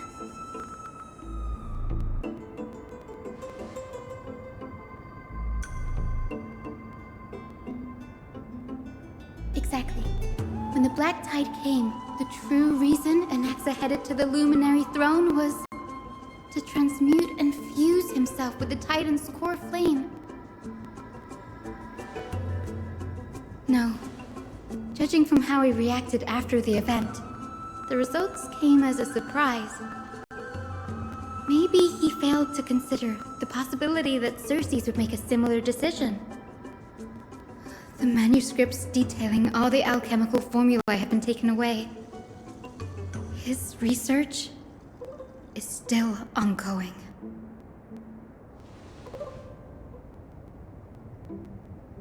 Like what?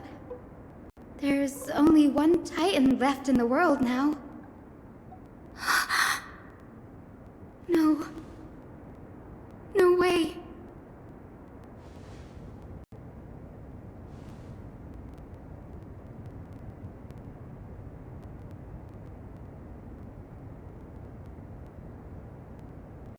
He's after Kefali. Sir, this sky above us, it's not real, is it? Of course not. This is just an image from a projection device used for educational purposes. A simple trick. The day-night cycle has been lost to this world. So that students like you may still learn about the night sky, astronomers have harnessed the Titan's miraculous power to manipulate the light, projecting the nights of the past here for you. Much like how the sky above the Holy City is also illuminated by Kefali's dawn device. So, the skies of Akama are fake too.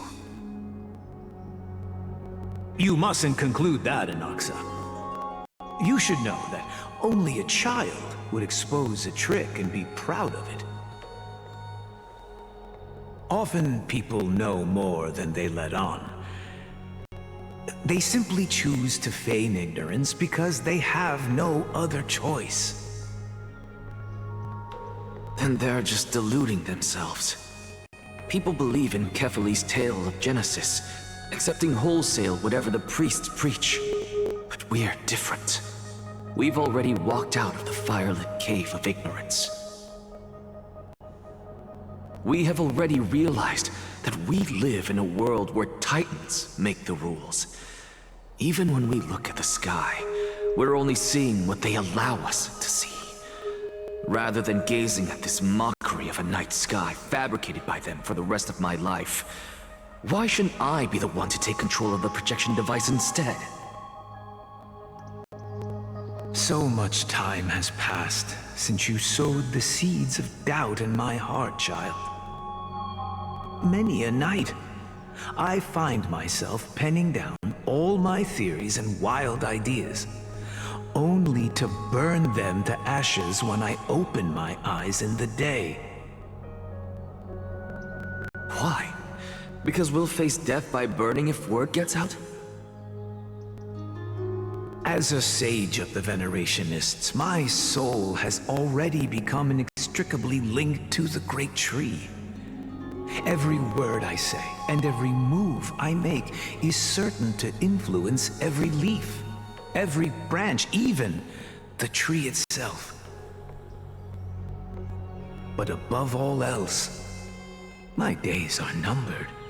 Instinctively, I have my doubts about the golden blood and the human soul, yet I have no means of verifying them. The golden blood in my veins is woefully thin, and I am loath to waste what little time I have left obsessing over a hypothesis that cannot even be proven in the first place. But I can, sir. I can do it for us. The time is right. Give me all that I need, and I shall accomplish this grand feat on your behalf.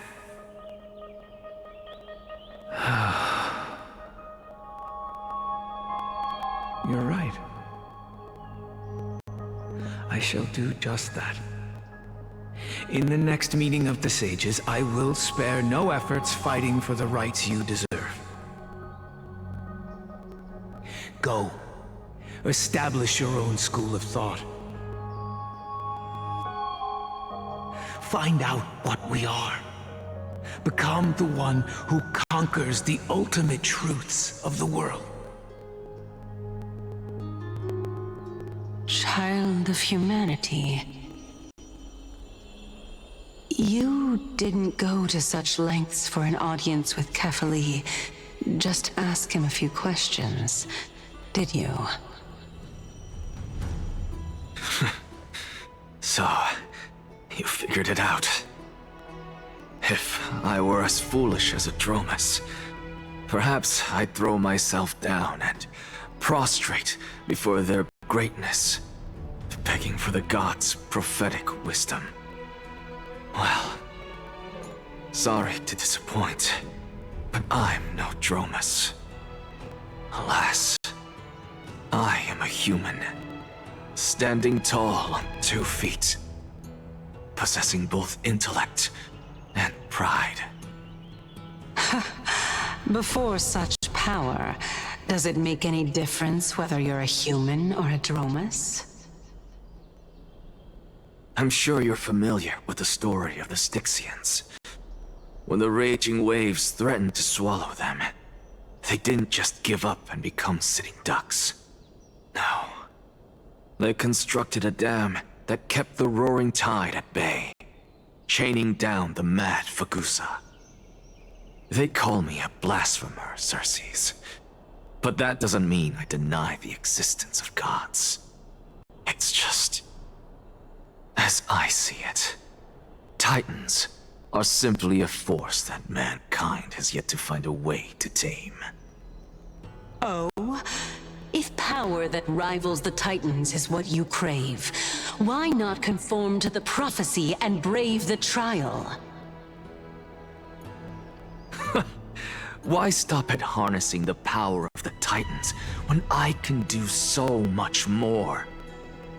The source of life is what I wish to grasp, to understand what makes up the soul, and to learn what we really are. Thanks to you, I've had the chance to personally verify, in more ways than one, that the soul indeed ceases to exist in death. But where there is death, there is life. And where there is an end, there must also be a beginning. How then is a soul born? That was the only unknown variable left in my calculations. And by the sound of it, you have already formed a conjecture. No, I have already drawn a conclusion. In my journey unto death just now, I finally saw the answer with my own eyes. Professor Anaxa. I'm here. Her life hangs by a thread. I must ask you to refrain from taking any unnecessary steps. Of course. I'll bring this to a conclusive end, and give you the answer you so desire. However, in accordance with the principle of equivalent exchange, I must also demand from you what I need. As you wish. Don't you care to know what the price might be? It's a matter of uncovering the truth about the Death Titan and her survival. This may be the only time I can ever save someone's life. There is no need for me to think twice. I see. In that case, let the show begin. Indulge me. Am I correct to say that you intend to prove Thanatos' whereabouts and prove the nature of our existence now? Before I begin, I must confess I had been stuck in a cognitive trap all this time. As unrelated as these two propositions may seem at first glance, they are in fact logical equivalents. They are merely two different ways of telling us about what the soul is at its core. The reason I say this is, as I've mentioned earlier, the answer was hidden in my journey unto death. Anaxa, you were in the Netherrealm? Yes, I am but a living dead man now, but that's not important. What truly matters is, I overheard a conversation between heroes. That's not all. Remember how I said you were a part of that conversation too, Circes? And I've told you that I have no recollection of such an event. That was likely just an illusion conjured up by the mind of a dying man. Of course you would remember. Because that wasn't you. That was Calypso, one of the 7 sages of the Grove. Calypso? Huh? Oh, that's the name I made up on a whim when speaking to this girl. How do you know of it? And surely you jest. Don't you think I, of all people, would know if that were the name of one of the 7 sages under the shade of my tree? Don't you claim to know the Grove's past like the back of your hand? It seems you've lost even the memories seared into your soul. Use your head, Circes. Since all of this took place in the realm of the dead, it stands to reason their likenesses are of souls from the past. The living cannot step foot into that world, so who could they be?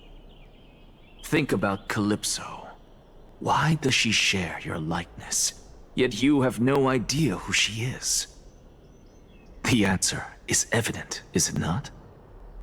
Those fallen heroes are the mortal incarnations of the Titans before their ascensions to godhood. The gods aren't master creators born out of thin air, and they are no different from humans, because they all evolved from one.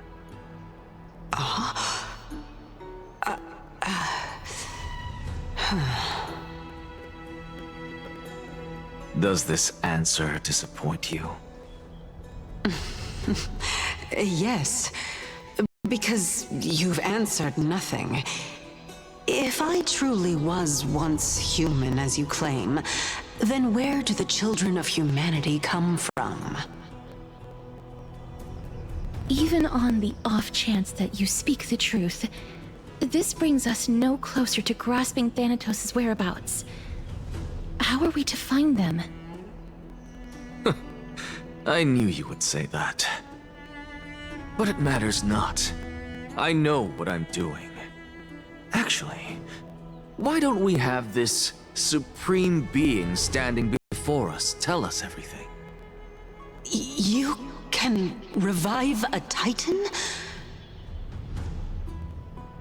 Humans cannot return from the dead. Neither can gods. But all we need to do is look at this from a different perspective, and the problem will resolve itself. The solution is simple. Just like what you did to me. If I'm reborn as Kefali, I can rebuild the world and all within it as they once did. Simple, is it not?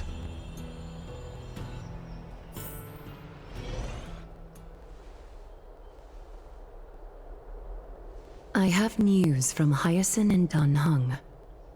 Anaxa might be trying to do something with Kefali's divine body. Kefali? But what could Anaxa want? Is the Council of Elders going to sit around and let such a sacrilegious act unfold? That is not possible. He is indeed the great performer, capable of fooling anyone and everyone with his tricks. I'm sorry. No need for guilt, for this is good news to us. The Council of Elders has found themselves a traitorous ally. Anaxa's ambitious desires will be something we can exploit. What we should be doing now is to keep our eyes peeled for whichever trickery Kynus is up to, and react accordingly to thwart her plans. Being Akima's political center, the Demigod Council holds just as much significance as the Vortex of Genesis. Someday, after my duty is over, this site will take the place of the battlefield where you hunt gods. Become the next challenge you ought to overcome. Till then, it's best to get used to this place as soon as possible.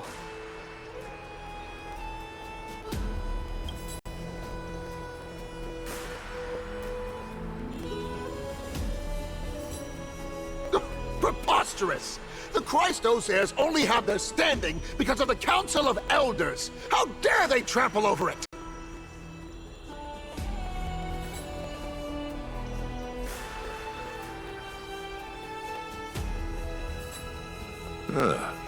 It's been a while. What is that supposed to mean? Is this really the sort of person that the young lord praised as a ferocious warrior? It has indeed been some time, Lord Krateros. What brings you here in such haste? Shh, keep it down. Be more vigilant. See those duplicitous dogs over there? They do the dirty work for Kynus. I've already ordered my people to hold them back, but we should still lay low. Unless you're itching for a bloody fight to get a workout in. My bad. So, did something happen? Did you hear thunderclaps last night?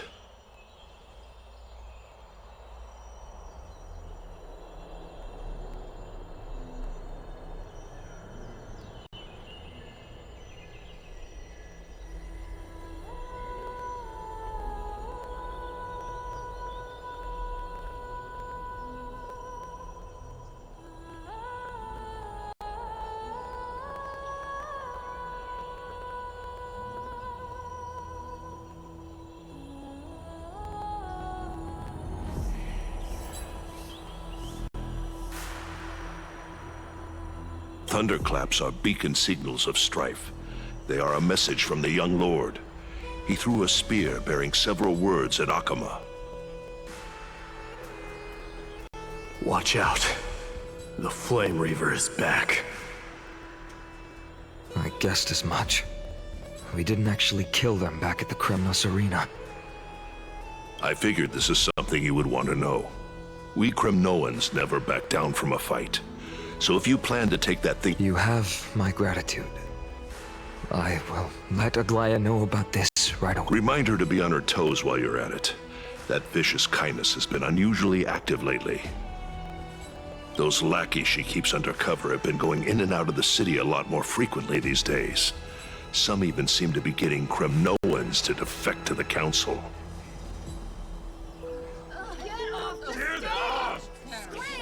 How dare you! No place there!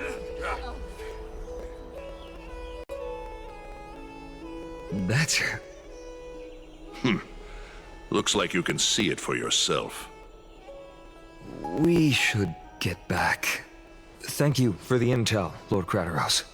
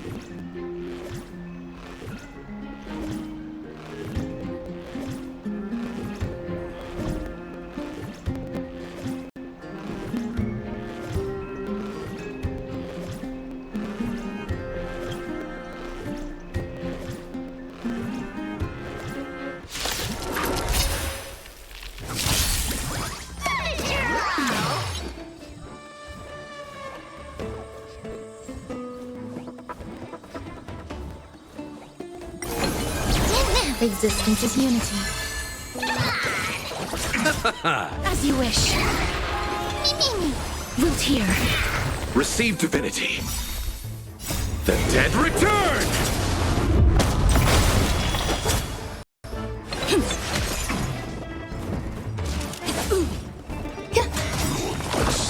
All will be swept away by the wind.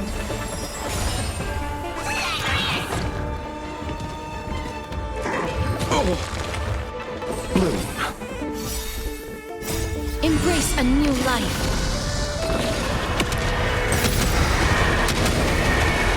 May death protect us! As you wish. Receive divinity. The dead return!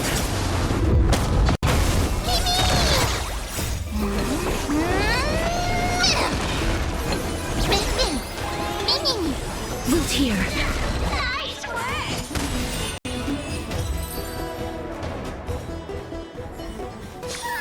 This place is rich with the sweet scent of flowers. Can we stay here for a while longer?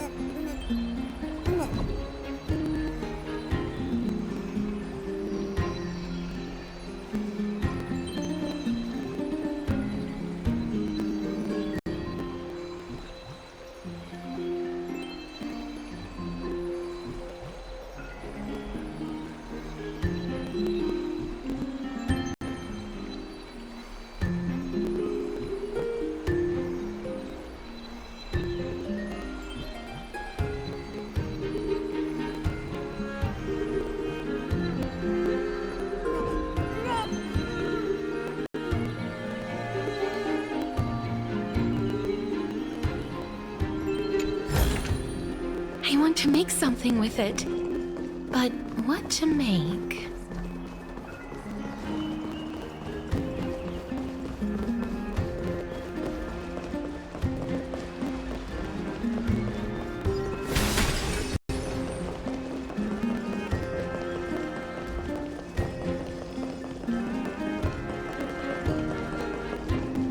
By Catholy into Lenten above, as the Theo... They're here. The Christ... Oh! Oh, Titan!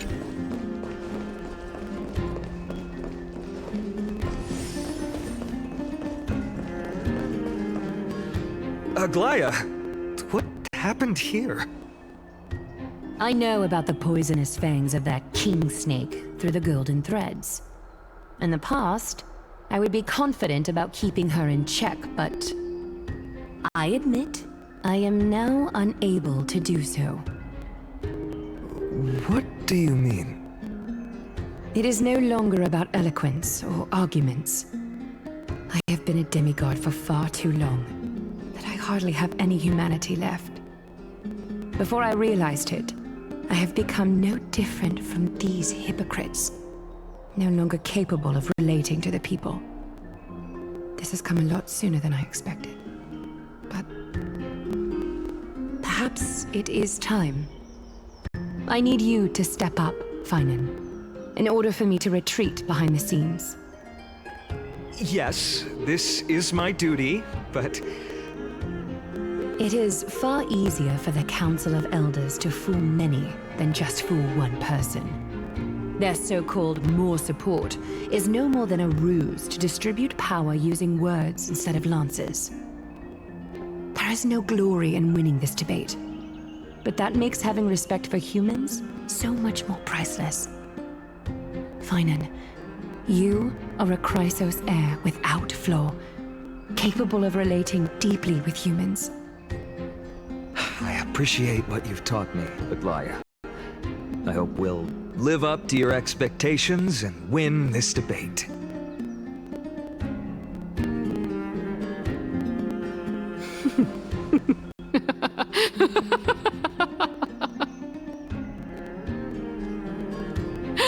Oh, you've done well, Lord Calictus.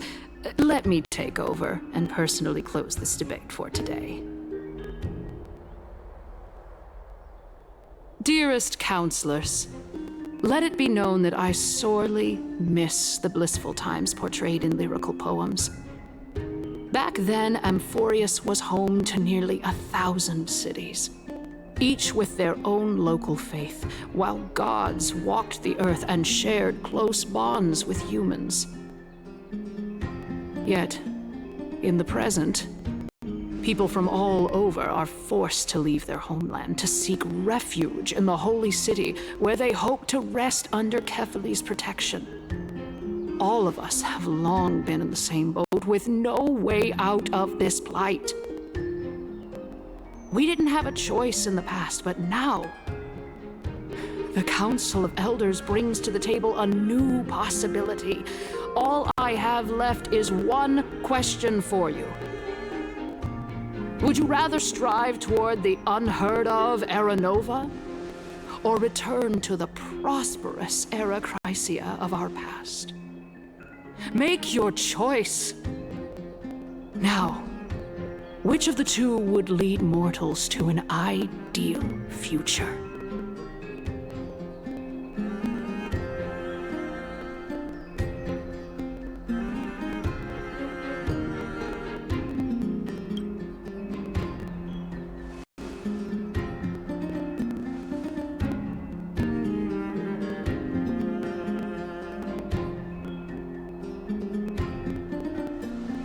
We all know that Era Chrysia is a thing of the past, Lady Cainus. Please, enlighten me. How does the Council of Elders plan to turn back time? Let the 3 Titans of Calamity be born, and Era Chrysia is nevermore. But bring demise to those Titans, and Era Chrysia will descend upon us again.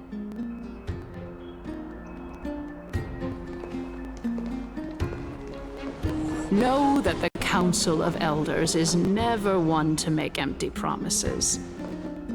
Look at who we have on our side. Anaxagoras, one of the Grove's 7 sages, and Castorus, Idonia's goddess of death. With the help of these 2 heroes, I can promise all of you that Era Chrysia will exist once more. Aren't they Chrysos heirs? They're supporting the Council of Elders instead? It's clear from the start that these heroes do not get along well in their group. All the more proof that Aglaya isn't fit to speak on behalf of every Chrysos heir. I am in favor of Era Chrysia. Era Chrysia! Era Chrysia!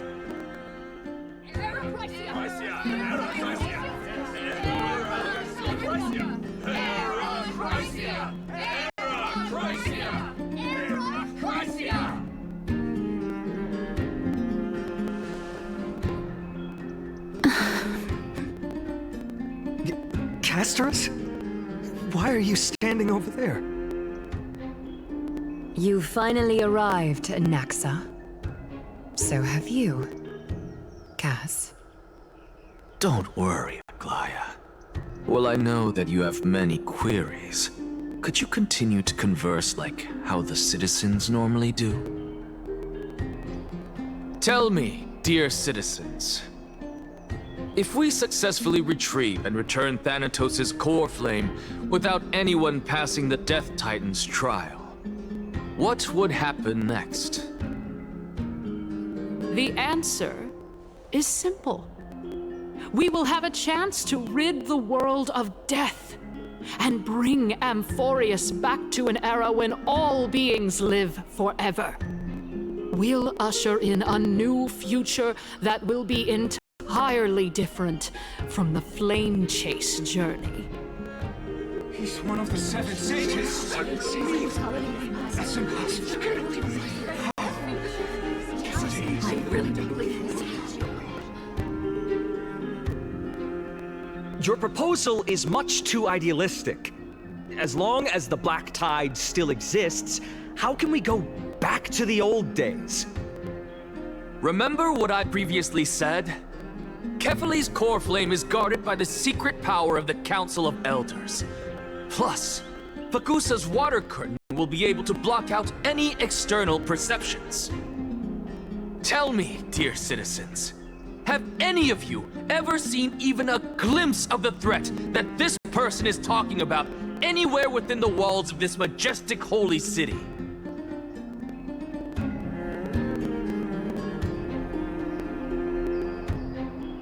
Oh. Could it be that you heard that from the Flame Reaver themselves? Citizens, let's loudly sing the blessed hymn. Oh, beautiful old world, where are you now? Oh, legendary Erechrysia, return to the mortal realm! After the destruction of the 3 Titans of Calamity, the Flame Chase journey will have to end. Erechrysia! Yes! Yes! It has to end! It has to end! It has to end! It has to end! This is bad. The masses are now totally riled up. Anaxa, pray tell. Everything that you've mentioned hinges on the premise that we can find Thanatos' existence, right? Thank you, Lady Aglaya, for still caring about this city. However, dear citizens, we are truly fortunate and blessed. For Castorus, Idonia's goddess of death, will surely find Thanatos under my guidance. What? With that, I solemnly promise that the core flame Lady Castorus brings back will be personally managed by the Council of Elders. Thereafter, if we are able to garner the support of all of you at the Citizens' Assembly, we shall spare no effort in ensuring that the Erechrysia will return to our world once again.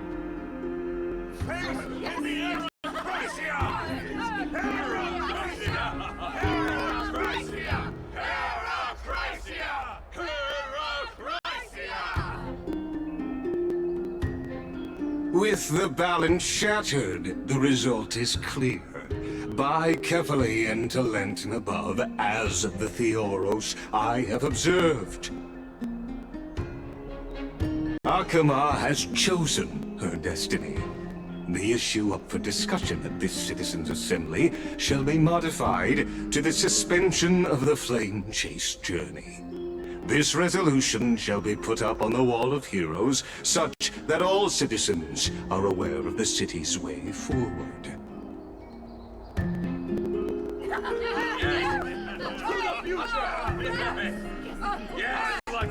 Fantastic! Yes. Aglaya, dear Aglaya. What has caused your heart to soften? You also don't seem to be as quick-witted as before. Wag your tongue as much as you like. Since the flame chase journey has been preordained by the prophecy, our failure has never been on the cards. Well then, I guess we'll find out if that's true at the Citizens' Assembly.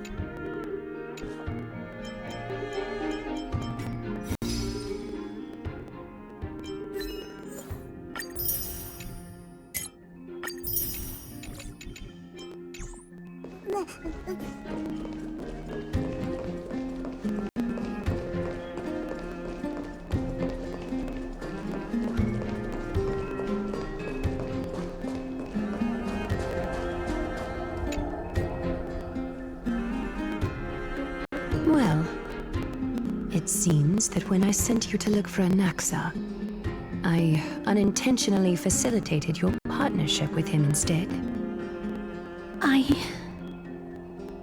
My apologies, everyone. I know that you have many questions to ask me. I will answer them to the best of my knowledge. In that case, please tell us as much as you can.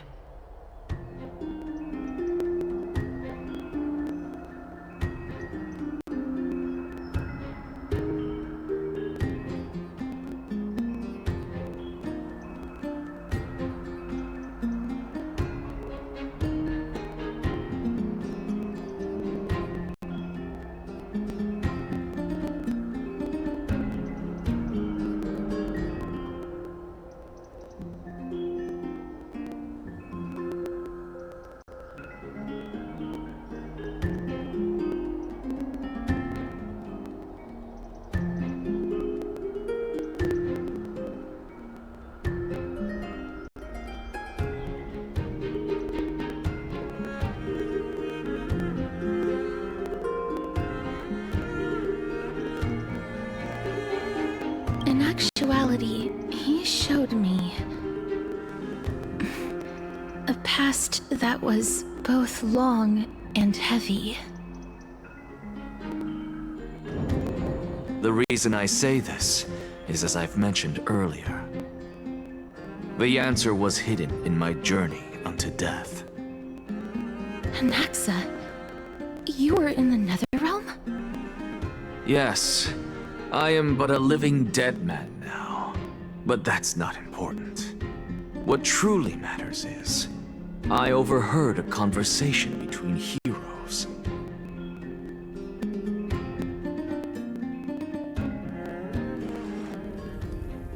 Have you heard of this tale before? A tale about the ocean god's treasured pearl, our hometown. It was a seaside town which enjoyed the ocean breeze and glorious, peaceful times, thanks to the wisdom of its ruling queen. Until one day, an evil dragon descended upon the town. Its wings were large enough to blot out the sun, while its claws were sharp enough to rip the waves apart. It barged into the tall tower and devoured the queen's beloved daughter. It even settled itself in her bedroom, like a tyrant king. The queen assembled 300 warriors who managed to subdue the evil dragon by chaining it up. However, when the queen slit open the dragon's belly, she realized that the princess had long since been digested, and all that was left of her was a pile of bones. Devastated, the queen wept for several days. It was then that a devious, smooth-talking scholar arrived at the palace and suggested that the princess could be revived through the use of dragon bone and dragon blood. That liar called this process the secret art of alchemy. The princess was reborn! The queen was overjoyed, blissfully unaware that the evil dragon's soul still lurked within the princess's body. As revenge, the evil dragon swallowed the poor queen, the glib liar, the courageous warriors, and all of the town's innocent civilians in a single gulp. Worse still, the souls of the deceased refused entry to the Netherrealm because they were filled with regret. Forced to roam the mortal realm, these resentful souls ultimately converged into a river of souls that would not retreat for a long time. The terrifying death had consumed all. Thereafter, our hometown fell into ruin as well. Until...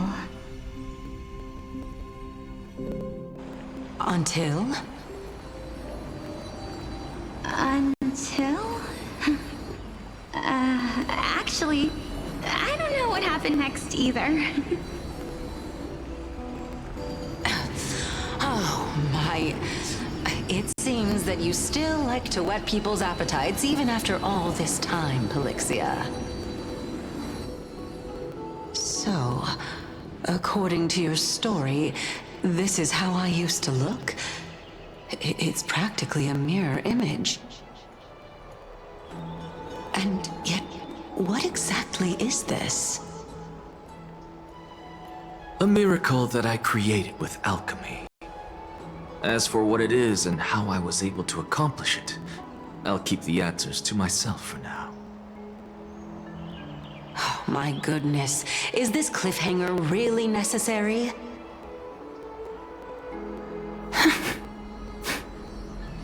Quiet, Titan. Continue to enjoy this splendid play, and the truth will naturally reveal itself. Dragon, huh? I've heard this legend before. In that case, what do you think of it? I think that this so-called alchemy was a tenuous analogy added to the story by future generations. After all, you've never heard of a tradition of alchemy in your hometown before, have you? Indeed. Before I left home to pursue my education, I never even knew that anybody was looking into this area of study. Therefore, we can just treat this tale as a fable told to young children. A fable, you say? If so, what moral is it trying to impart to the kids? I guess it might be the concept of equivalent exchange? Oh? I thought the moral might be closer to something like honor the dead. Huh. What? At a loss for words? No, I merely realized that we're both thinking of the same principle.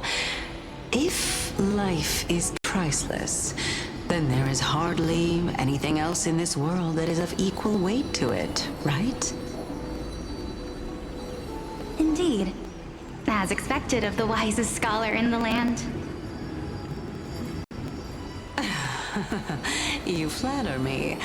Why don't I ask you a question as well, as a form of equivalent exchange? Of course. What is your question? If I imparted my knowledge of the art of alchemy to you, would you use it to resurrect someone you loved? What? What kind of strange question is this? I got it. You're just trying to get me to tell you whether I like anyone, right? Let's just leave it at that. That was rude of me. Yes, I would. Oh? Death is inevitable. In the days to come, I'm certain that someone whom I cherish deeply will leave me for good. If such a mighty power really existed, I think I would use it without hesitation. After all, you, me, and the rest will all have to face that fateful moment eventually.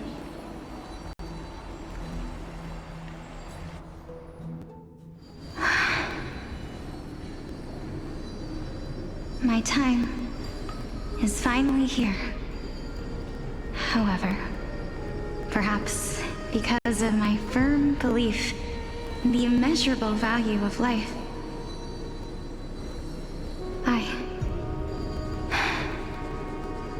I am unable to complete the trial.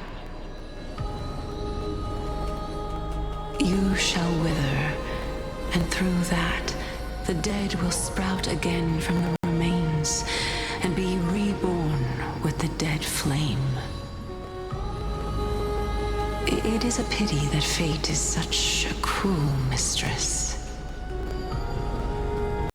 Is there no other way of interpreting those words? I'm afraid that the meaning is clear. Between my sister and me, one must pay the price. Our trial can only be completed when the one chosen sacrifices her life.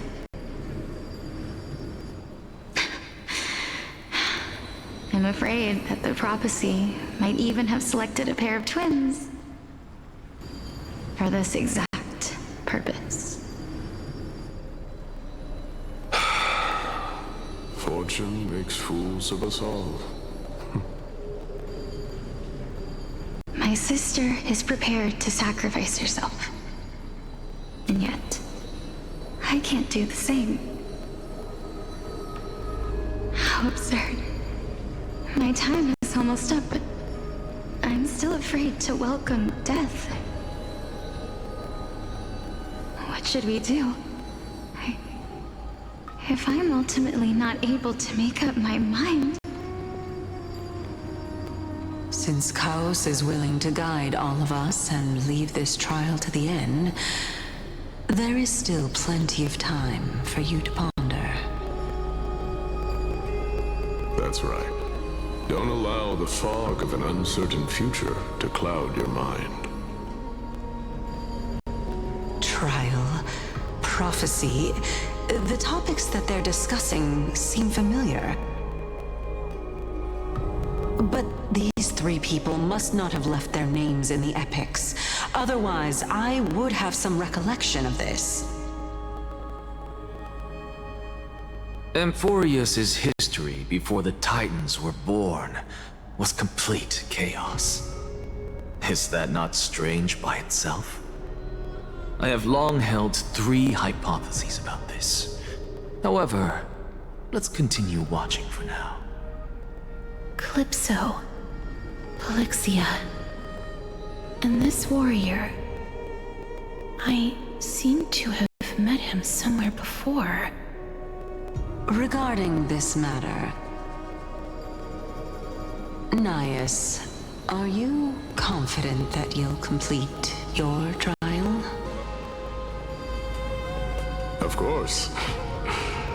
Though, I am worried about what will happen once I've emerged victorious.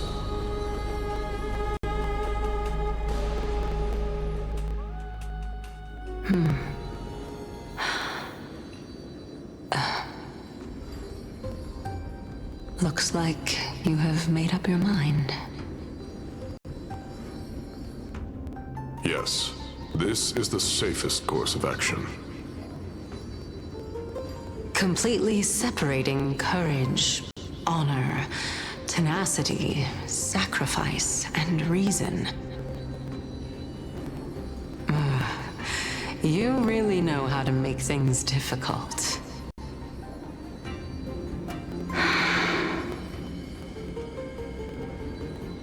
Please, young lady, witness my fall and demise.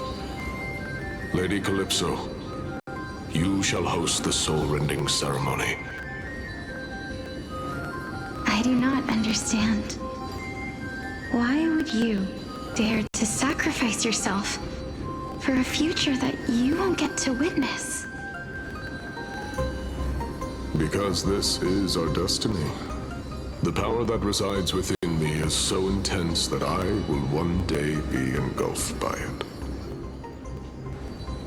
Furthermore, a valorous death before glorious return has always been the path I chose to walk. A journey I began long ago. If your sister or cows were in my position, I believe they would make the same choice as well.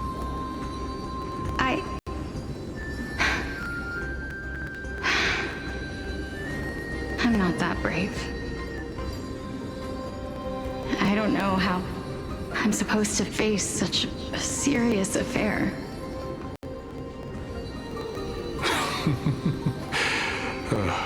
Despite being Death's chosen one, it seems you still don't know how to face it. Let's chat, young lady. Perhaps I shouldn't end my journey so hastily. Since there's still time, I'm not worried about letting fate wait a little longer. Of course. This warrior is Lord Nias. As the embodiment of Nikador's divinity, he entrusted his life to us and allowed humankind to end his madness. That means that what I'm currently seeing before my eyes is, in fact... Looks like one hypothesis of mine has already been proven true. These heroes are the true forms of the Titans, before they attained their divinity. If so, the chosen one of death that he speaks of is actually... Polixia? Is the previous form of Thanatos? But her appearance... If this is true, as long as we can find out where she went, we'll naturally be able to figure out the location of the Death Titan.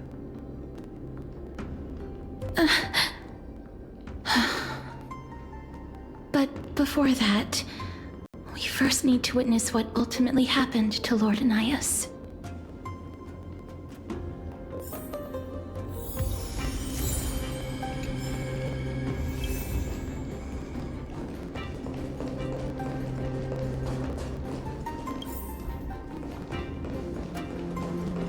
Concealed within this statue is undoubtedly his sacrifice. They use their own body as our city walls, keeping out and protecting us from the pervasive spread of madness. They are acutely aware that if the end times were to arrive, there would be nothing left in this world to conquer. Nikador's courage is a testament that they have never once retreated from a battle. I've heard that these words are still engraved in Castrum Kremnos even today. It didn't occur to me that they were actually part of an alchemical formula.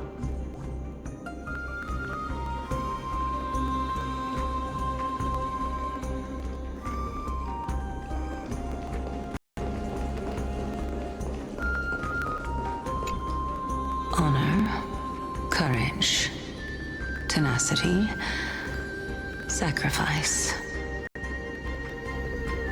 And finally, the only thing that remains is reason.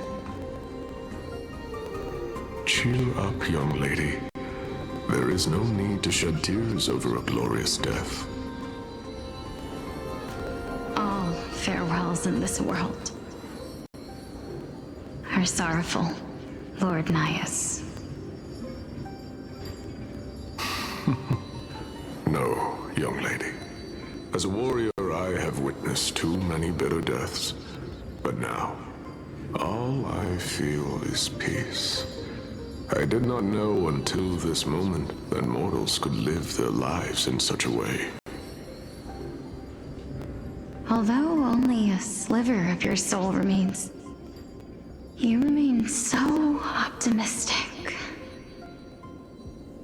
Or maybe the truth is that you aren't able to feel sorrow anymore. To be honest, I don't know either. But I am certain of one thing. This is not an acceptance of death nor apathy toward it. It's not even a feeling of despair. I am just enjoying what remains of my life to the fullest. Enjoying? Indeed. Along this journey that we've taken together, not only have I changed the world, I myself have also changed in the process. And now I have reached the journey's end.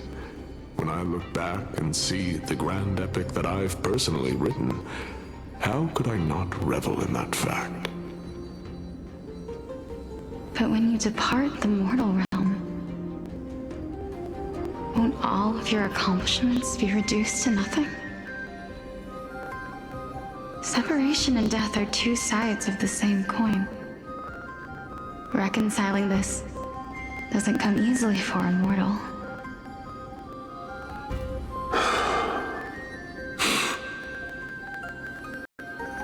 Finally, let me recount to you a story of mine, young lady.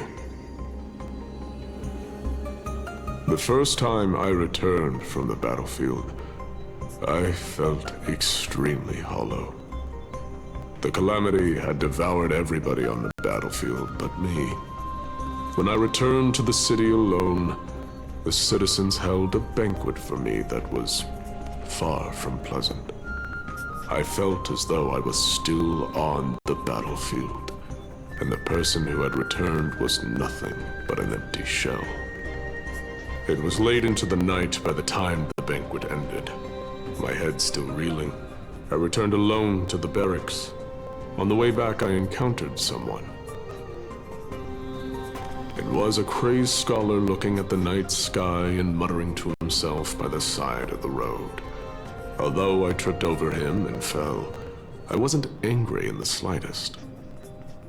And maybe because I saw myself in him, I inexplicably asked him a question.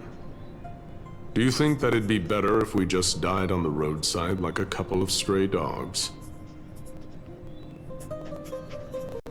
To my surprise, he shrugged his shoulders and sighed. How does someone who is currently experiencing death, dying and living, afford the same amount of bliss? Now please go away and don't block my starlight. Are you trying to say that there is no difference between living and dying? For they are both journeys that lead toward death? That's exactly what life is, and death is, but a scale to measure how valuable the journey was. Journeys and epics are only glorious and magnificent because all things eventually fade to dust. Therefore, young lady, don't detest your fate. Instead, willingly and respectfully embrace it.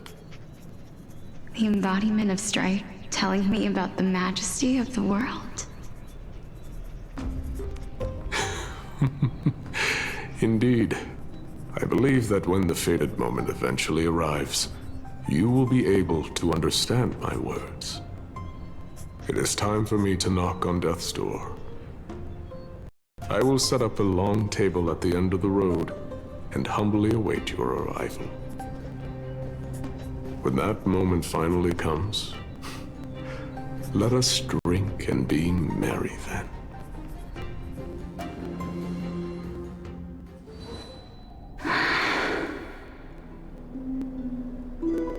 I knew this day would eventually come.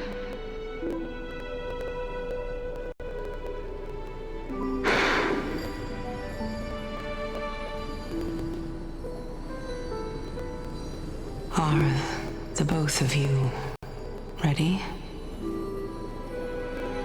Mm-hmm. Polixia. I'm here.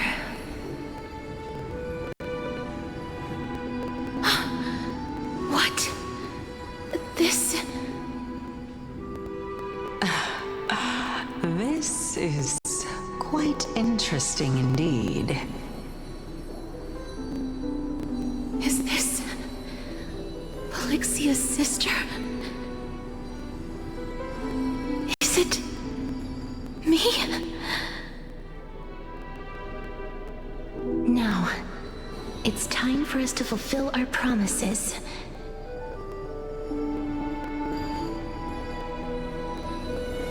Are you afraid?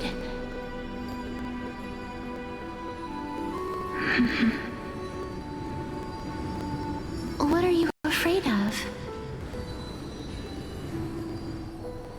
That I won't be able to do it.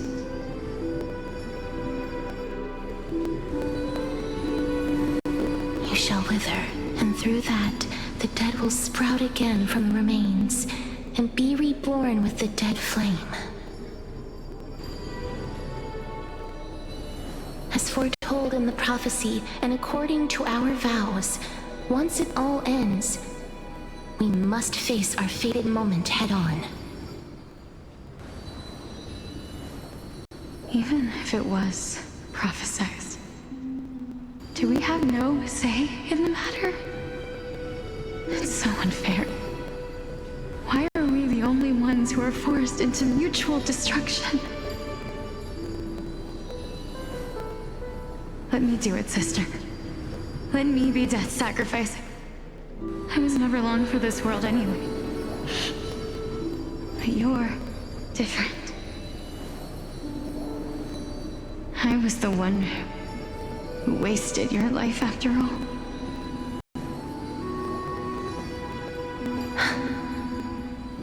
You're wrong, Polixia.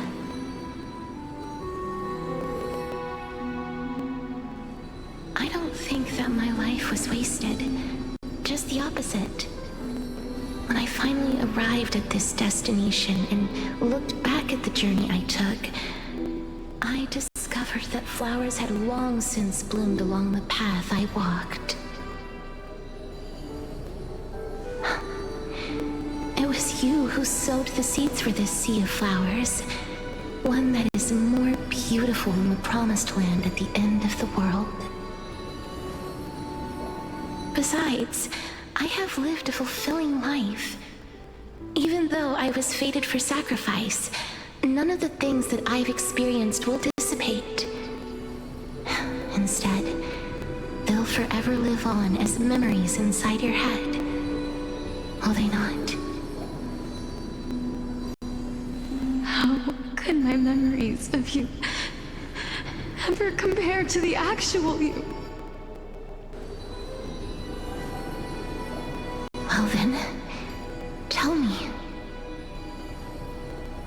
What exactly are we?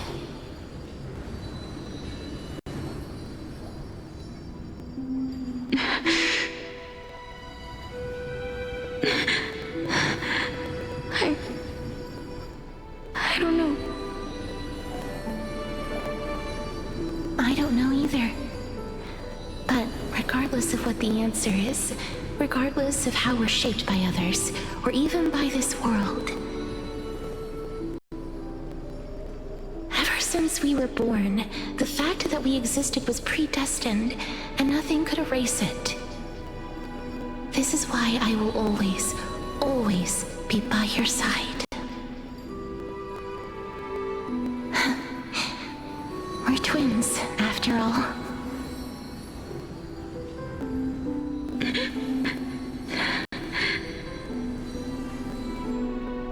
All right, my dear Polixia.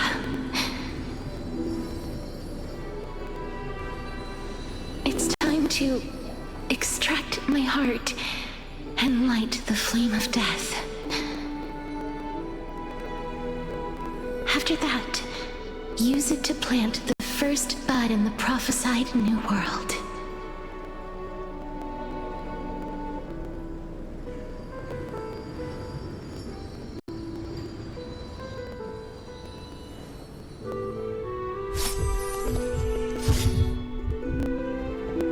If I imparted my knowledge of the art of alchemy to you, would you use it to resurrect someone you loved?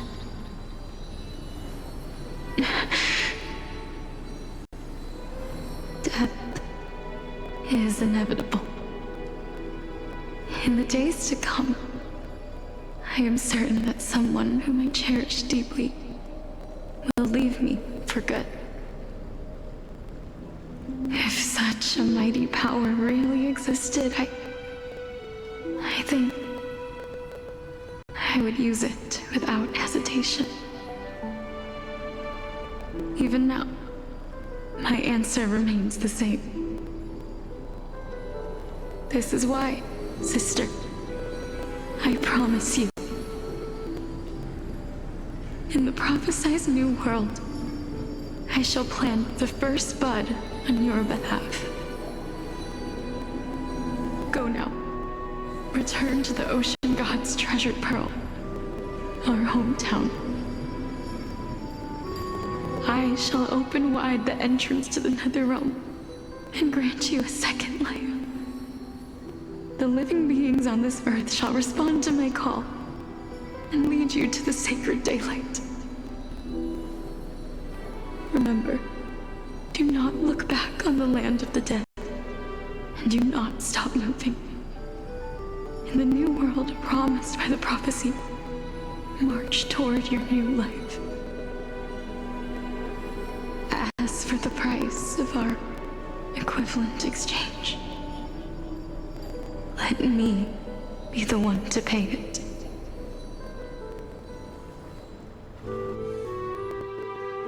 Everybody, we've come to the end.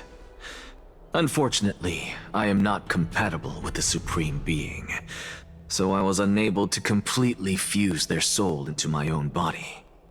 However, being able to glean all this from them is exciting enough. I'm certain of this now. Before the Titans that we are well acquainted with were born, a group of heroes roamed the land. These heroes followed a prophecy and took possession of divine authorities one by one, until they eventually became the pantheon of the new world. Just like the flame chase journey of today, Amphorius's history is cyclical in nature. Huh. What a startling revelation. This means that the demigods, who bear the core flames, will also become the new titans at the world's end, thereby shaping a new world?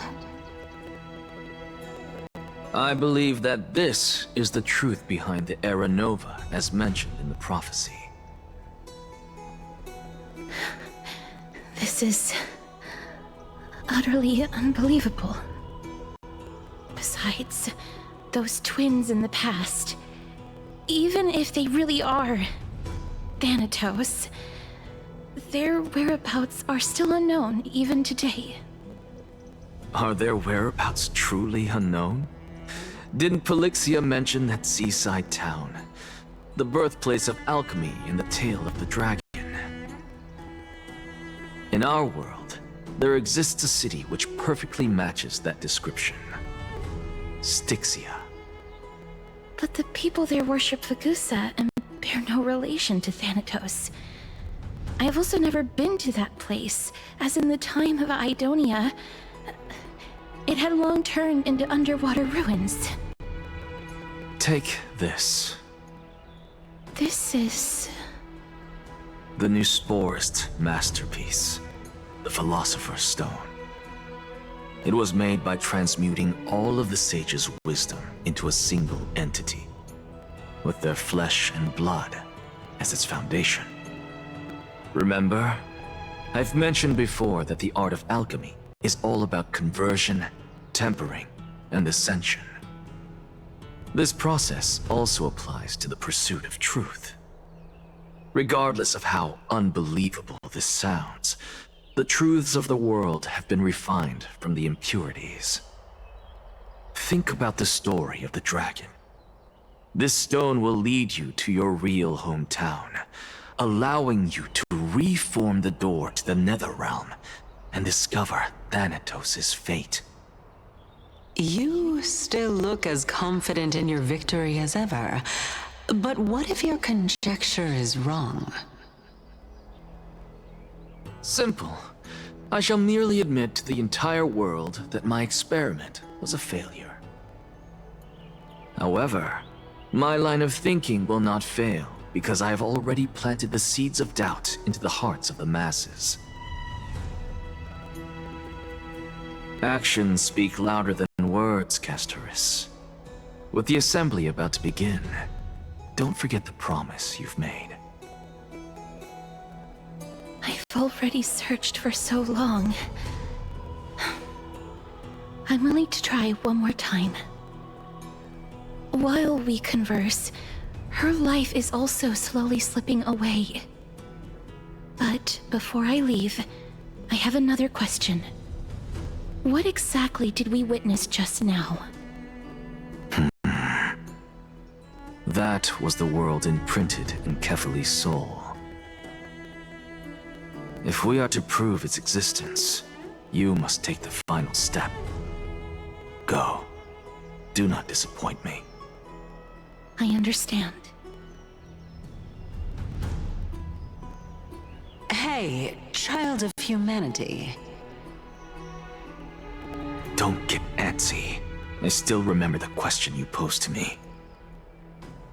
As a scholar, I do not wish to offer up ambiguous conclusions. Let's discuss this topic again when she manages to find the evidence. I merely wanted to ask, was that stone transmuted from your heart? If so, rebirth is no longer an option for you. Why not? When I was a child, I lost someone dear to me.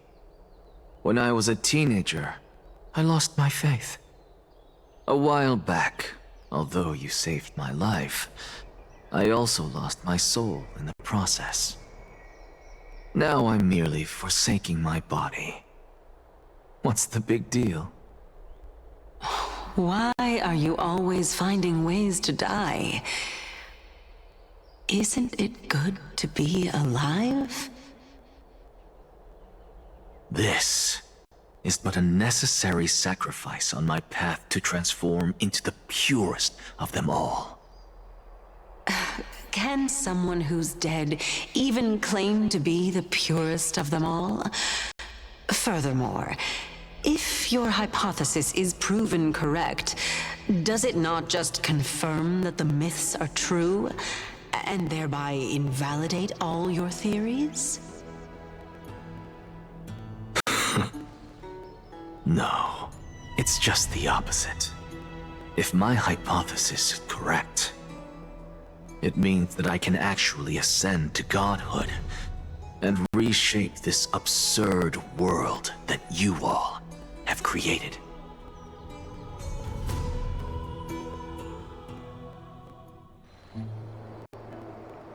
That's a lot to take in at once.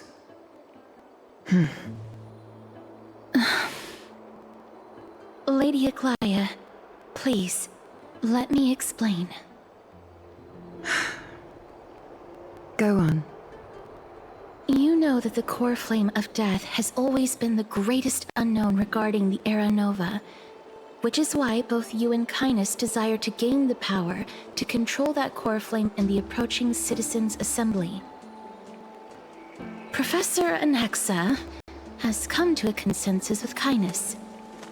They want to suspend the trial once Thanatos' core flame is reclaimed, hoping thus to eradicate death from this world. If they're successful, then the flame chase journey will cease, and Akama can enjoy everlasting peace. But I know this runs counter to your wishes. So long as we do not usher in Era Nova, the Black Tide will never be eradicated. Even with Lord Mighty on the front line, and the Black Tide not posing an immediate risk, the danger nevertheless remains. Honestly, it's difficult for me to assess the pros and cons in this decision. But someone must bring the core flame before we can begin negotiations over it. The Titan could be very near. I cannot let this chance slip by. Besides, someone has to make this trip to bring back Mrs. Soul. Well said. You already had every reason to seek an audience with Thanatos. It's that great performer who has weaponized your wishes and placed us in this difficult situation. A world without death. Do you desire that too? If fate dictates that my path must oppose yours, I will do all I can to resist it and protect what I aspire to achieve. Lord Mighty showed me that without taking the first step, all talk of what follows is moot.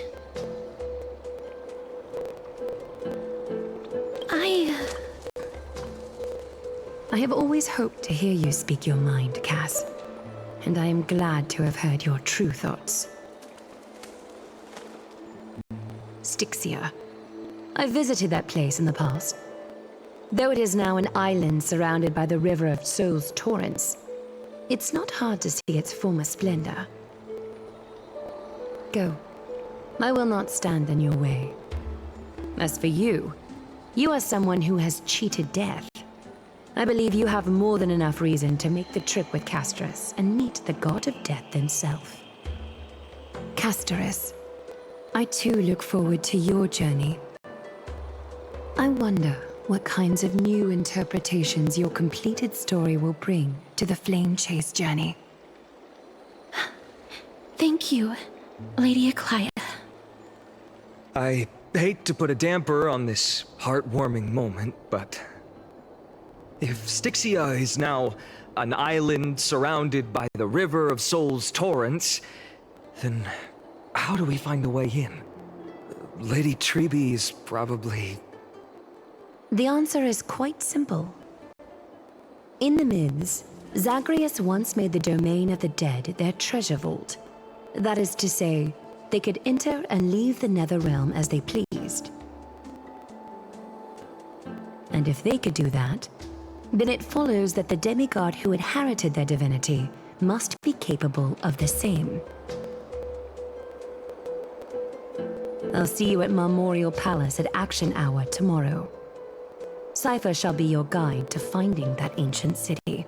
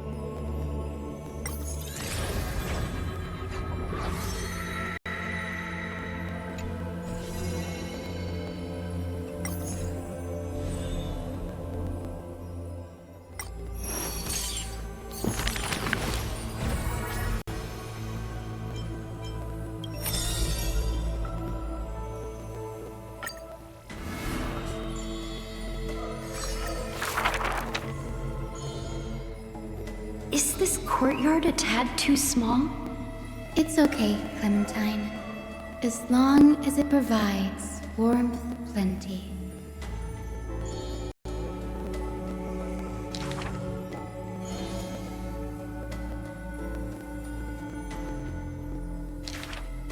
Welcome to the Twilight Courtyard. How can I help you?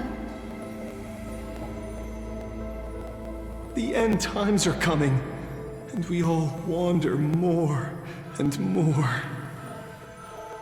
Oh, you may heal our wounds, but you cannot cure despair.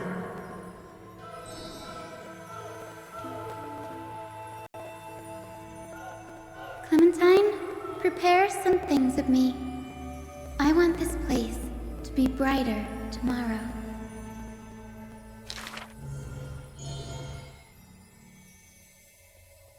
Long time no see, Hyacinth! Are you here in Akama for a visit, or do you need help from us?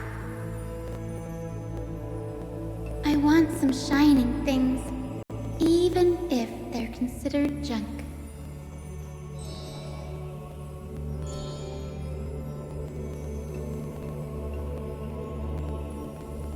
Little ones, thank you for your light.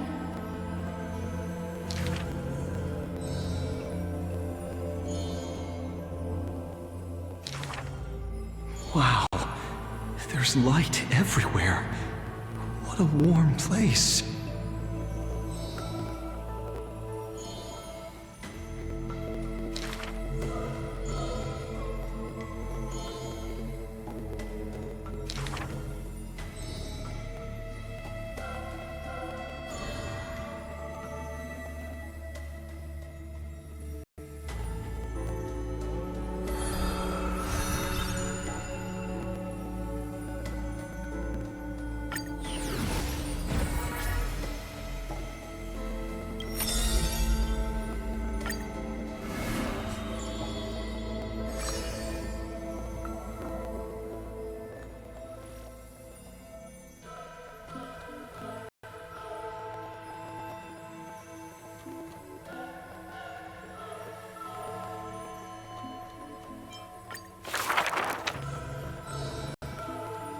I saw the spell the professor carved on his body.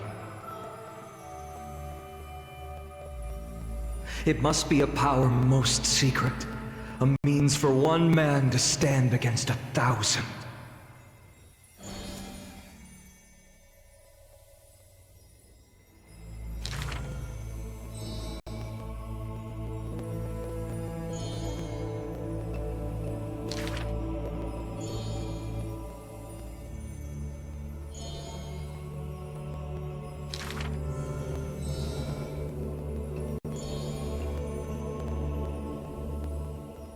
Creation is the Titan's work, and slavery is the Titan's manacle.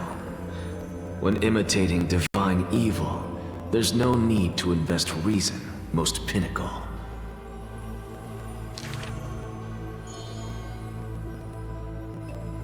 If it's just for odd jobs, students are a better gamble.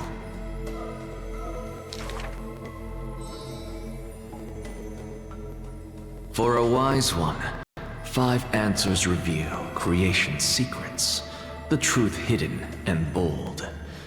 But a fool learns but not, and is left in the cold. Now, inquire.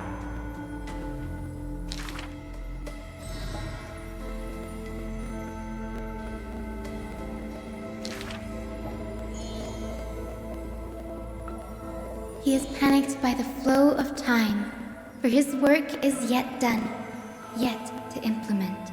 This man is too arrogant, and he intends to desecrate Orynyx's accomplishments.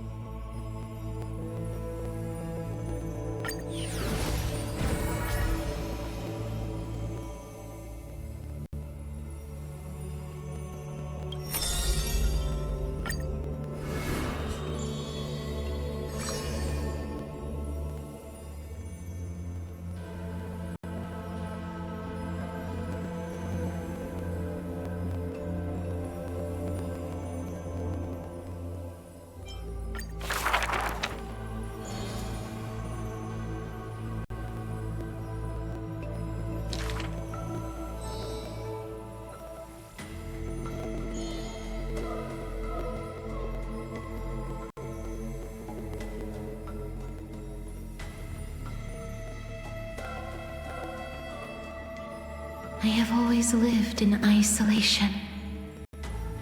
Out of courtesy, this is how I practice my words and actions.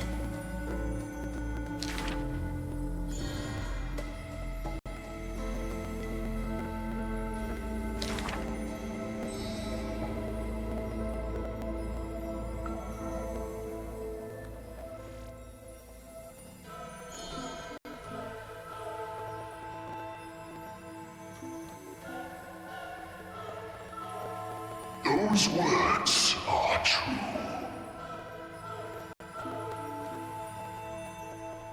Though they won in fierce battle, the warriors were powerless to turn the tide.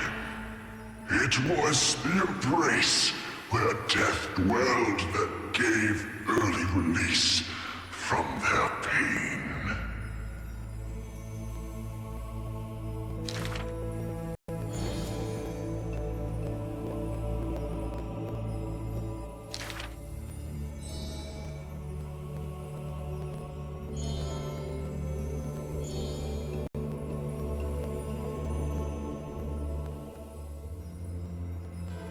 I must peer into all fates unknown.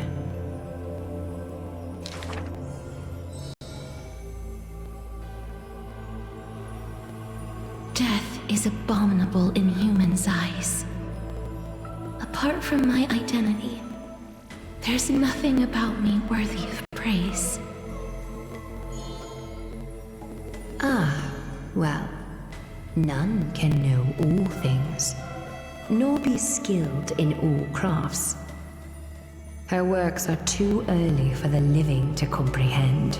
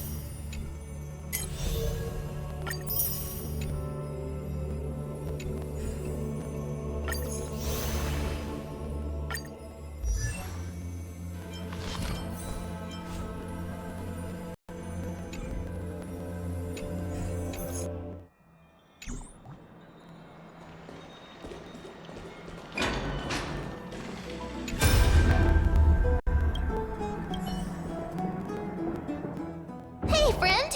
Is the debate finally over? Did you win?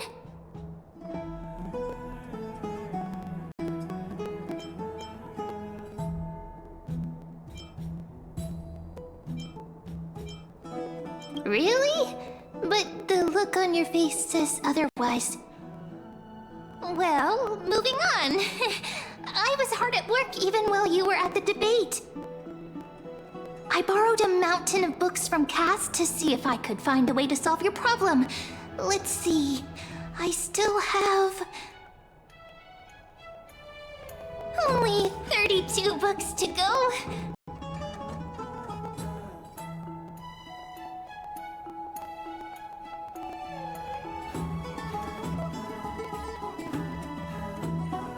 Really? Oh, that's fantastic news. I knew it. Hard work always pays off. Especially if you're as diligent as Ma'am. I feel like a huge burden has finally been lifted off my shoulders. Why are my eyelids so heavy all of a sudden?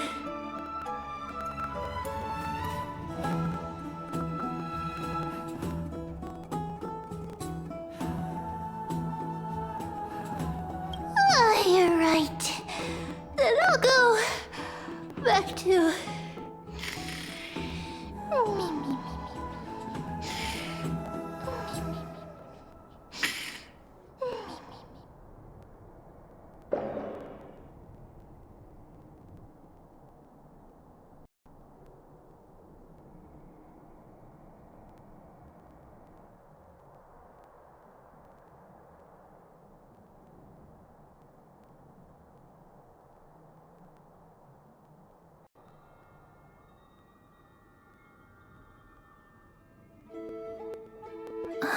Cass?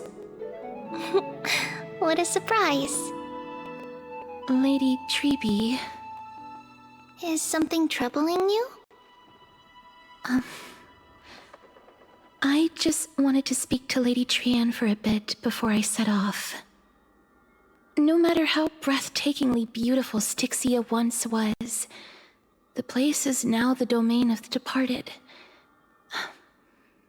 There is no telling what we'll encounter there. I don't want to have any regrets.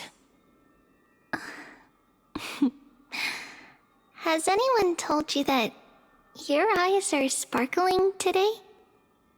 Is that a figure of speech? In the past, when you did smile once in a while, all of us could see that your heart remained troubled, even as you smiled. Lady Treby, you know perfectly well that see you tomorrow is nothing but a white lie. I hope your toughness is not a mask hiding a lonely heart. Cass, you hardly ever talked of your past. None of us knows what you went through, apart from Maggie. But we know it must have been filled with pain and hardships, as it is the fate every Chrysosaur is destined to live out. We are just happy for you that the core flame you're meant to inherit has finally surfaced. Isn't it a little too soon to say that? But you already know where tomorrow is, don't you? There is no need to rely on anyone else. Just give it your all and leave no regrets. We have always believed that your embrace is just as warm as everyone else's. Because we embrace others to comfort them. And Cass, you're the kindest Chrysosaur we know.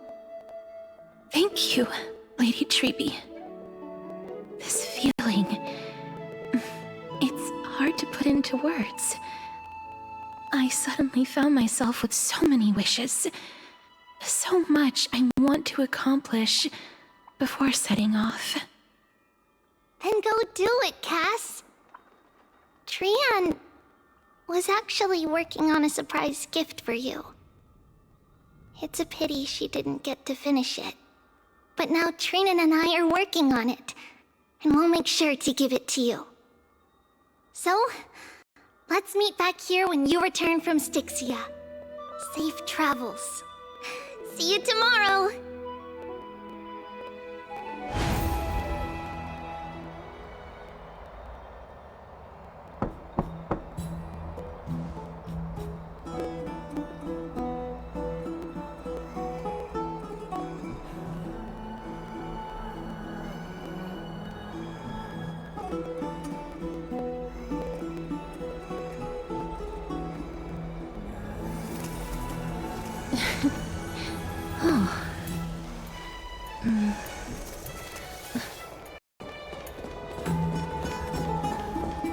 It's me.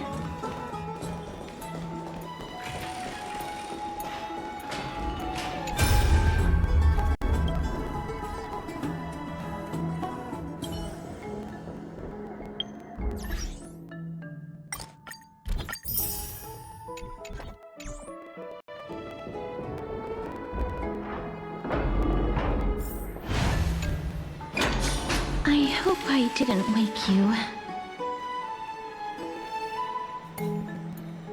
Huh? No. No.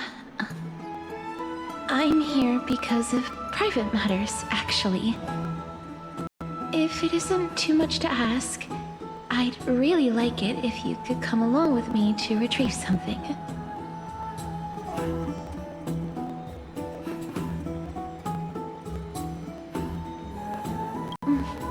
Aren't you going to ask me what it is? It isn't a long way from here. Shall we?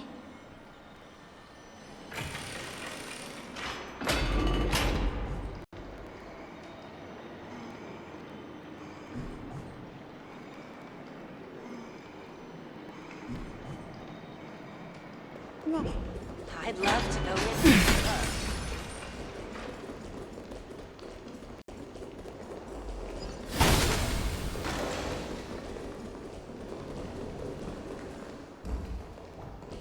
Faith can dispel the black eye. The streets are packed. I want to vote! Tell me how I can vote! Take your ceramic shard, engraved with the Kepali rune, select the Council of Elders in your heart, and pray silently until the shard registers your choice. Then toss it into the Dolium. The Council of Elders? More like the Council of Buffoons! The Black Tide took my hometown long ago! Who are they kidding with bringing back Erechrysia? It's all a sham to create their own Erechrysia in Akama! The Titans are just. So long as we do not overstep our bounds again, we will not incur divine wrath. Oh, please. The time when these deranged Titans should have vacated their spot to the demigods is long overdue. You'll see soon enough, you old bogey. And I pray that Talanton smacks some sense into you with their scales. We shall see how this turns out. That was quite a spectacle.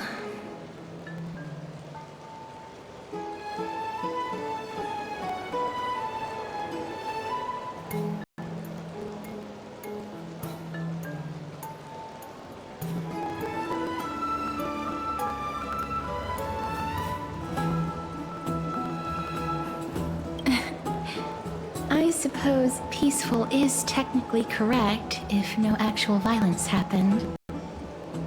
To this day, I still find it almost unreal that Akama is the only place illuminated by light amidst the crumbling ruins of Amphorius. And its people are even holding votes to reconcile differing opinions. This peaceful sight is making me forget that this is the end times.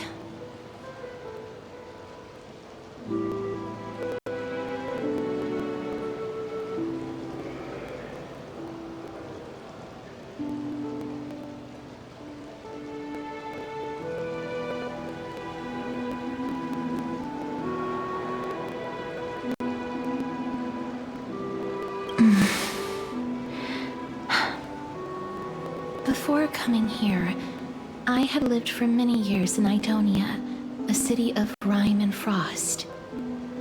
The people there were devotees of Thanatos, and were well known for their unique burial rites and traditions. Traditions that I played a major role in.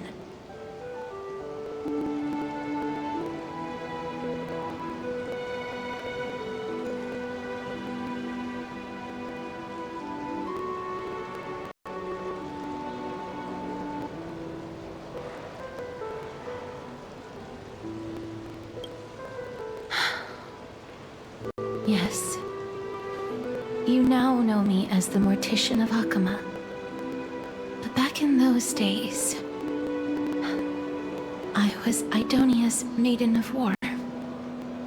I was trudging across the frosty plains on my own when the Idonians found me.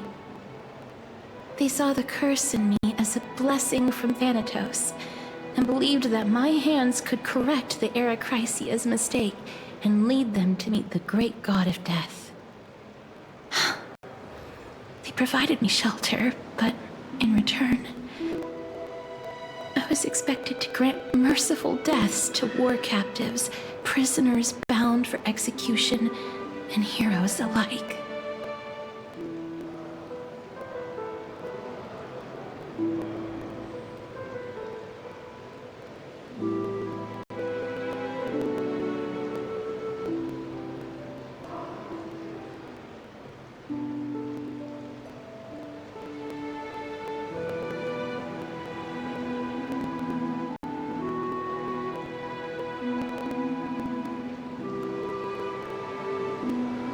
Is that how you see it too? But no matter how kind or cruel the means, nothing can change the essence of death. Taking away someone's life is never worthy of religious worship.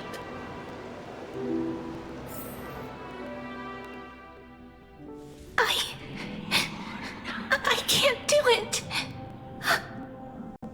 Their voices, they pierce my ears. The pleading, the thanks.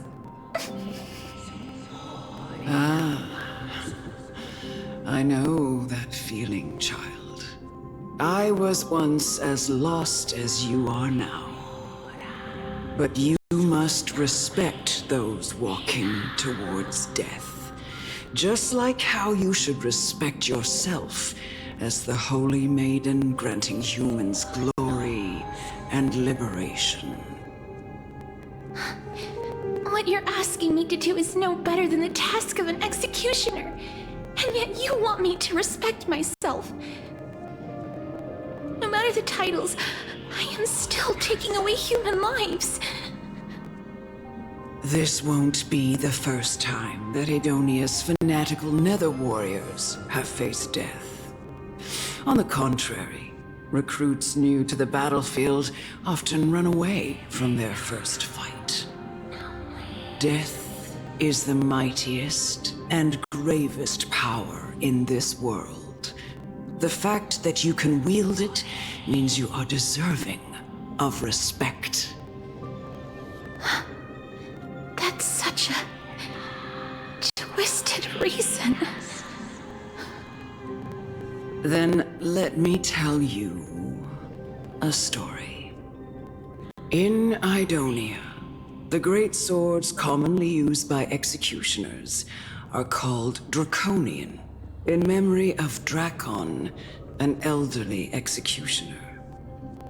The sword has 3 air holes along its body.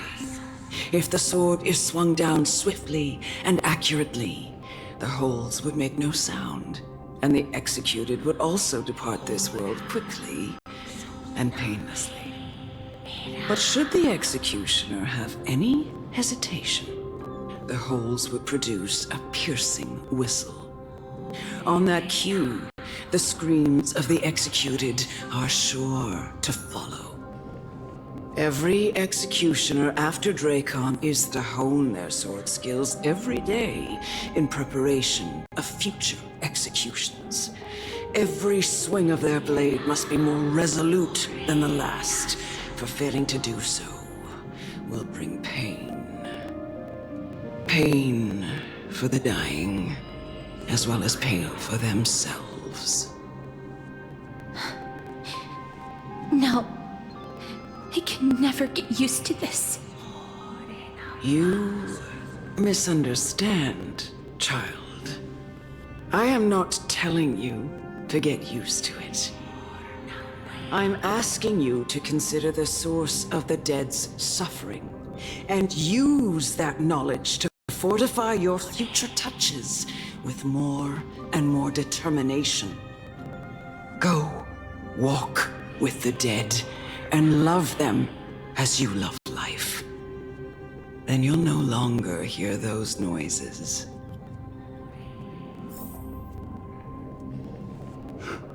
Please! Don't kill me! I don't want to die!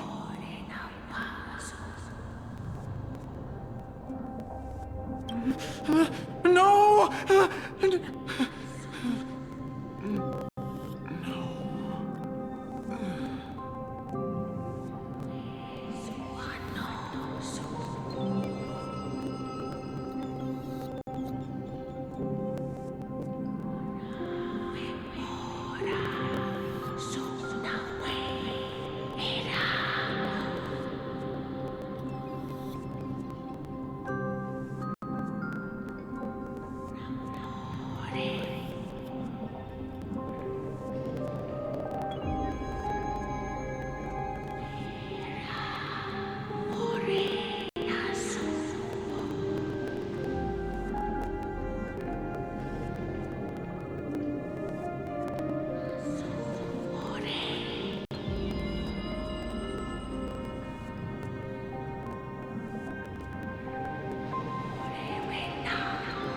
May you gain some insights through his sacrifice.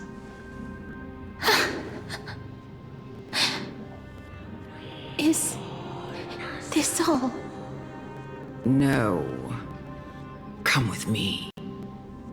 This is just the beginning of your life as the Maiden of War. You executioner!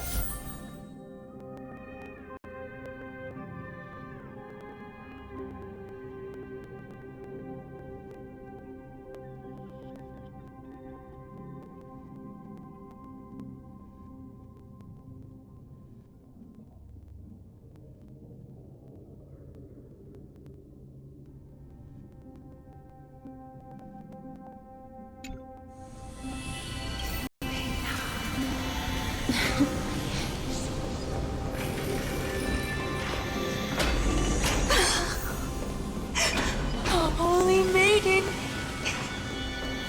Go.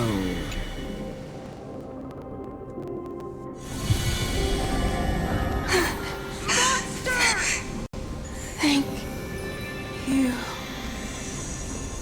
Do it then.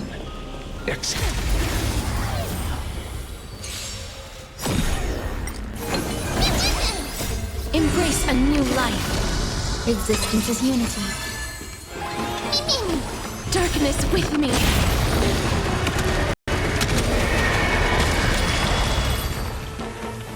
Do it then. Executioner. You heard him.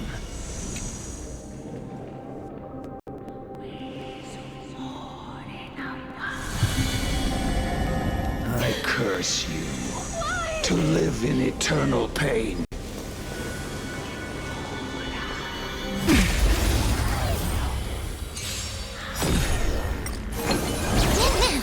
Embrace a new life. Eternal. Return to dust.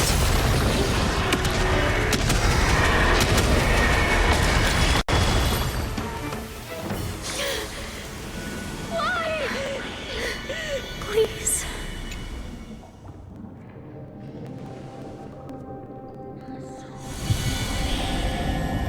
When will this ever end?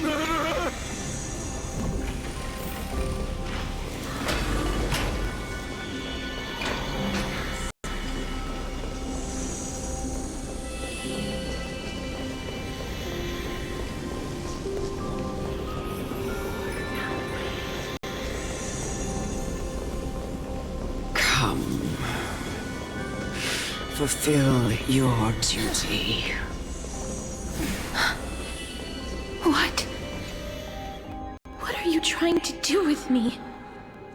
I have aged.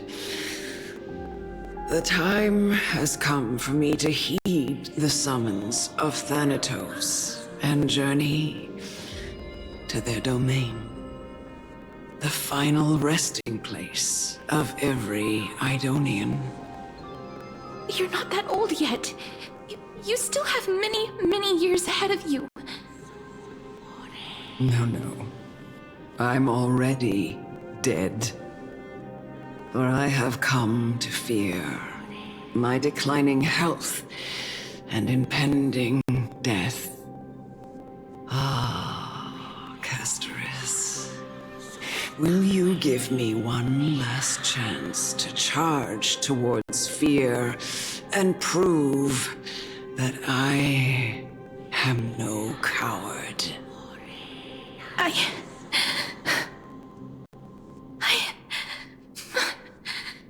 can't take this anymore! Child, it was I who brought you here from the frosty plains and set your farcical fate in motion.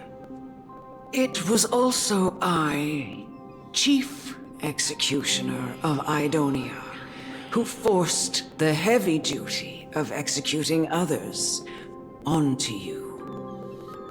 I've always known that you have doubts and even anger about my faith and about me. I never had a choice. Indeed. We essentially abducted you. Yet you can end any sinful life with just a touch of your fingers. Shouldn't it be easy for you to escape from here? I'll never do that. It doesn't matter how lightly the Idonians take death, or how readily they accept it. I simply can't do it. I knew I was right about you. What do you mean? I've taught you and cared for you as my own daughter all this time because of this blessing that's been with you since your birth. I know no one else in the world would understand the weight of life and death more than you do. In the eyes of an Idonian, death is the end of all life, a destination we will all eventually reach. Humans should not resist it, but learn how to face it. You can only live your life to the fullest after understanding this principle. And when you do, even if you eventually leave Idonia's protection, even if you must carry the curse forever, you can live with your head held high, like everyone else. No! How can I? Come now. It's time. I've already taught you all that I know. Show me that you are a fitting holy maiden, or at least that you possess the resolve to become one. Come now. It's time. I've already taught you all that I know. Show me that you are a fitting holy maiden, or at least that you possess the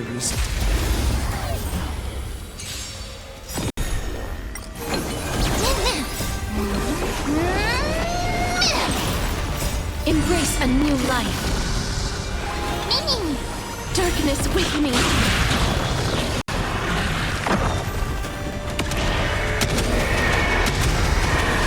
May death protect us! All will be swept away by the wind.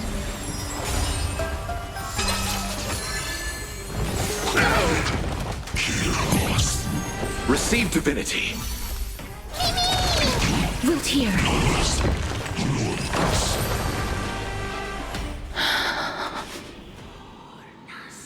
This was the last time I followed her command. I gently touched the elderly woman before me.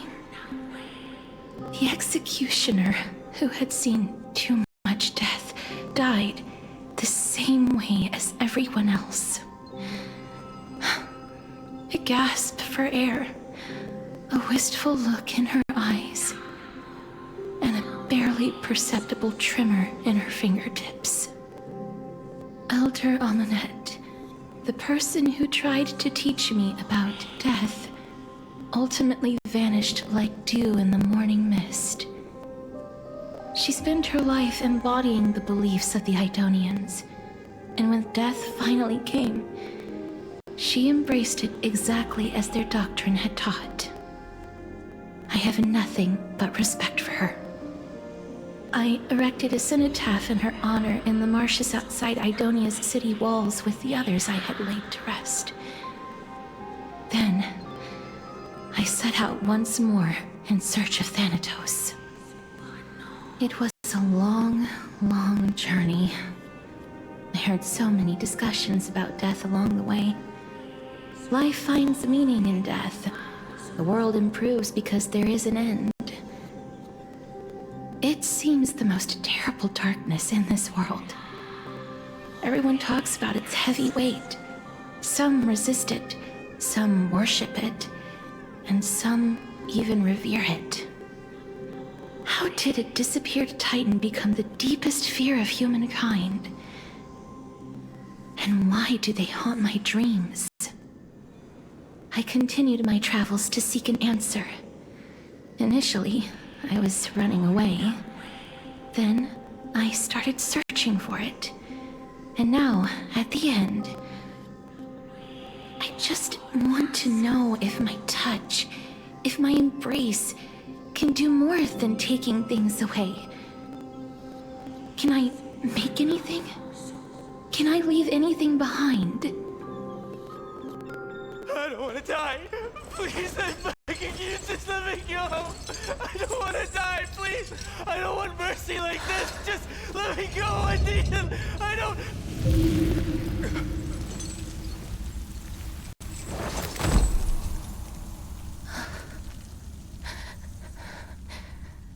I hate these icy hands.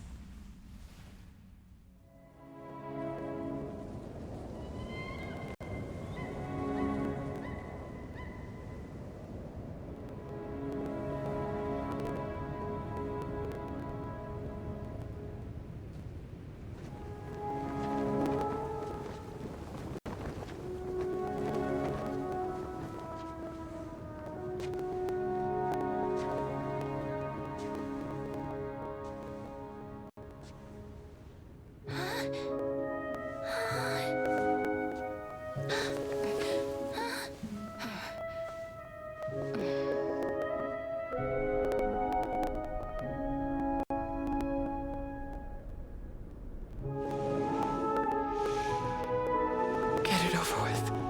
End its suffering.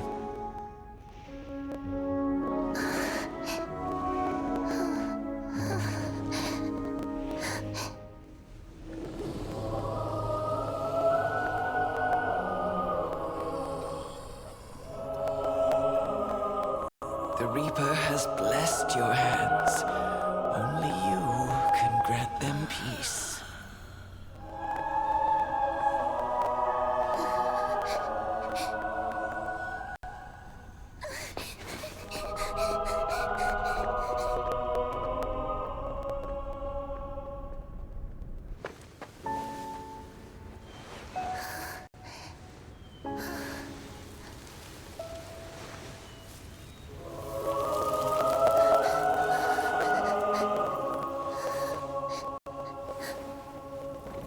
Embrace death. Walk alongside it.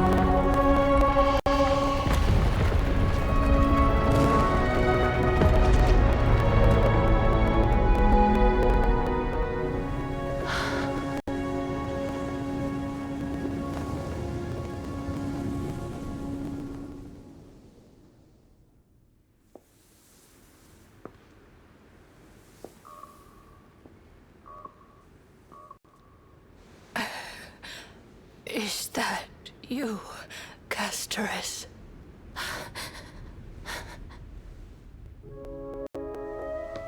All of them have gone, heeding death's summon, crossing into their domain. I must go too. I don't fear it, just I have some regrets. Watching people leave this world again and again, it must be lonely for you. You must want to desperately embrace them before they go. I can't. These hands, they're too cold.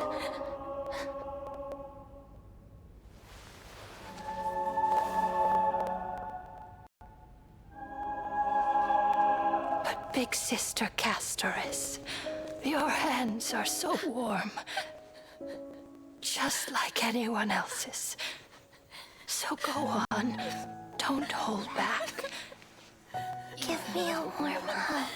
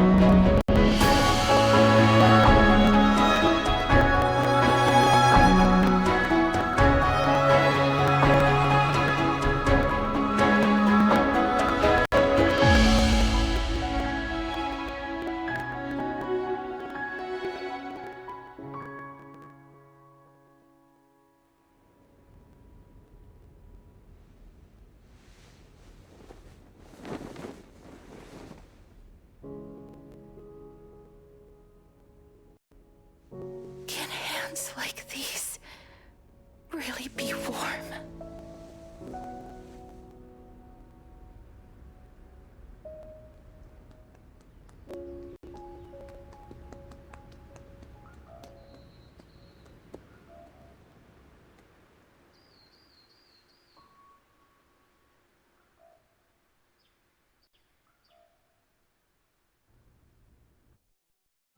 On the day that Oryx's trial ended, you must have had many questions. I felt just as confused. Why, as someone from beyond the sky, were you so cruelly dragged into Amphorius's fate? I wished I could take action, but no matter how hard I try, I cannot simply interact with the living as ordinary people do. Even when we brushed against each other unintentionally in the grove, and it was obvious that nothing had happened. When an almost unattainable hope finally welled up in my heart. When I thought that perhaps my touch would no longer bring sorrow, fate declared to me, it wasn't that the curse of death had finally been lifted, but that your soul no longer belonged to this world, and there was nothing left for my hands to take. Nothing. And did I really think this time would be any different? It's not that I don't understand this reality, just that I'm unwilling to accept it. Having walked such a long road, I am still unable to find the answer to life and death. I am resigned to eternal despair. Anything I wish to hold on to, death will inevitably wrest from my grasp. From that moment on, I lacked the courage to confirm it again. Until Oryx laid bare the cruel truth before us.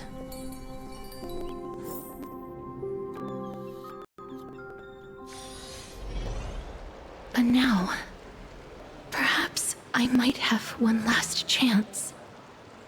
Long ago, Trinan read a prophecy to me.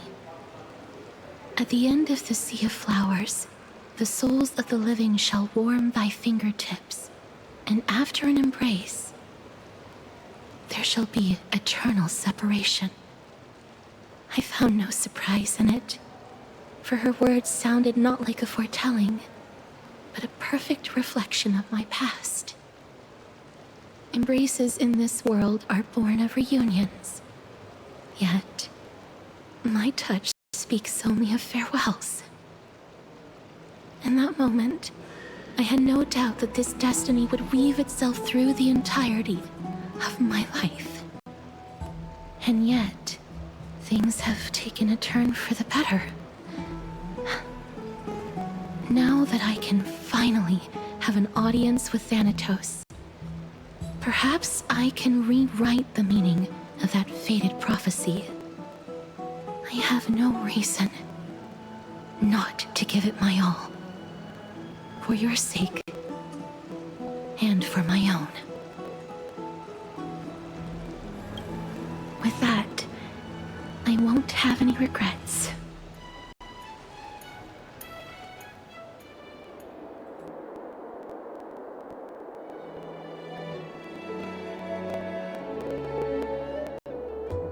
Let's put that aside for the moment. We've arrived. I want to retrieve a small gift I specially prepared for you. I made it myself, like the trinket I gave Lady Trian. I want to leave something for everyone, if possible. The journey to seek an audience with the Death Titan cannot be an easy one. I want to make full use of every moment I have before we depart, so that I don't have any regrets.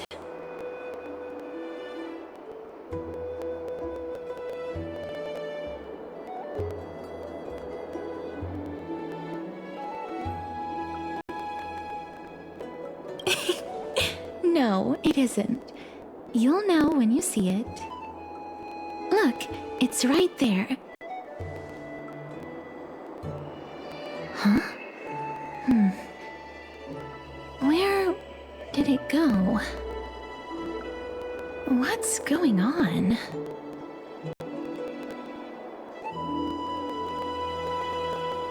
This is the coin of Zagreus and a slate. So it's her.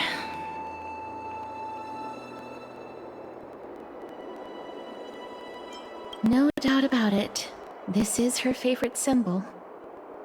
It's a Lady Cypher, the demigod of Zagreus whom Lady Aglaia had spoken of. She's a master thief who's left legendary tales all over Amphorius. So many years have passed, yet she's still announcing herself in such a crass manner. Let's just do as the slate says and look for Lady Cypher.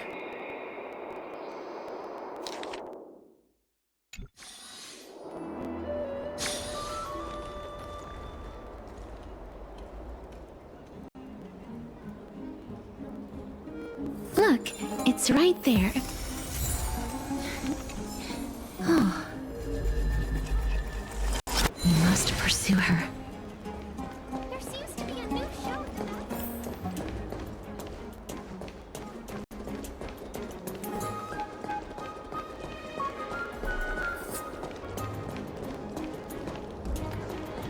Huh?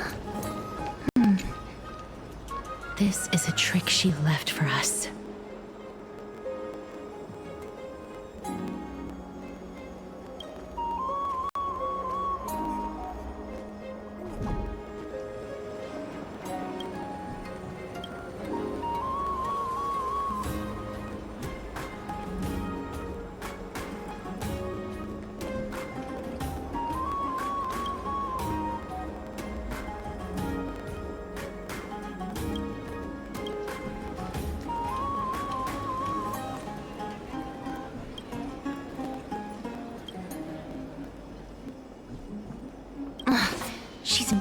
incorrigible. Follow me.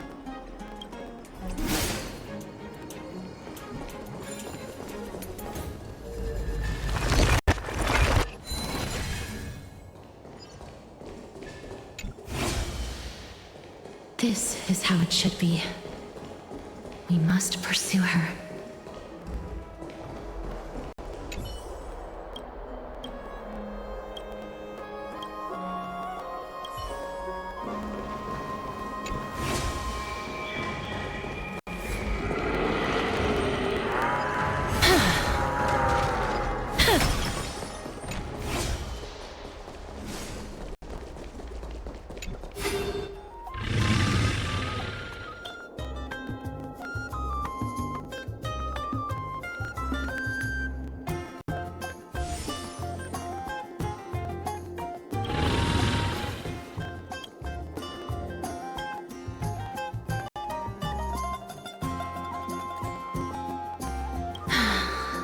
Lady Cypher, please come on out.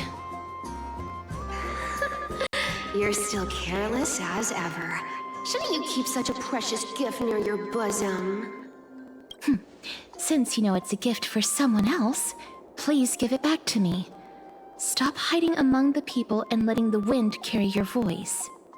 Now, since I know it's a gift, that just means I need to milk its worth.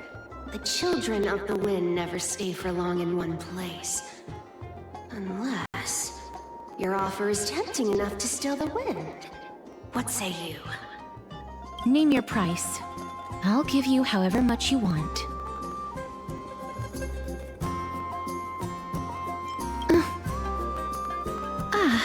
I'm sorry. Bargaining is really not my forte.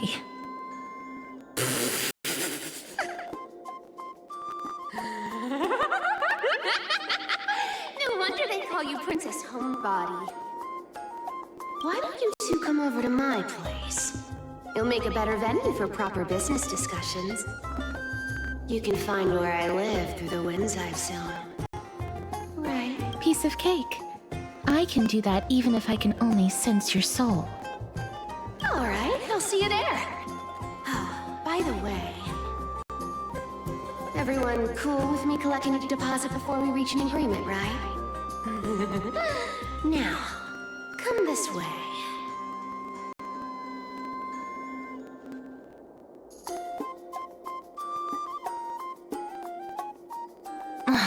She's incorrigible. Follow me.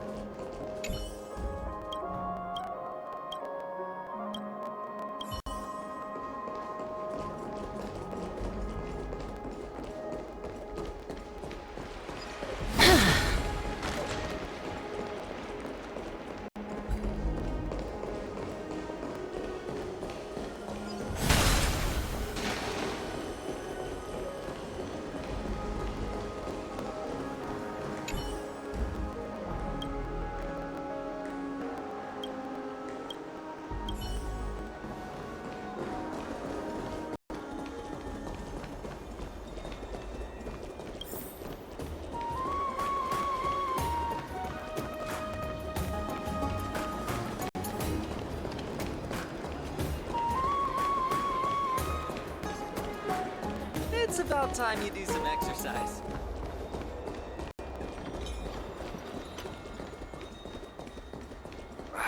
These fruits aren't very good quality.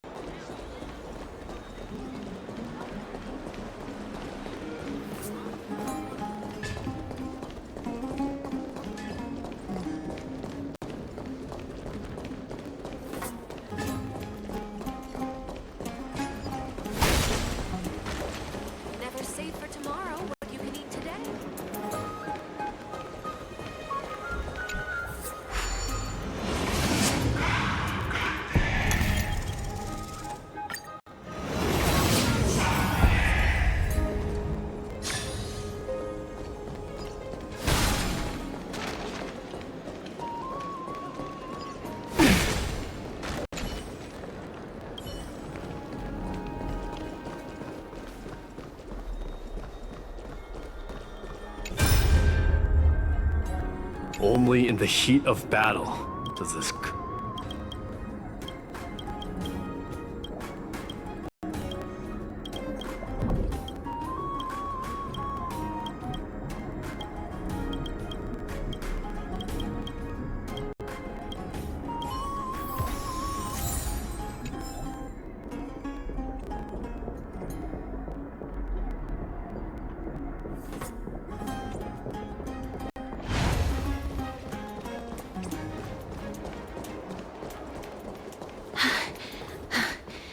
Here we are. Over here! Over here! No, not that way! This way! Come on. If I really wanted to hide, you'd never find me. So relax, you two. No need to get your hackles up. I'm not that scary, am I? Meow.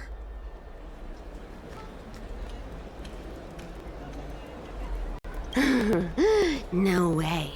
Some people might have been into that a millennium ago, but it's long since gone out of style. Loosen up, buddy. Shall we get down to business? Give me the jewelry piece first, or everything's off the table. Oh, come now. Don't be so upset. Relax. Relax. Look. Isn't the view here just great? You can see what everyone is doing and where they're going, and they won't even know you're here. Now that we've broken the ice, let's get to the point. Everything I've said so far has been a joke. I'm inviting you two here for 3 things. 1. The seamstress found me and wants me to take you to Styxia to look for the Death Titan. 2. The Council of Elders also found me, and wants me to make sure the core flame of Thanatos ends up in their hands.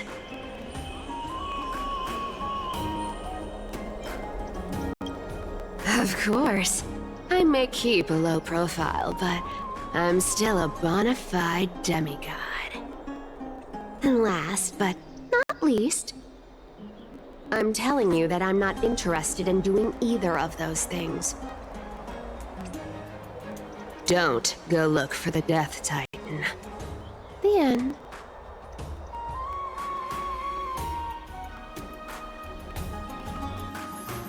Whoa, this is some high-quality stuff. And this room is full of it. How much are these worth, Did you get all this through that Aeronova gimmick? Some of it is family fortune, while the rest came from my business as a dressmaster. Don't liken the flame chase work to your shady dealings. Wow. I should have busted down your door instead of going around like a thief. Well, spill. Why are you giving me so much money? Payment for doing work. You're worth this much. Did you forget my stance to all this? I thought I made myself very clear. You wish to run away.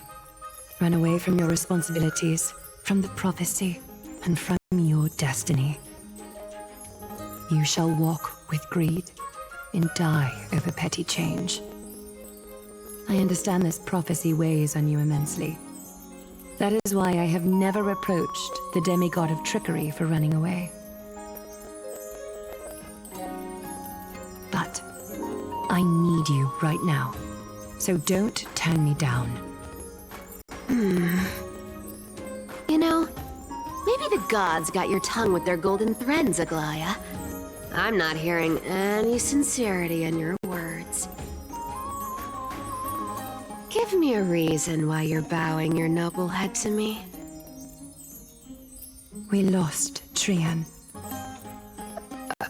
Oh. The divine power of passages is running out. I need another demigod to escort Castoris and help her fulfill her lifelong wish. Oh, I get it now. You're sending Castoris to her death.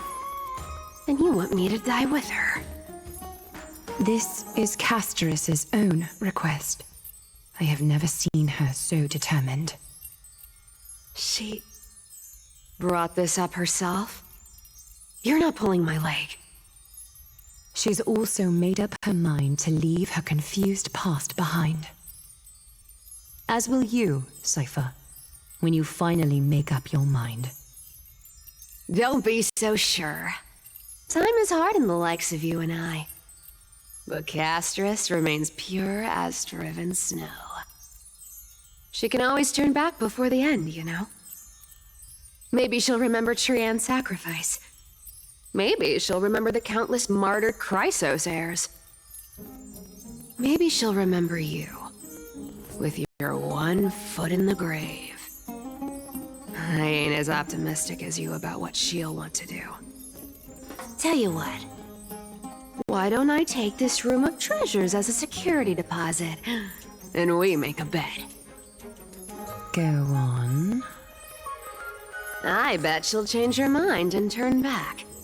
Now, if I lose, I'll do what you want me to do. Return this deposit to you, plus giving you another room full of treasures. How does that sound? You sound like you have all the confidence in the world.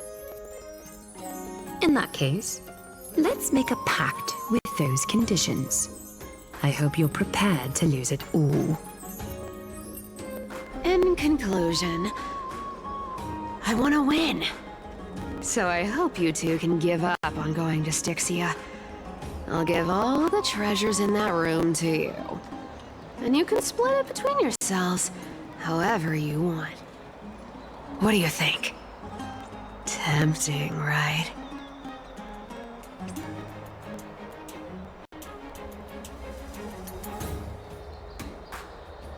I decline. If we don't find the Death Titan, her soul will... Oh? I can't go into the details, but we have to go to Styxia. I really don't get how. Princess, homebuddy, you keep talking about needing to find Thanatos, about getting rid of your curse, and you don't care about anything else. But did you ever live for your own pleasure? Even for just one day?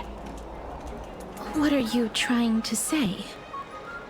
I'm saying, contrary to your beliefs, Aglaia didn't take you in just so you can die for her Aranova. The flame chase journey walks hand in hand with sacrifices. Isn't that why you're always running away from Lady Aglaia? Fine. Never mind. We all have our own problems. I ain't gonna say anything anymore. It's not like I was gonna honor that bet anyway. But listen to me. Styxia is no tourist destination. Sure, the treasures buried in there are 10, no, 50 times richer than Aglaia's vault. Yet, I've never been there. And I never plan to. Because even a demigod can't be sure they can walk out of that place alive. And now I'm supposed to escort you to Styxia. Sure. Pay up.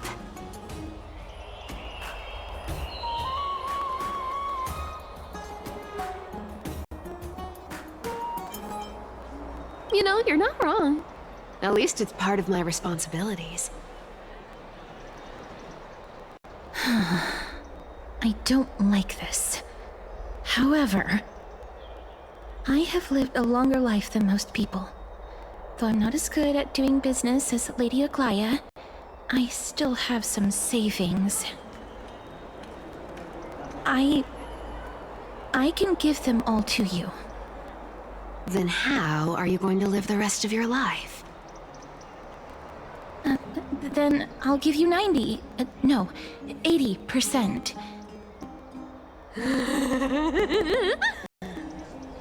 Well, don't mind if I do. 80% of Castrus's savings and a bottle of dew of divine blood. Not a bad trade.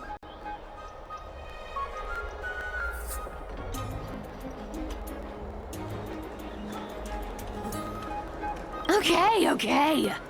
I didn't know you hold grudges, Gray Mystery. Here! Catch. Be careful with that! A minor change in plans, though. Don't go to the bath tomorrow. Come look for me at Akima's city gates instead. So, why are you changing the meeting place? Oh, nothing really. Just a bit scared of the seamstress's frosty face. I wouldn't stay a second longer in Akima if it were up to me. Well, now that we've struck a deal, why don't I give you guys a lift back? It's gonna be a long ride. So have a good rest.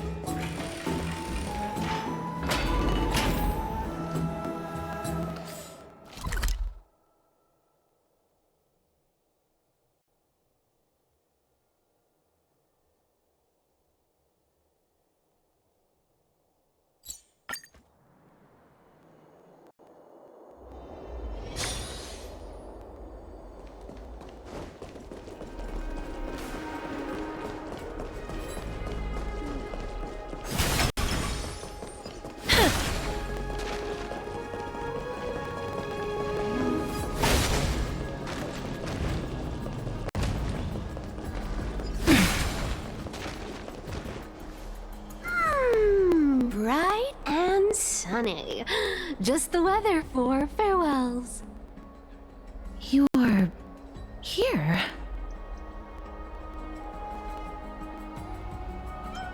No need, I already told her. She's fine with it.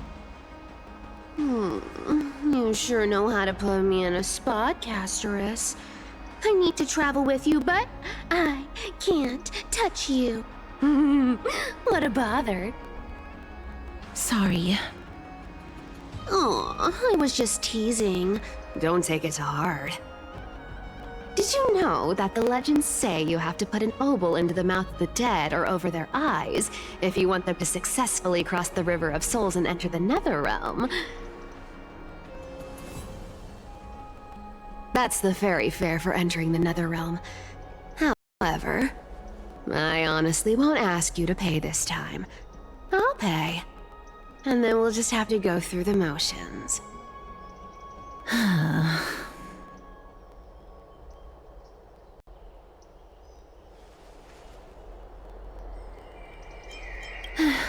Don't worry. It's not a lot. All right, pass me the coin.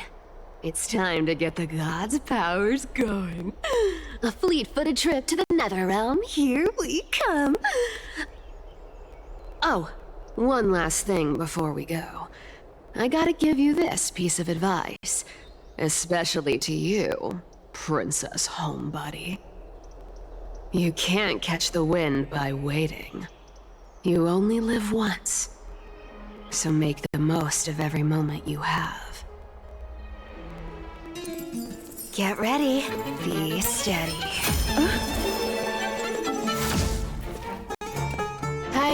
Your turn. Don't be nervous. After all, it'll be gone in the blink of an eye.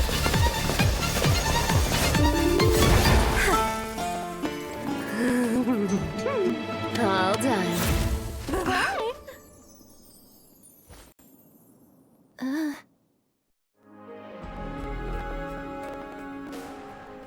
Are you feeling all right?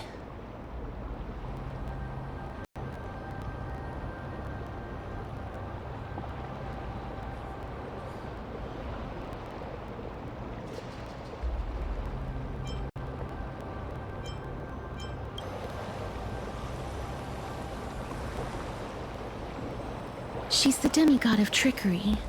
When she flips the coin of whimsy into the air, she gains incredible speed that lets her travel anywhere in an instant.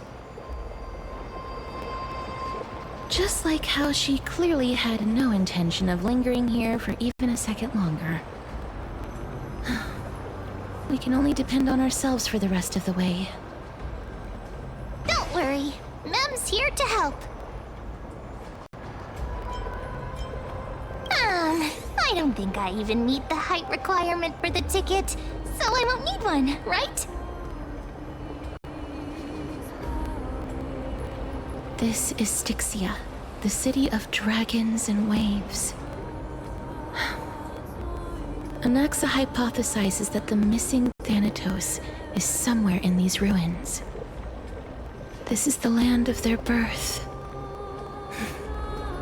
Or perhaps of their death.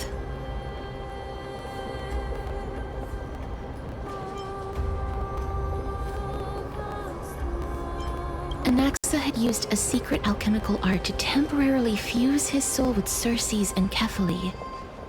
And when he was on the verge of death, he was pulled by Thanatos and caught a glimpse of the flowing river of souls. This alchemy, considered a sacrilegious act, might actually make the souls of mortals and titans attract each other. Even though Thanatos has been missing for 1,000 years, and even their followers haven't been able to find them, perhaps that special attraction could summon them here. Oh, so are we going to use that Philosopher's Stone to conjure the Titan?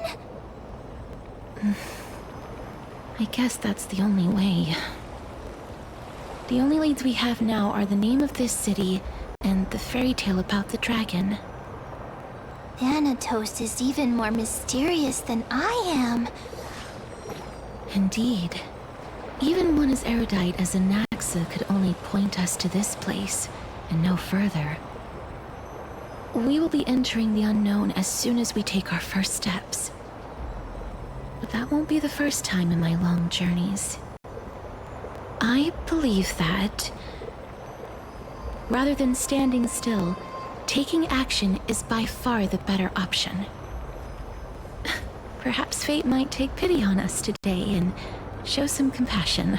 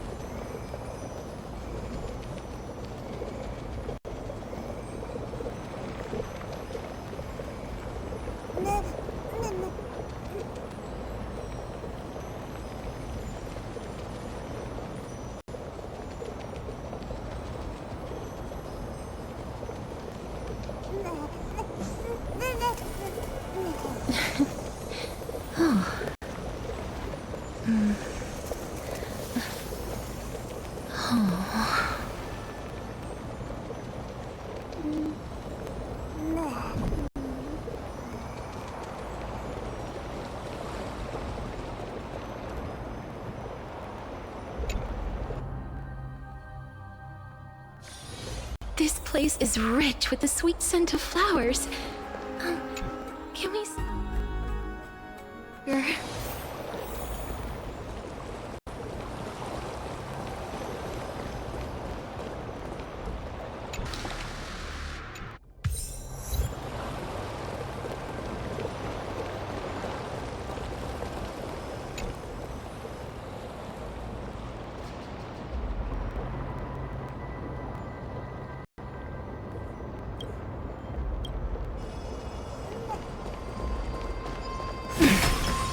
Go back whence you came. Go back.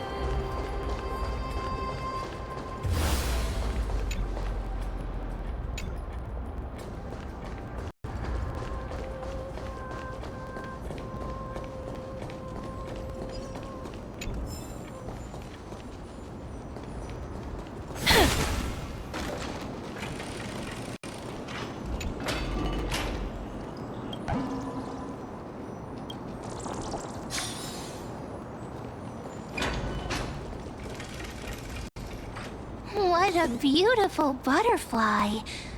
Is it talking to us? This is a eulogistic butterfly. They are found in places where many have met their demise. In Idonia, some think of them as manifestations of Thanatos' benevolence. By turning the lingering obsessions of the deceased into these creatures, it is as if the Titan has made life into a specimen. Others think of them as Thanatos' messengers that guide the departed to the nether realm. The second theory sounds more believable. After all, the things they're saying are rather, direct. Perhaps. But the fact that we're able to hear their whispers proves that we're fast approaching the realm of the dead.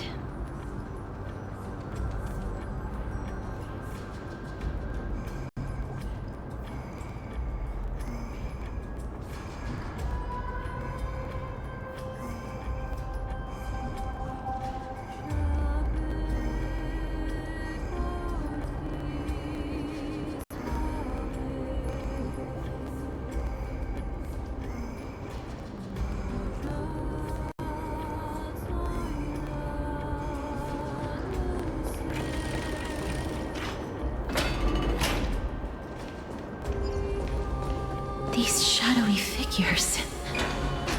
Are they illusions reflected by the River of Souls?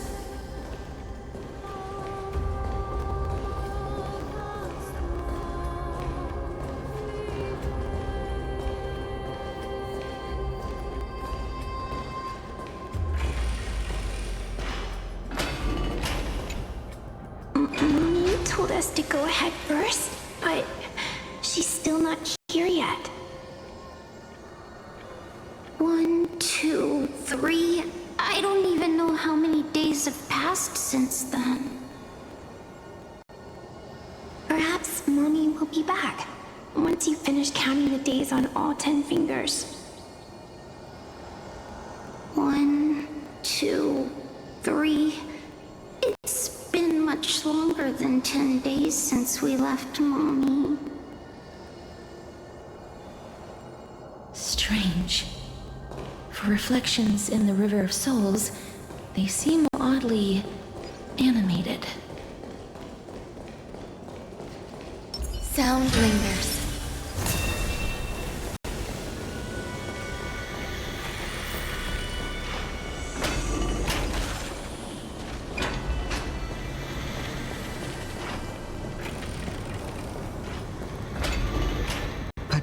Master, did that lady really lie to us? The Centurion personally instructed us to inlay the inscription into his shield. But now she's taken it away.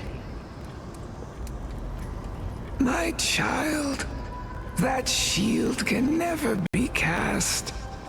And there's no need for it anymore.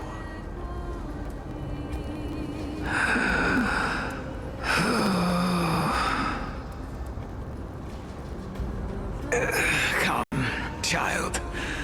What is the name of that Centurion again? Actually, never mind. Forget I said that. I'll wait with you for her to come back. When that happens, you'll be able to keep making shields. Don't be afraid, pal. Let's open our eyes wide, together.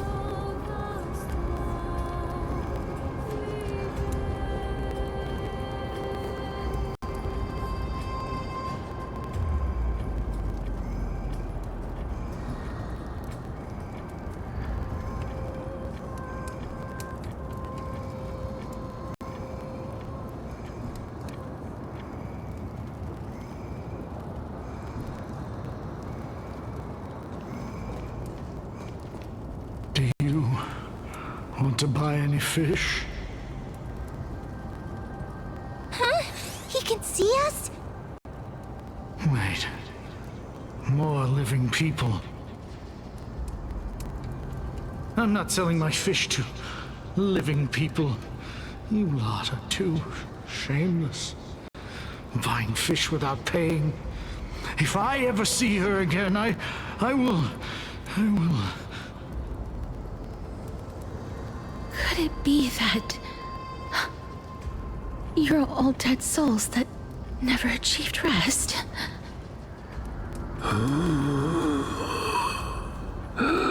The nether realm does not exist.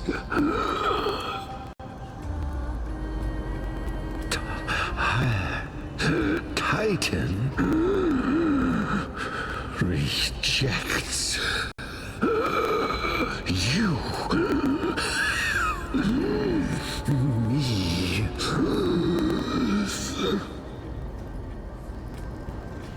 So, do you want to buy any fish? But there aren't any fish nearby. The fish gone. The people are gone too. I can only keep selling fish. So, do you want to buy any fish?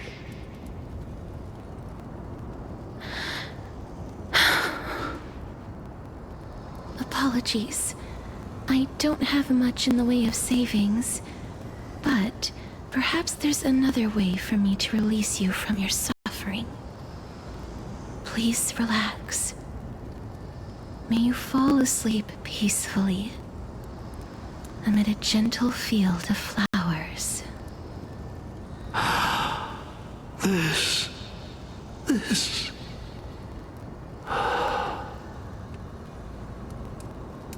I knew it. These people aren't illusions.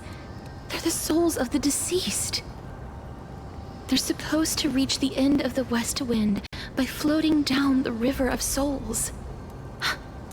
Yet, they have floundered upon the shoals of the stream, unable to move forward. Did Thanatos reject them? Or perhaps they didn't really die at all?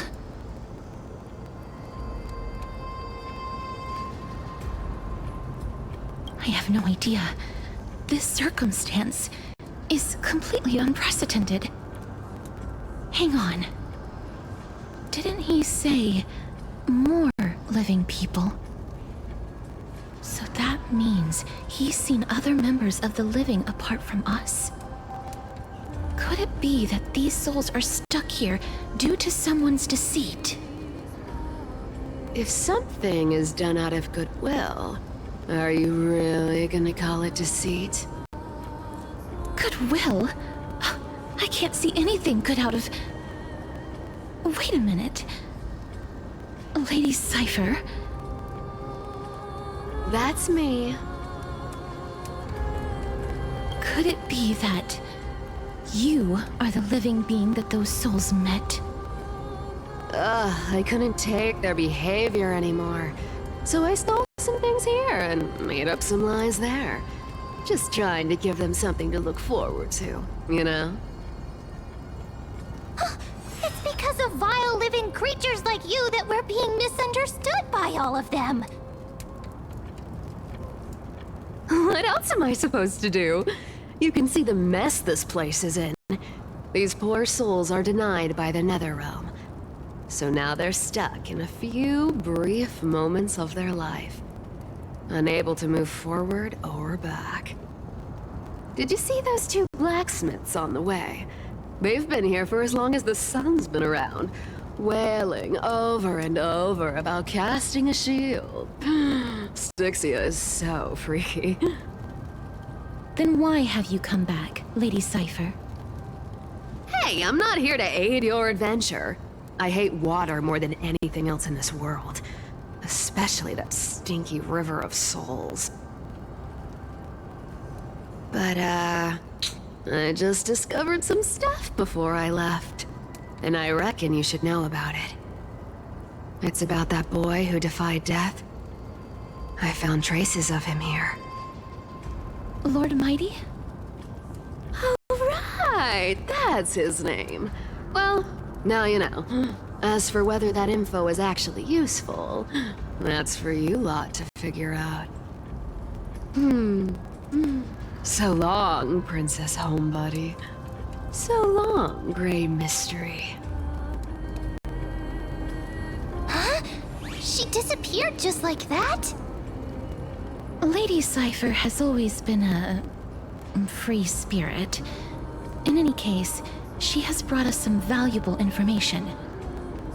If Lord Mighty is also somewhere along the river shoals right now, then he will certainly become our signpost.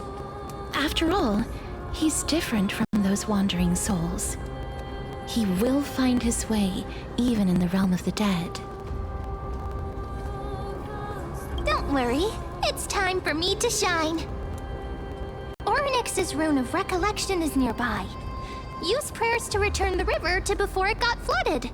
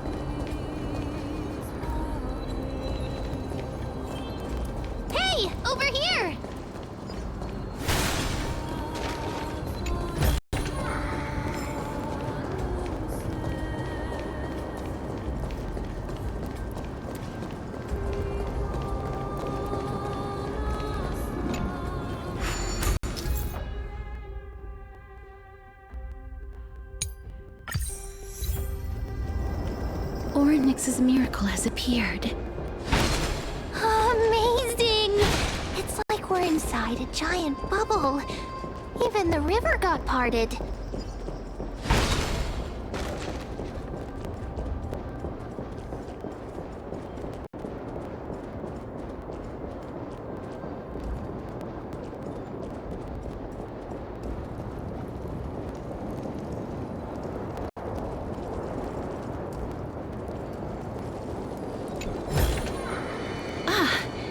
Make sure you keep it safe.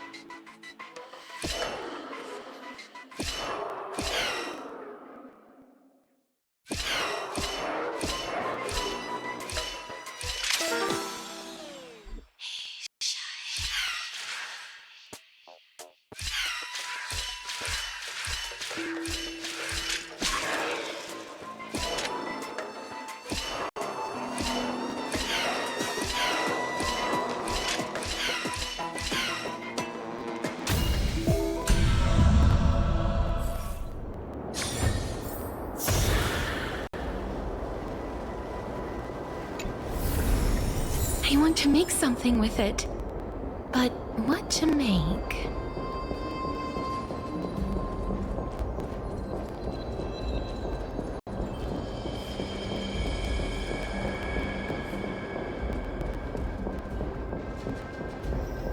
Huh. So this path actually didn't exist back then?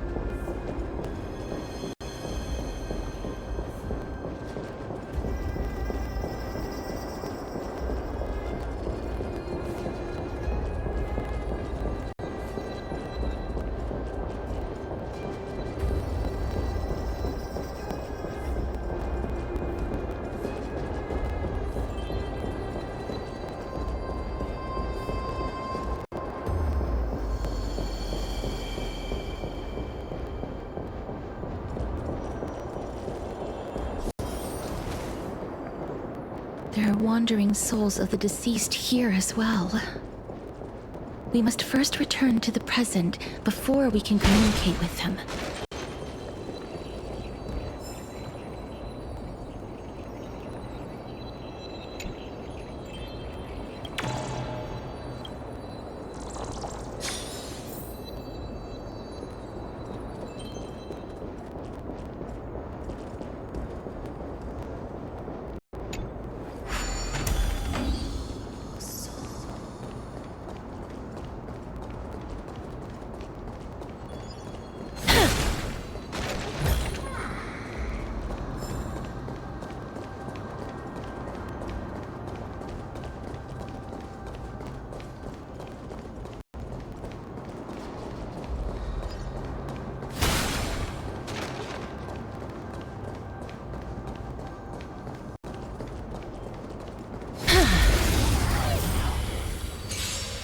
Existence is unity. Receive divinity. As you wish. Enjoy yourself. Bloom. Repay. The dead return!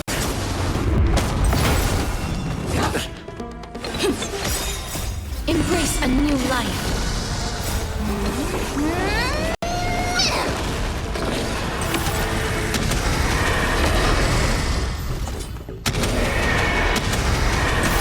May death protect us! All will be swept away by the wind. Receive divinity. Wilt hear.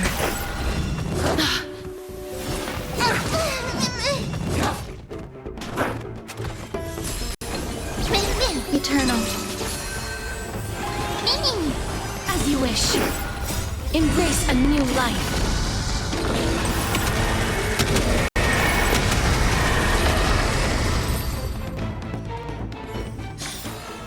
May wandering souls find their own way out.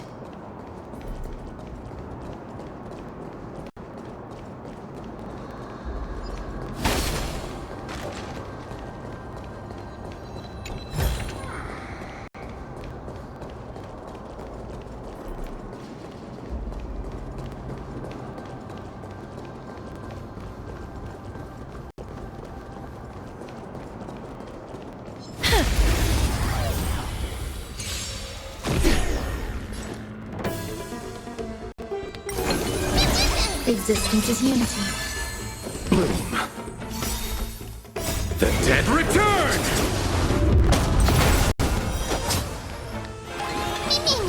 Wilt hear.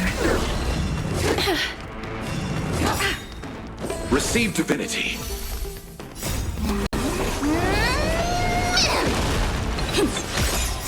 Embrace a new life.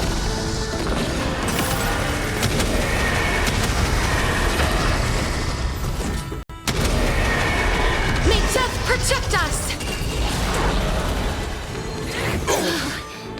All will be swept away by the wind.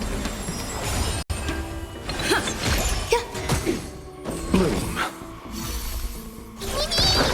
As you wish.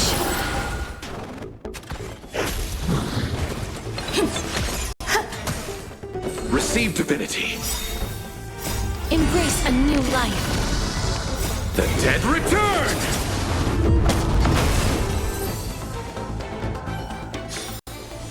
May wandering souls find their own way out.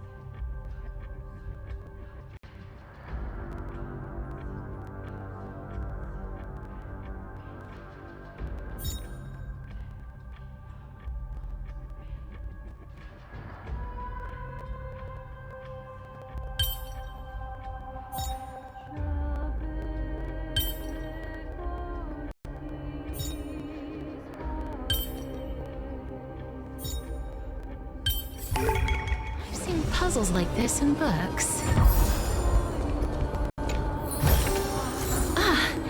Make sure you keep it safe.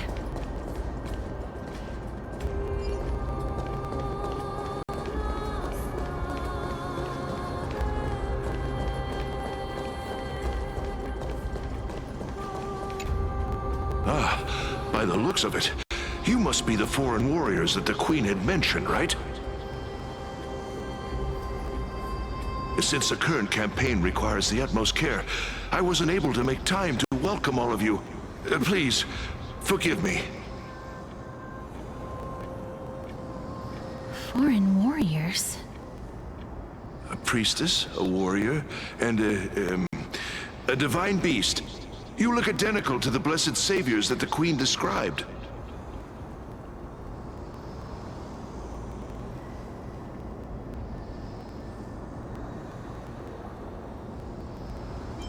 A campaign? Who are you campaigning against? Nobody knows, as of now. Of the scouts that went ahead, only one has managed to return. He says that the land ahead is a forbidden land that should not be approached, as it is the doorway between the netherworld and the mortal realm. As for the rest of the scouts, they've completely lost their souls and are decaying by the day. While there is still dissension within the city, the scholars agree that this calamity was so unprecedented that it needed to be given a new designation. An unprecedented calamity. Could it be death? It seems that you have indeed heard about this. Well, death is just one of the possibilities. It's too early to come to a definitive conclusion. A world that has never seen death. Looks like these people lived in the era Chrysia before the Calamity Titans descended upon the land. May I ask, where is the scout who managed to come back? Though he returned to Styxia, he only had enough left in him to last no more than half a day. However, it was his intel that convinced us to rally together. He said that he witnessed the demonic specter of an evil dragon at that treacherous land. The apparition opened its giant maw and devoured everything in sight, and thus brought Styxia that thing called death. Styxia. An evil dragon that brings death. It all sounds rather familiar. Wait, wasn't this part of that fable? Sir, could I ask how the Queen and Princess are doing? The Queen?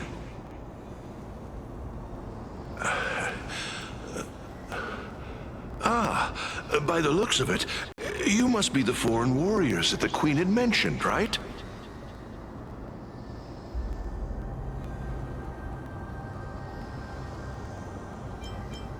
Oh, it's the same lines. Looks like he's still trapped in the moments before his death. Leave it to me. Sir, the war ended long ago. Styxia no longer exists. Styxia is no more? This cannot stand! Newcomers, hurry up and go take your positions! Oh, looks like it's difficult for this gentleman to accept reality.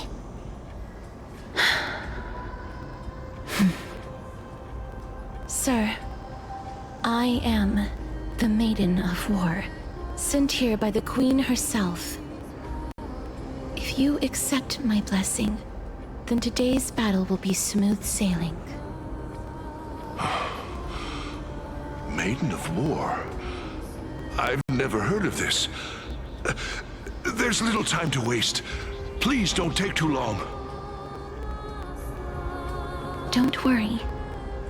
I'm typically unwilling to prolong such a moment.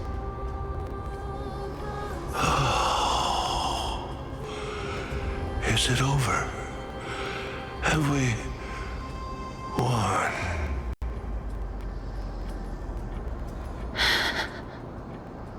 Cass! Oh, are you alright? I'm fine. I just didn't expect that I would still have to embalm others, even in the realm of the dead. Is this a remnant of his soul?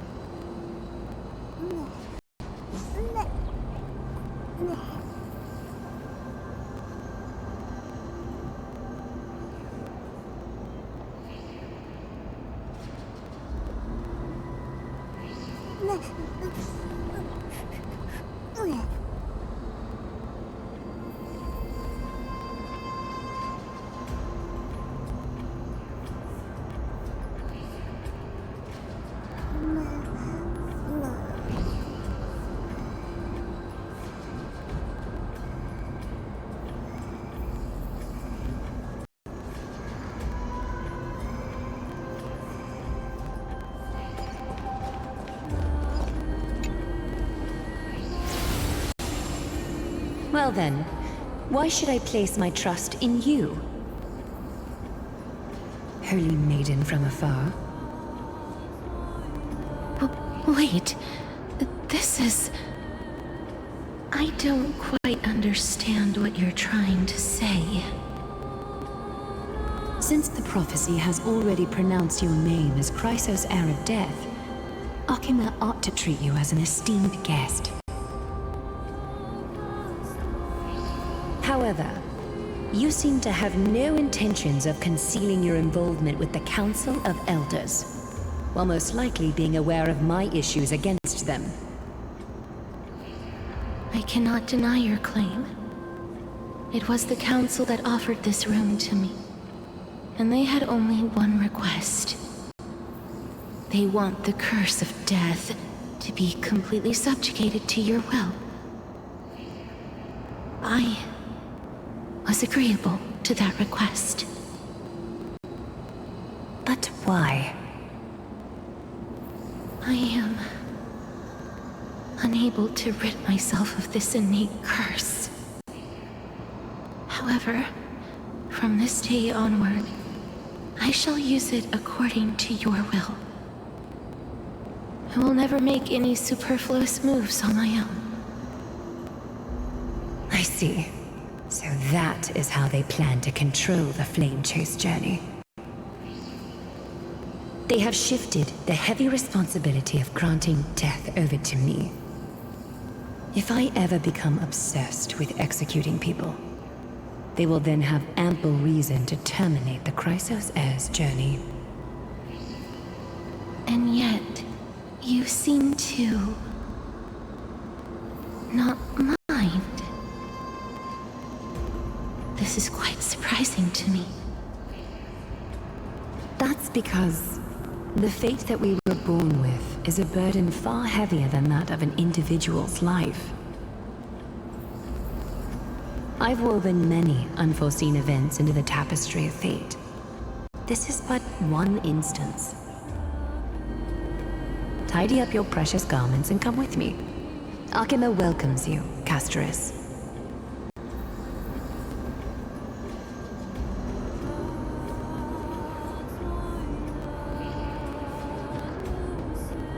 I didn't think we'd find vestiges of memory here. Maybe they've got something to do with Orynyx's rune? Perhaps, but I do not need a reminder from them. This memory is one that I will never forget.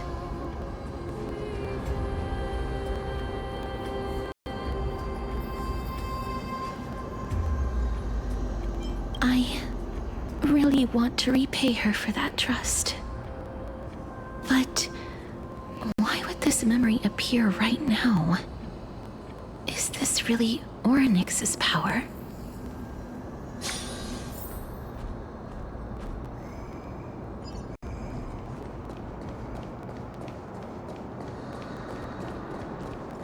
Could these dead monsters actually be... If Lady Cypher is to be believed... Why are the Black Tide monsters here too? Can they swim in the River of Souls? Even Thanatos wouldn't be able to accept Black Tide monsters into their realm. These traces seem to suggest that anybody who trespasses upon death will pay a heavy price.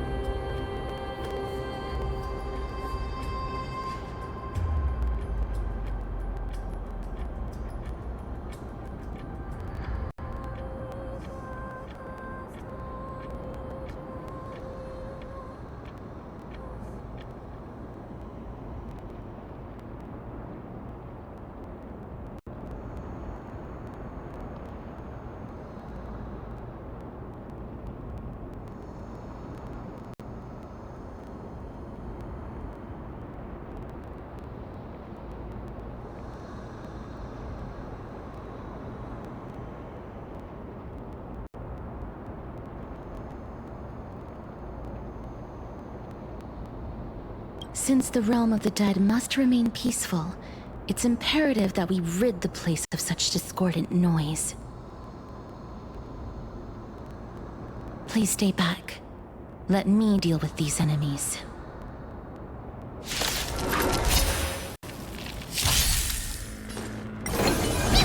Eternal. Root here. As you wish. Receive divinity.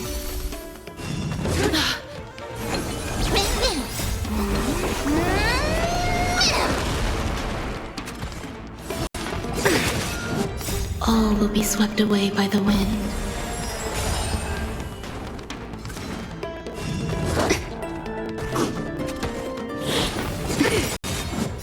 Embrace a new life.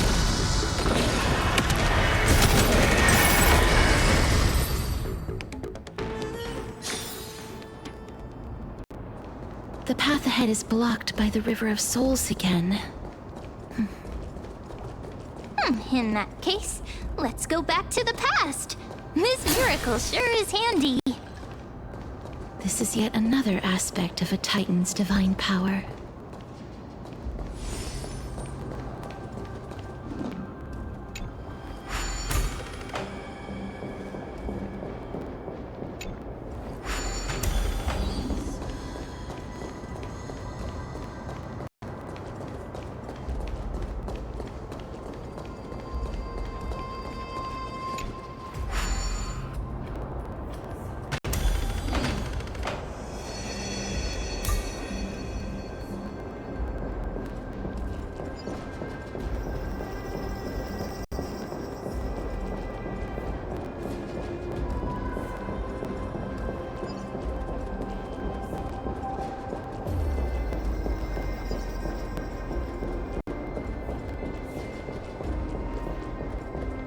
If Dan Heng was around, he'd definitely be able to raise the waters of the River of Souls into the sky.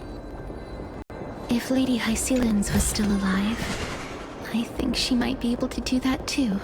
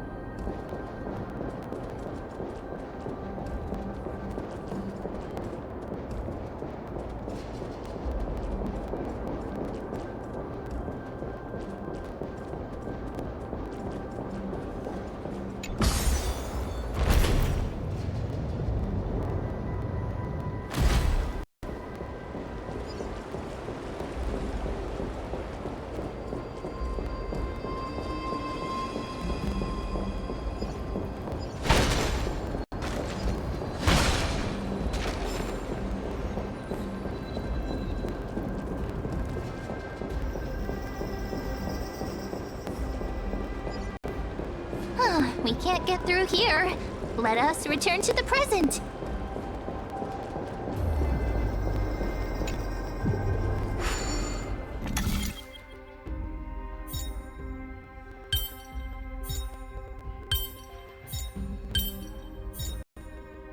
I've learned something.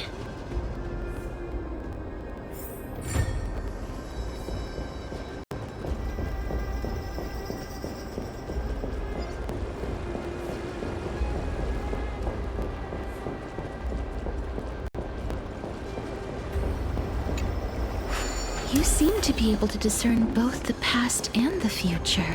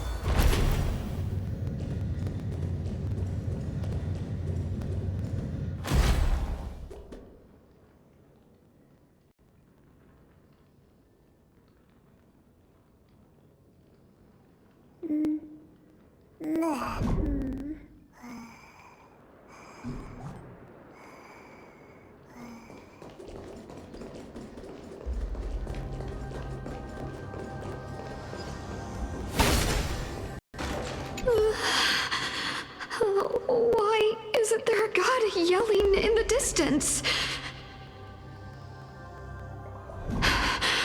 Indeed, my downtrodden fellow, your sorrow and joy are but means for me to amuse myself.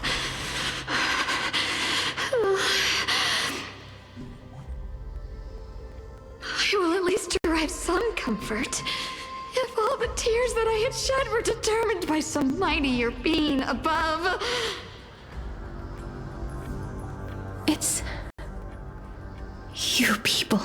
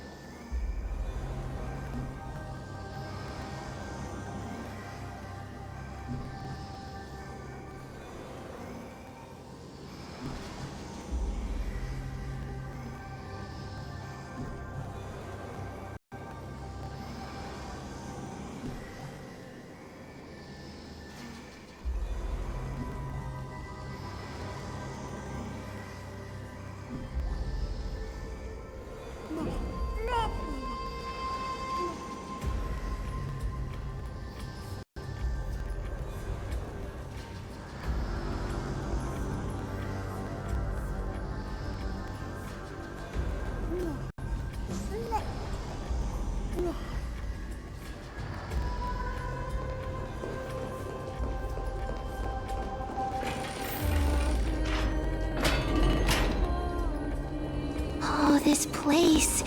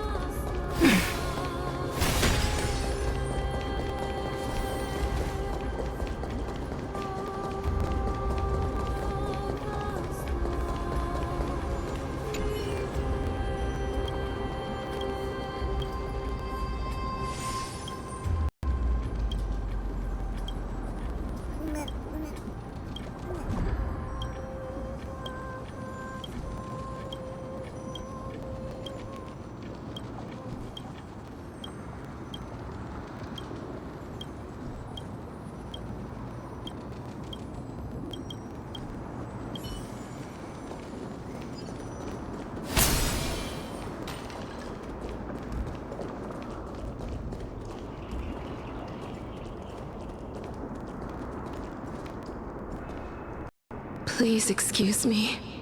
I am but a scholar from a distant land who had the misfortune of falling into the River of Souls and turned into a member of the dead. Huh? This one seems to know that she's already dead. Oh, I was merely speculating, but it seems I was right. And you... I recognize you. You're the Holy Maiden of Death from Idonia, right? I'm sorry. I cannot bring you back to life. However, should you desire it, I can end your prolonged limbo. I'm well aware of that. Even if you were able to revive me, I would never choose that option. That's because I didn't fall into the River of Souls by accident. Instead, I leaped into it to seek my death. Why? If you could see the life I've led, then you would not reproach me so. My life was far too miserable. But I did not expect things to stay the same even in death. What a joke. In escaping my mortal life, I've entered a millennium of pain instead. Circe's above. What cowards humans are. For we fear both life and death simultaneously. I'm sorry. I'm also powerless to answer that question. That's all right, Holy Maiden. At least you are able to respond to me. Please, grant me death. Circe's above. Does this count as thinking till the moment I die?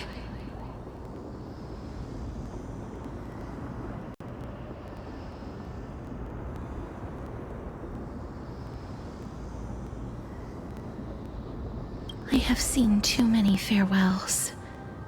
Her distress is quite commonplace. There are those who will end their lives over what seems to be the smallest of worries. For some people, this power that I possess is a blessing rather than a curse. But I never managed to convince myself of that. Cass, are you still trying to create a world without death? Yes, because when placed under time's vast scales, there is no worry in this world that cannot be solved.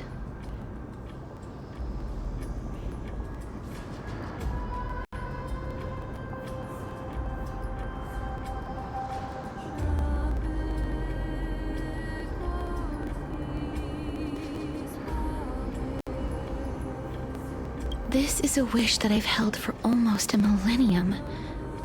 My mind might have changed once upon a time if people managed to strike up a friendship with me.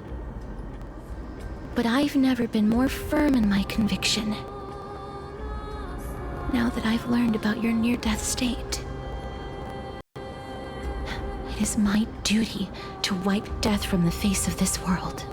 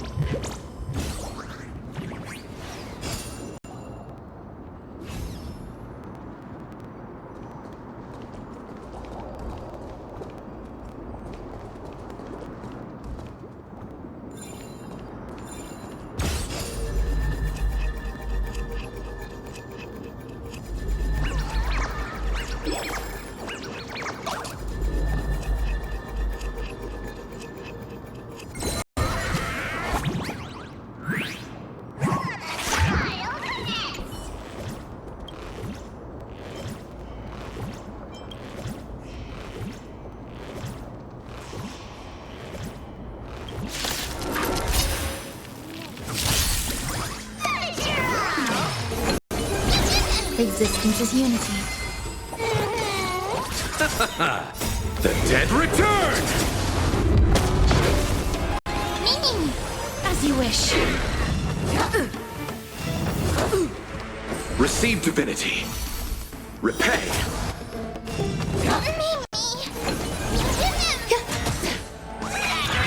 Bloom. Embrace a new life.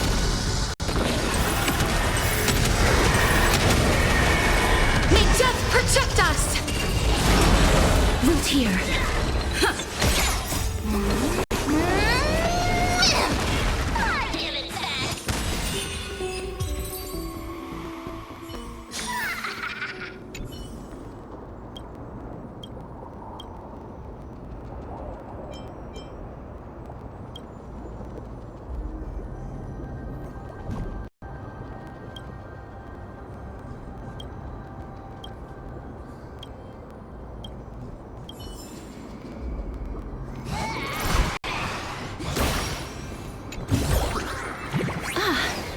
Make sure you keep it safe.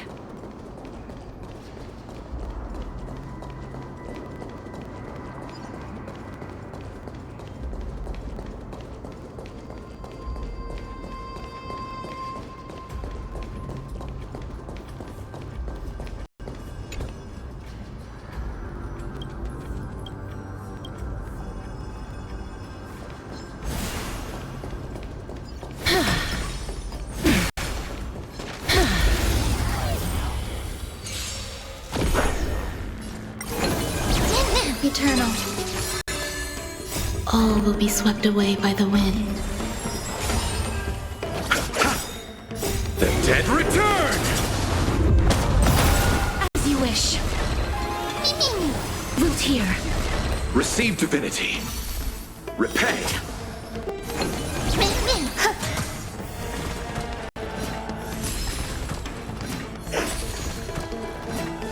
Bloom. Embrace a new life.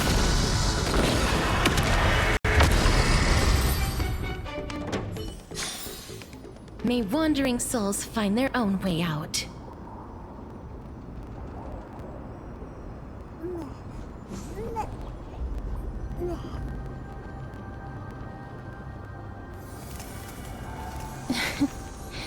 Oh.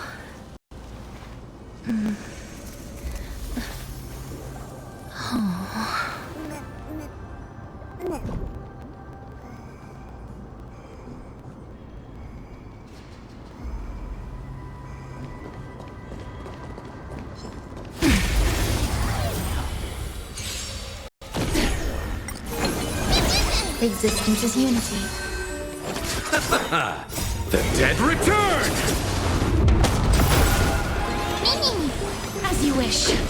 Receive divinity. Repay.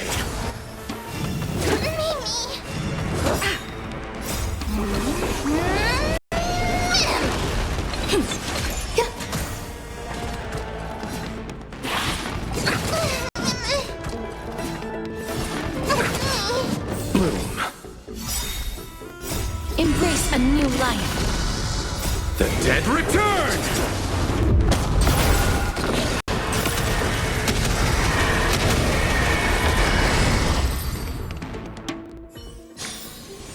May wandering souls find their own way out.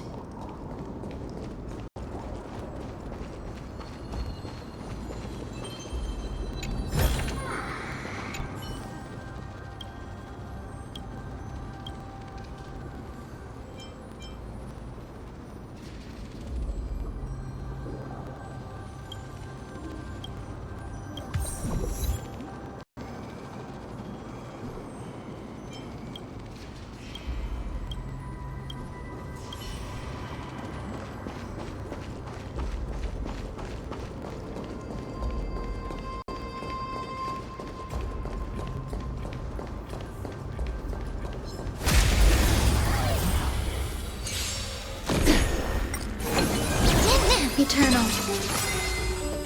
All will be swept away by the wind. Root here. As you wish. Receive divinity.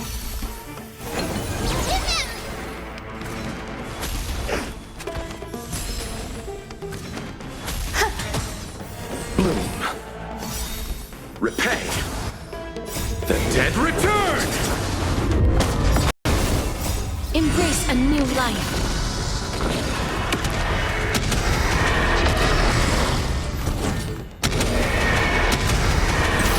May death protect us! Receive divinity.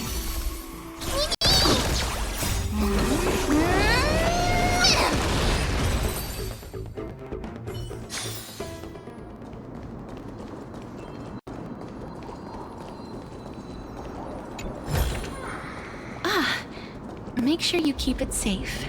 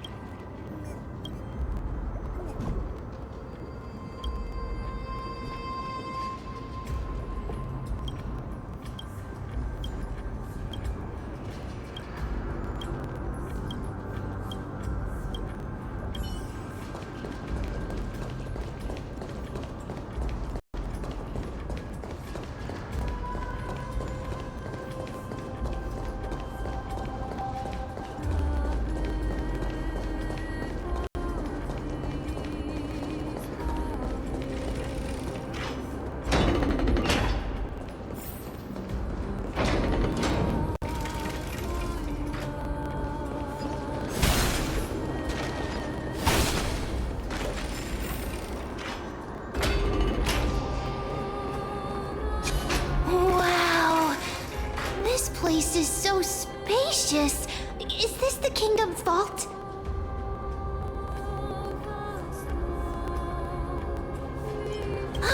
Broken stairs, blocked paths. This place is gonna fall down soon. Do we need to enter that doorway to climb even higher? There seems to be a person. Oh, more like a soul guarding it. But how should we get up there?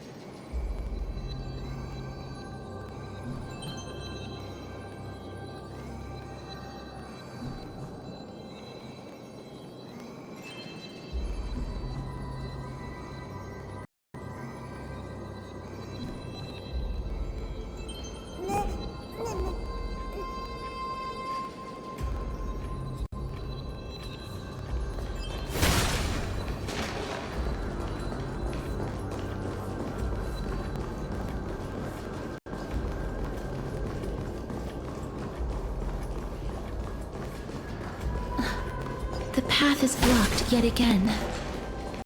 Oryx's 8 always appears in times like this.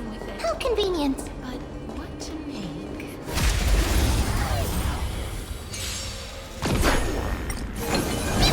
Existence is unity. As you wish. Root here. Receive divinity. The dead return!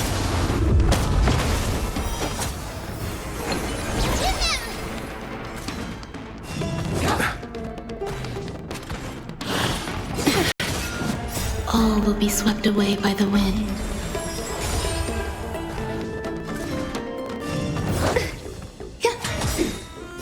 Embrace a new life.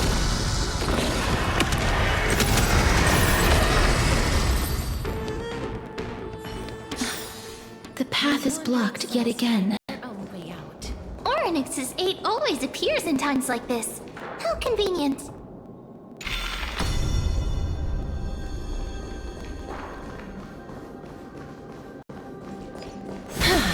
Look, there's even a platform lift over there.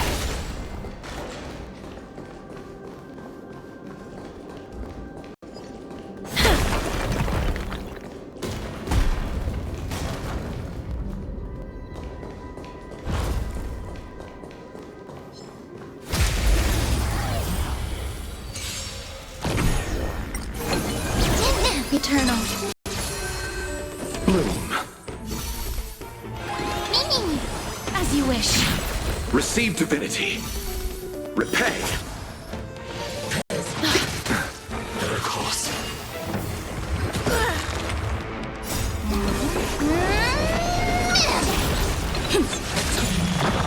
All will be swept away by the wind. Embrace a new life.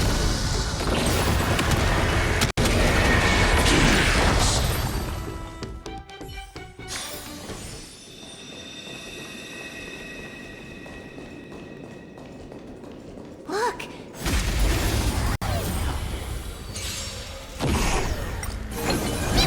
Existence is unity. The dead return! Root here. Bloom. Repay. As you wish. Receive divinity. Embrace a new life.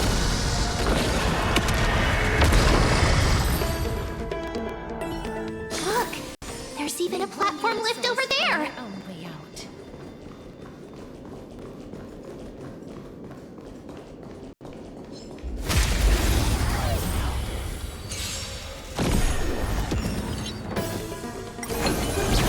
Eternal. All will be swept away by the wind. The dead return! Root here.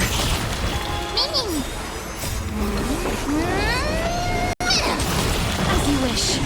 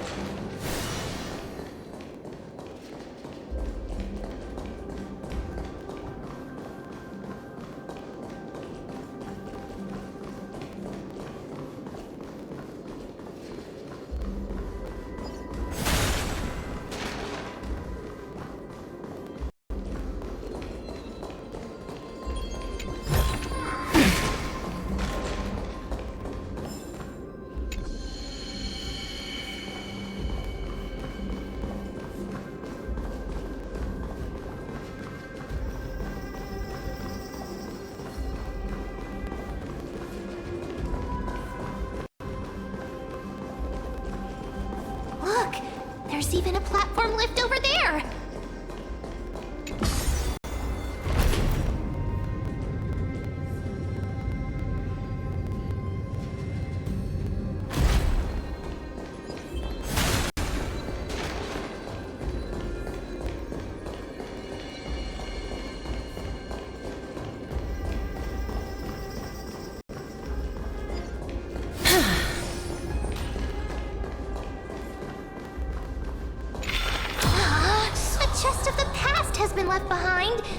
its treasures remain inside.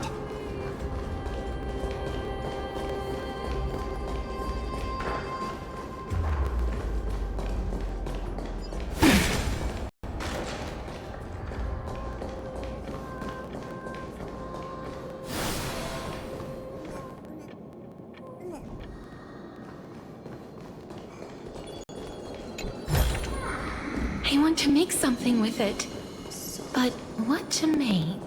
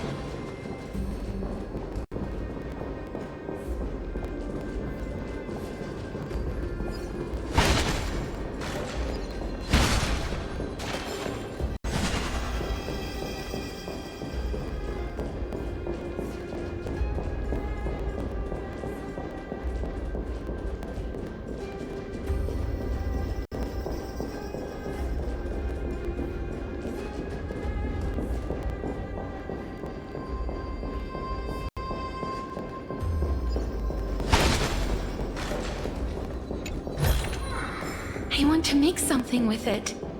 But what to make?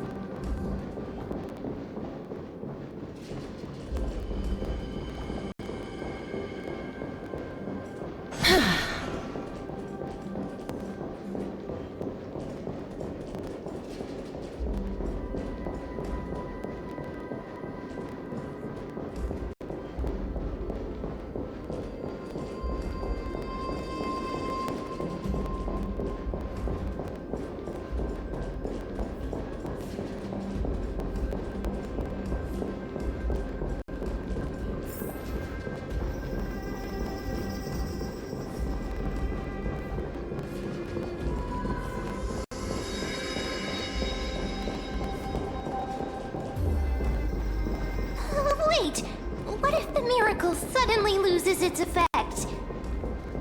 Ma'am, do you really want me to answer that?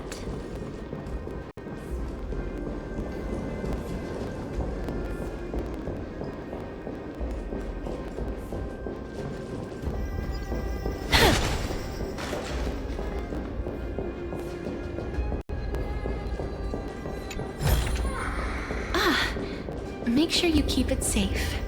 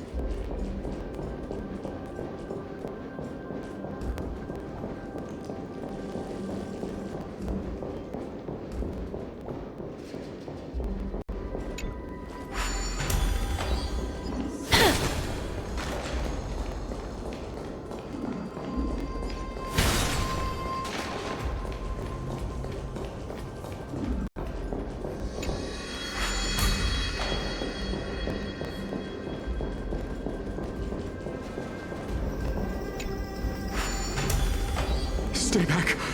Don't come any closer. Don't come near me. Huh? Why does he look so panicked? Did the black tide monsters frighten him? Or is he actually scared of his own extraordinary power?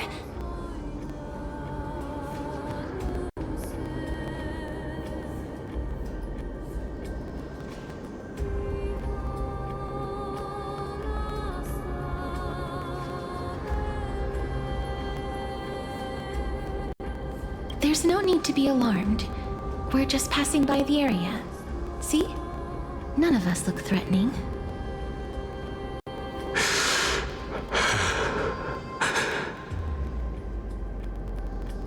You have a point. Although, while this might once have been the royal vault, it's since been plundered empty. So please go away right this instant. You've misunderstood us.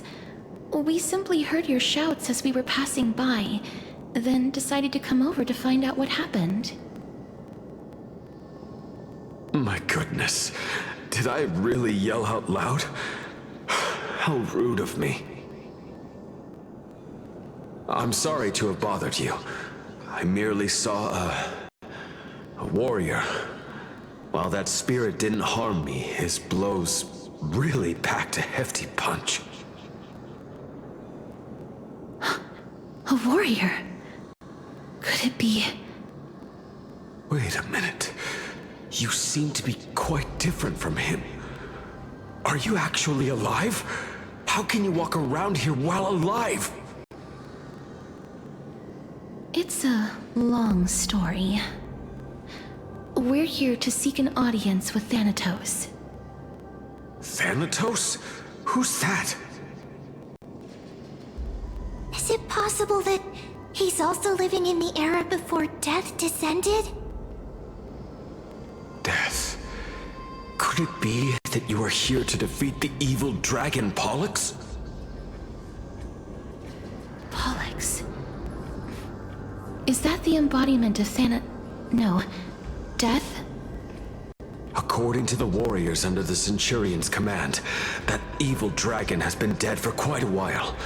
The curse that condemns people to death didn't originate from it. but they saw a girl within the dragon's embrace, and she is the true Reaper.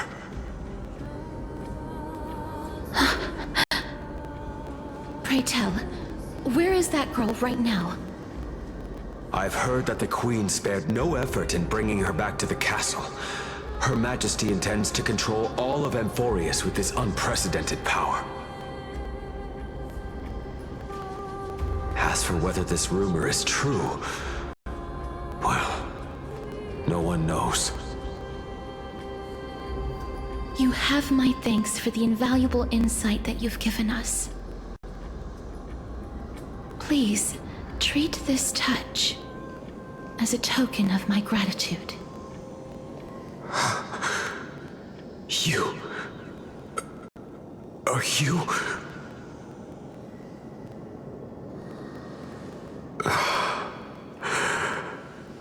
Thank you.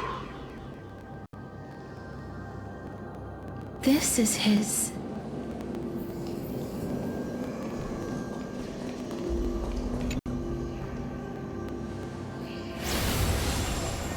Then you granted him death? That isn't like you. You would have refused even if I commanded you to do so. I... don't know. I did it out of sympathy, believing that I wouldn't be racked with agony, but... I am still in a state of turmoil. Sympathy? Sympathy for that youth who triumphed in every battle?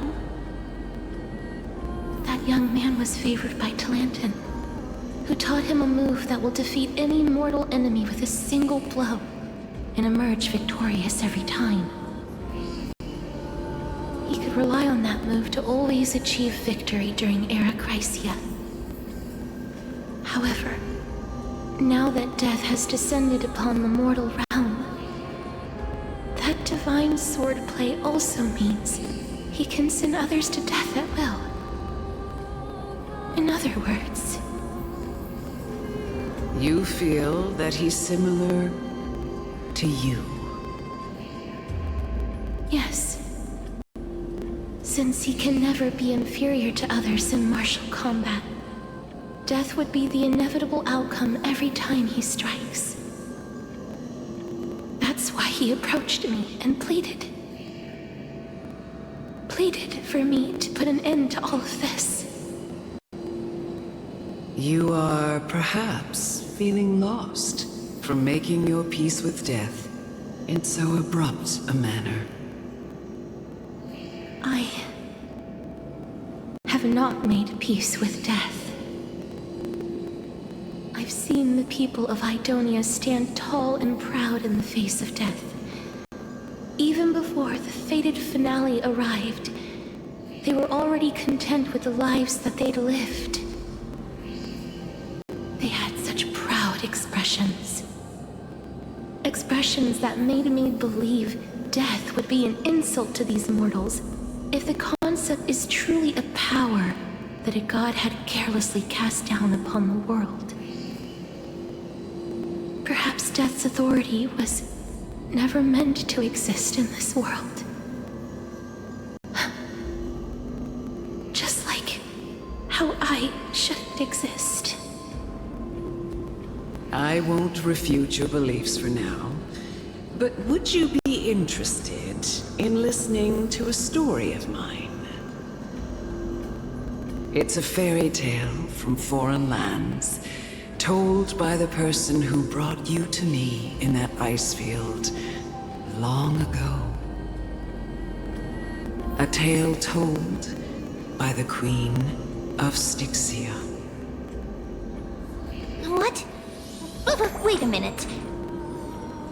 That means the girl born in the dragon's embrace, the personification of death these souls talked about. That's you, Cass? I've already had an inkling for a while now. But I honestly have no memories of Styxia. My memories only begin after after Amunet brought me to Idonia.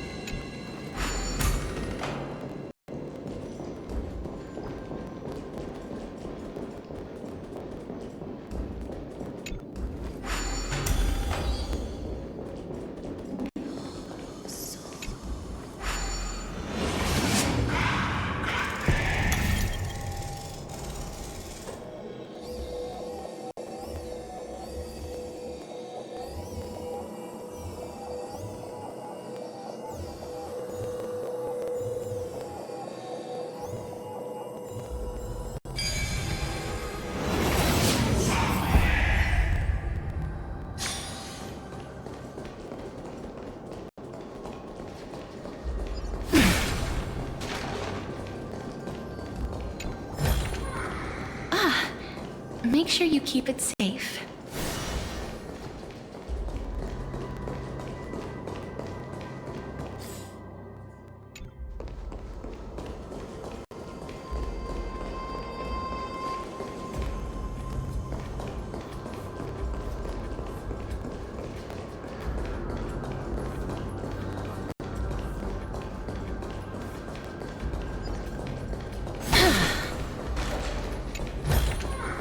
I want to make something with it. But what to make?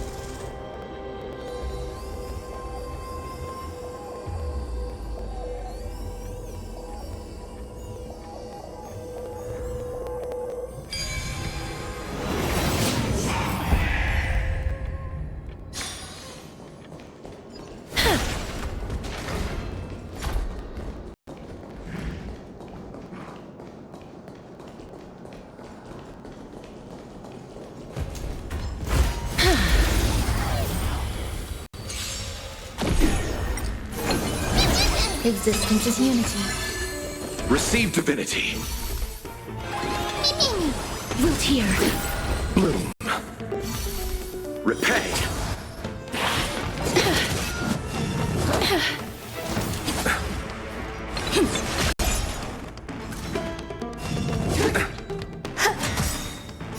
Embrace a new life.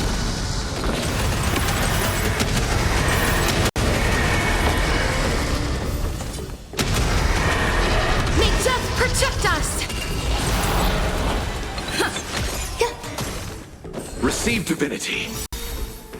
The dead return!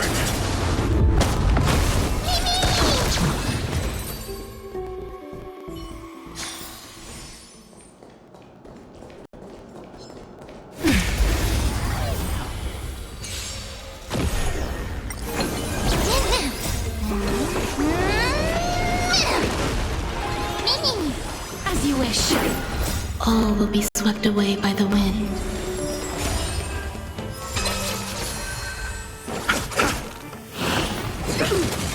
Bloom.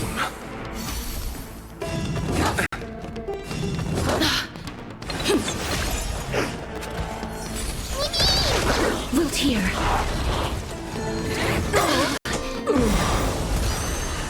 Embrace a new life.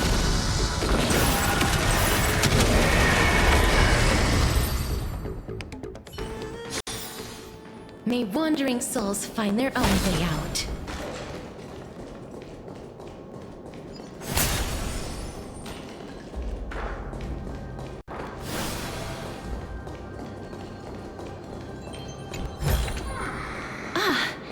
Make sure you keep it safe.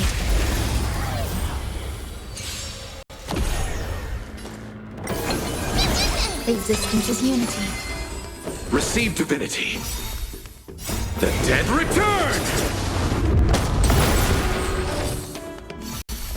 Repay. As you wish.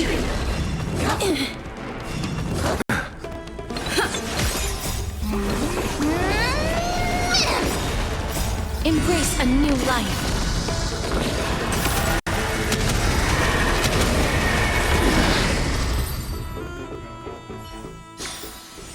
May wandering souls find their own way out.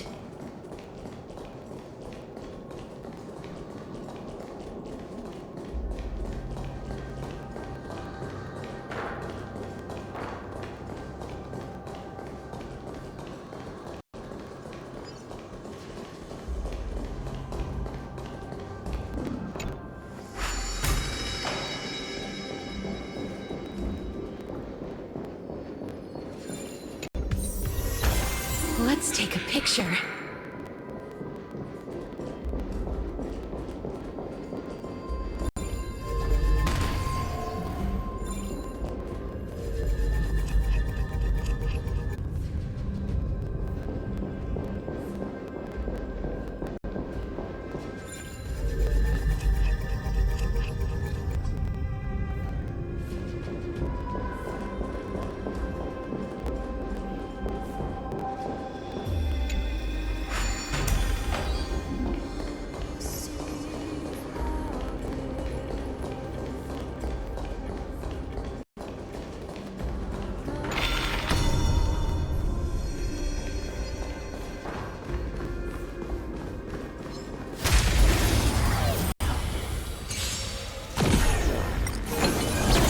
Eternal. All will be swept away by the wind. Receive divinity. Root here. Bloom. Repay. The dead return! Are you kidding yourself? Nothing major. Embrace a new life.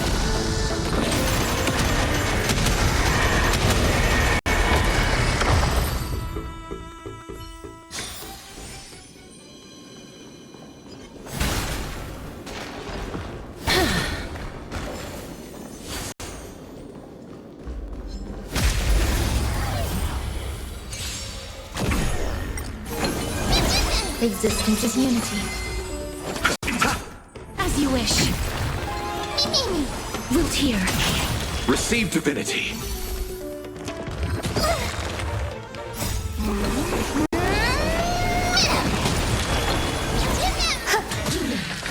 Bloom. Repay. The dead return! Embrace a new life.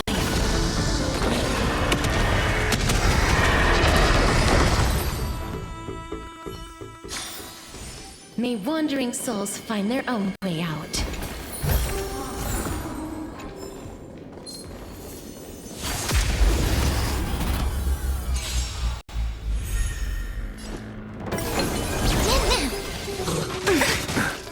All will be swept away by the wind. Are you kidding yourself? As you wish. Receive divinity. Nothing major. Eternal. Bloom. Repay. The dead return!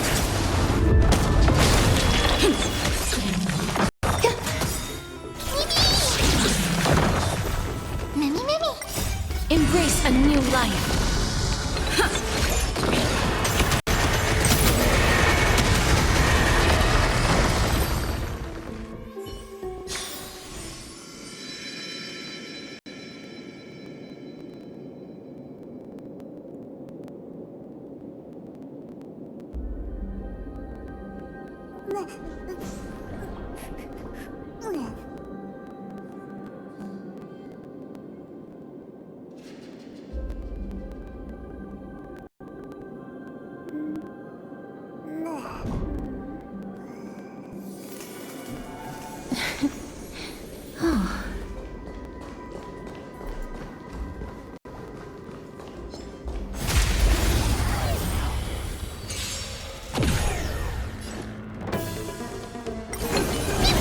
Existence is unity.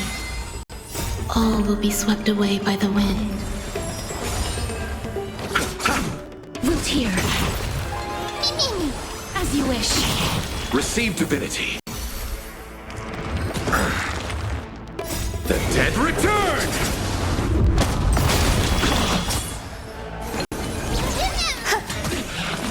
Bloom. Embrace a new life.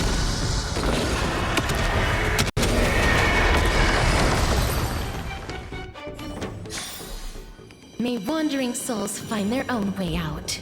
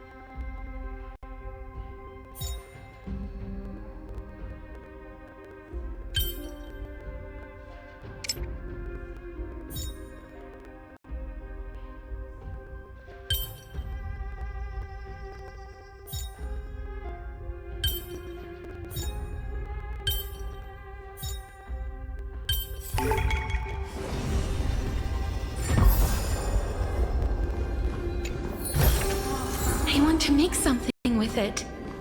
But what to make?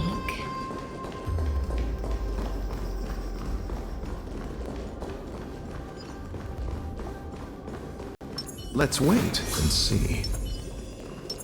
Sound lingers.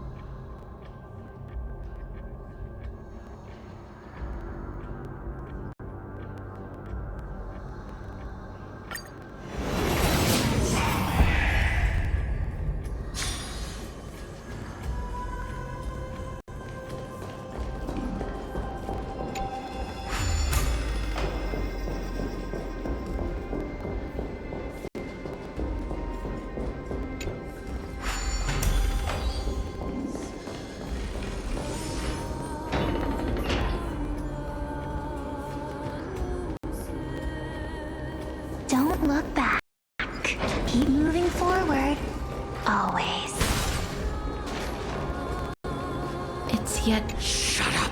Just shut up! Even if that girl is evil, there's no reason for you to absolve that monster. It was the both of them, who trapped us in this crevice between life and death.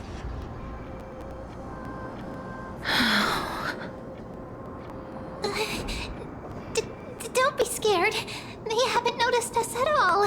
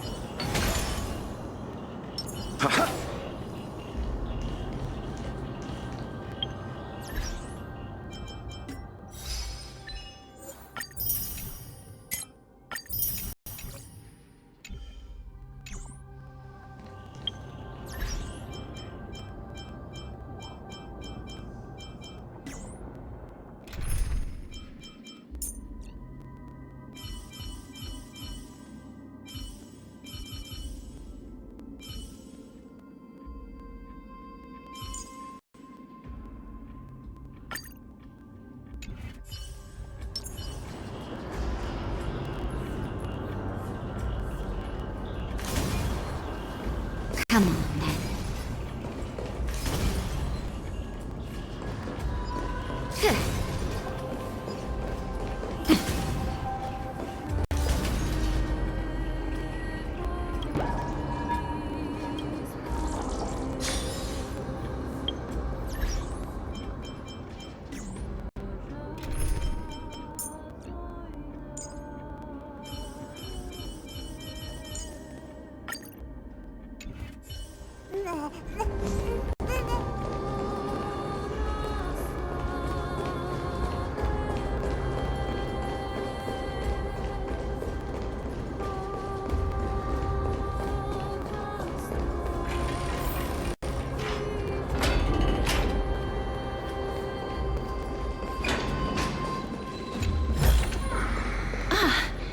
Make sure you keep it safe.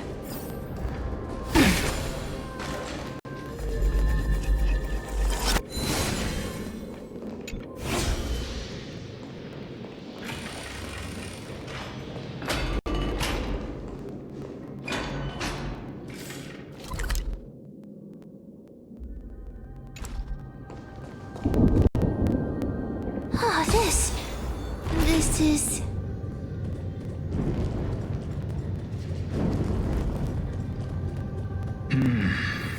Living ones?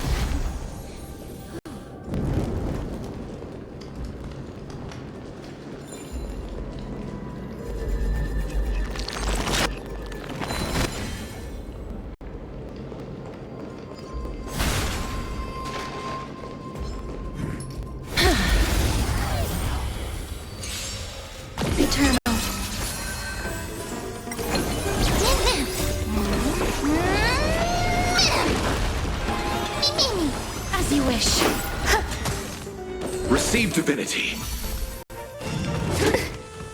Bloom. Repay. The dead return!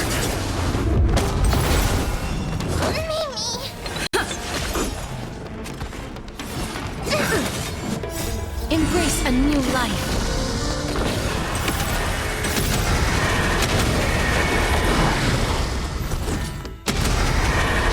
May death protect us! All will be swept away by the wind. Receive divinity. Root here.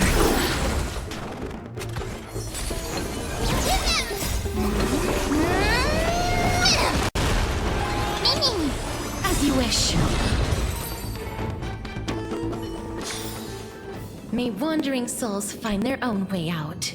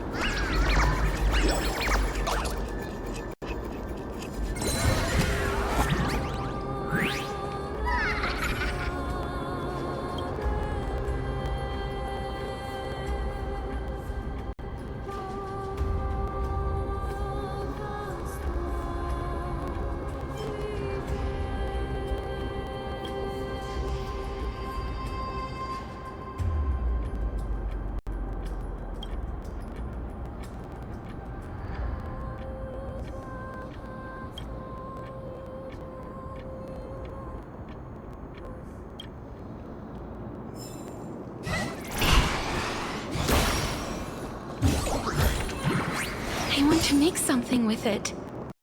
But what to make?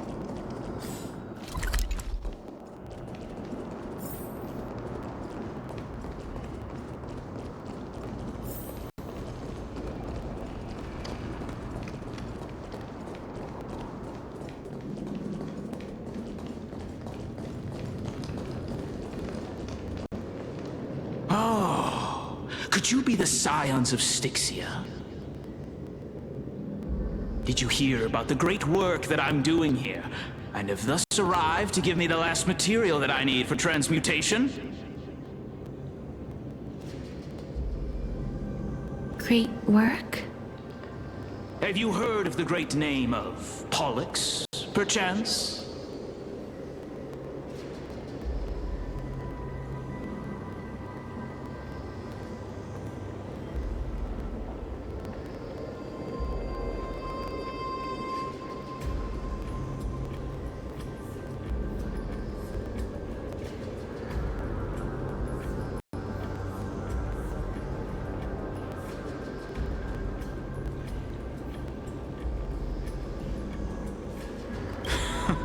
You have?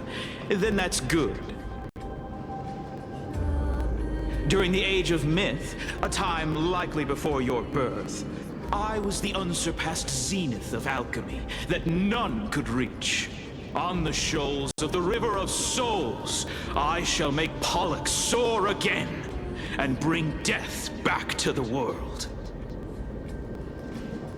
But didn't that dragon already bring death to the world?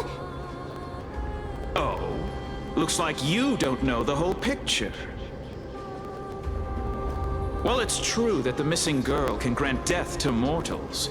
Pollux, the one who delivered her onto this world, makes it so that humankind cannot die.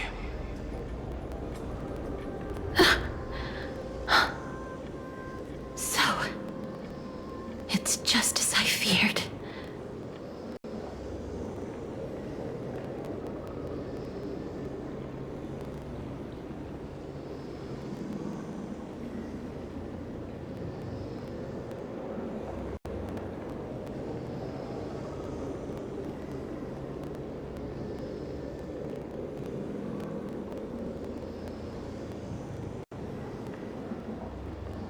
This is my guess. The deceased are supposed to drift down the River of Souls until they reach the end of the West Winds. But this River of Souls was blocked by Pollux' fall. That's right. That's why it's imperative that I bring the dragon back to the mortal realm and make it soar the skies again. I have long since prepared my alchemical matrix in the tower. Although, I am still missing the most crucial material of all. That final ingredient, the final sacrifice, is none other than the girl who lives out her days with death. Huh? What's going on? You didn't touch him, did you? I know that I am no longer capable of carrying out that task. Take this, all of you, and please fulfill that great undertaking on my behalf.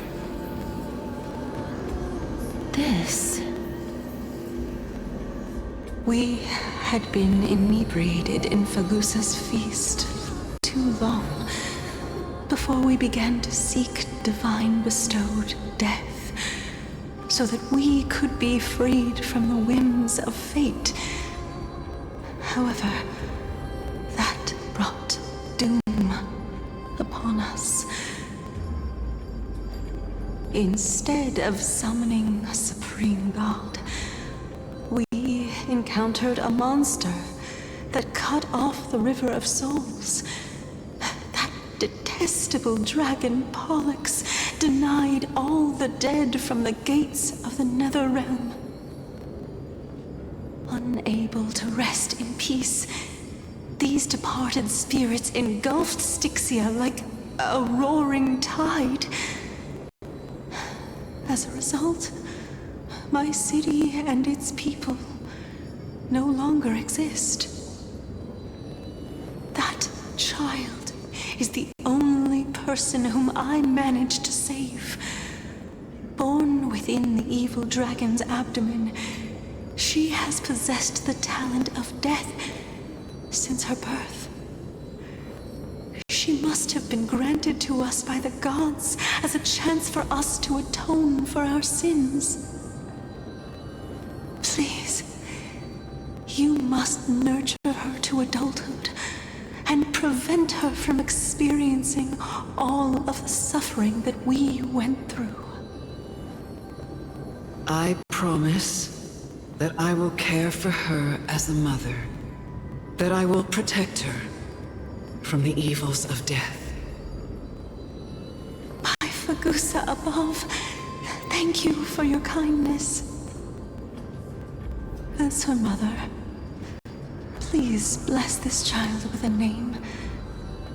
Before I am swept away by the River of Souls, please let me know how I should address her in my next life. Oh. Like how a transient raven butterfly, a fleeting papilio castor, perches on the twig of death. Castorus. That shall be her name. That's where my name comes from? The sound's back. What is making that ruckus?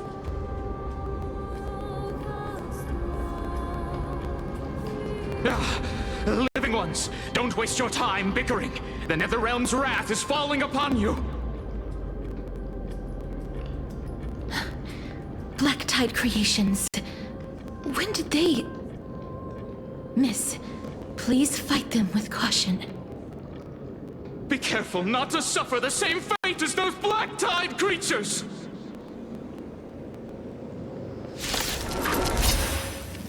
Everyone, hide behind me! Existence is unity. Wilt hear. As you wish. Receive divinity. The dead return!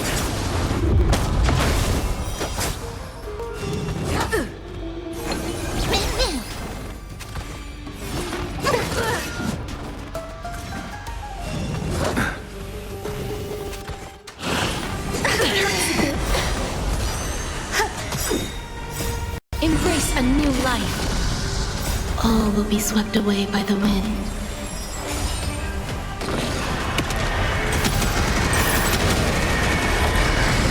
Oh, there's so many of them!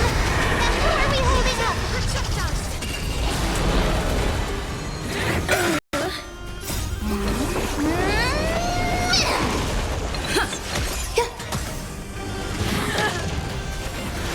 Stay away! Bloom. Root here. Eternal. All will be swept away by the wind.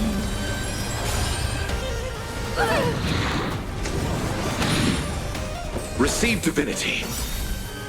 The dead return! Embrace a new life.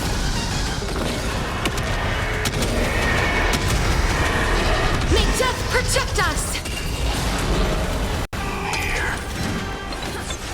For the feast of strife, on their triumphant return.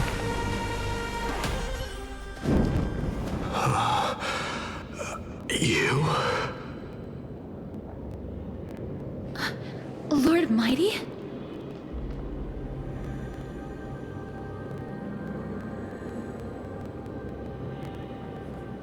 Lord Mighty, you've been through some tough battles once again. That black tide is endless. My death is only temporary. I will find my path of return and go back to the world of the living and continue my protection. Lord Mighty, I have always wanted to. Why does death reject you? I'm the one resisting it. I must resist the temptation to go with the flow. I'll go against the current and kill my way out of this cursed nether realm. That is my destiny.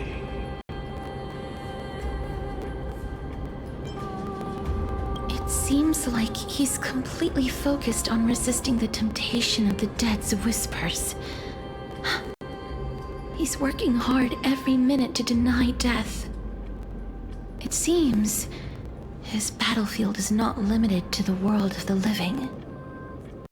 Lord Mighty, are you willing to travel with us?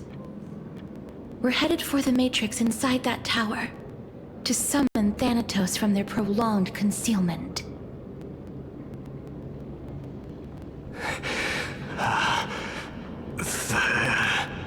Thanatos. Challenge. Death. That's right. If we can work together and defeat them, you won't have to be troubled by the curse of immortality any longer.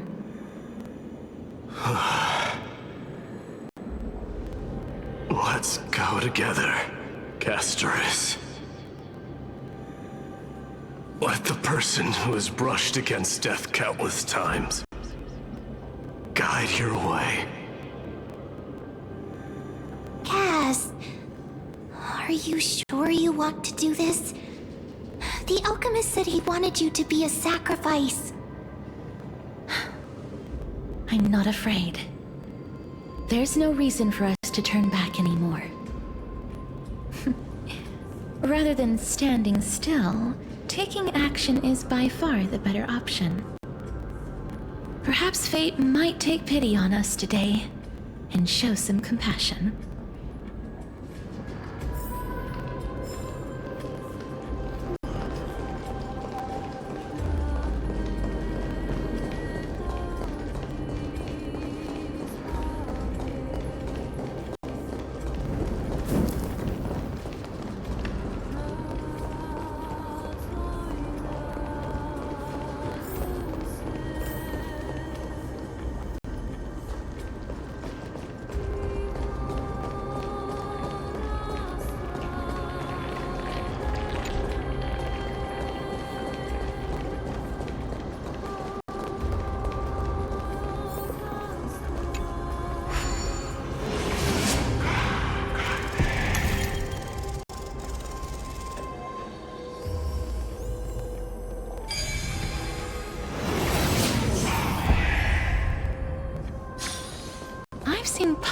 like this in books.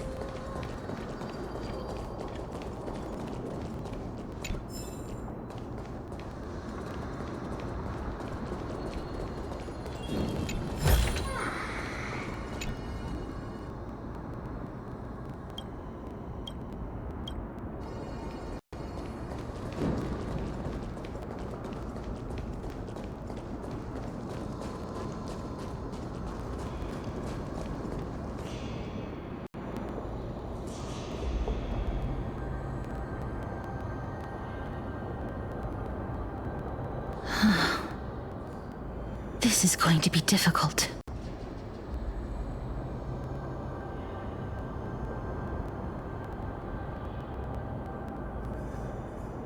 I'm familiar with this kind of mechanism. But I've never repaired broken chains. If I was more powerful, I would be able to carry one person with each limb and fly the four of us to the other side. The Rune of Recollection is here, but I can't find the miracle orb anywhere. So weird. Oh, could it be in that collapsed tower in the distance?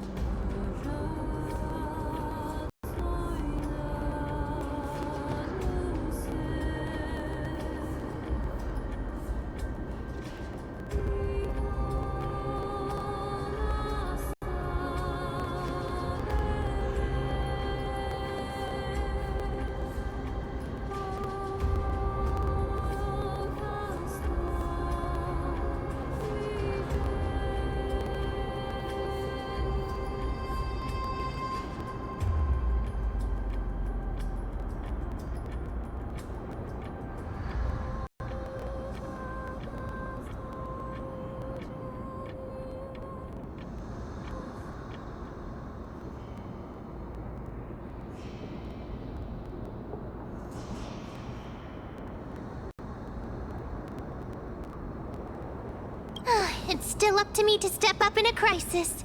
Wait here. I'll go check things out.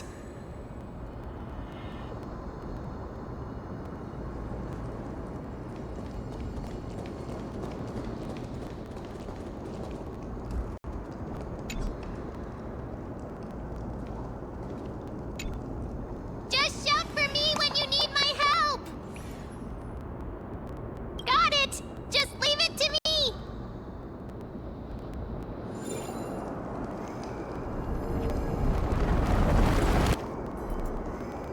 Mem did it! The pink squirrel is very smart. Why am I a squirrel now?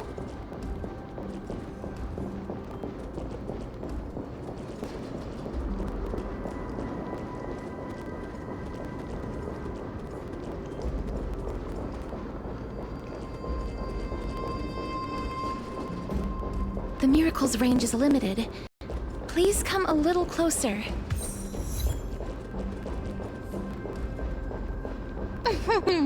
Aren't I a good fit for Ornyx's priest? Of course. You're the most competent priest ever.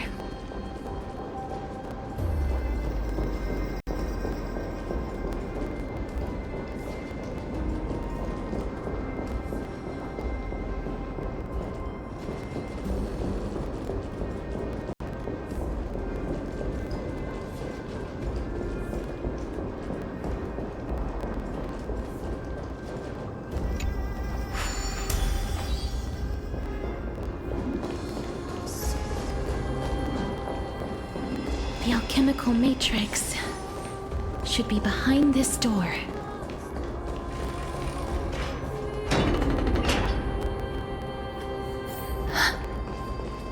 Is that...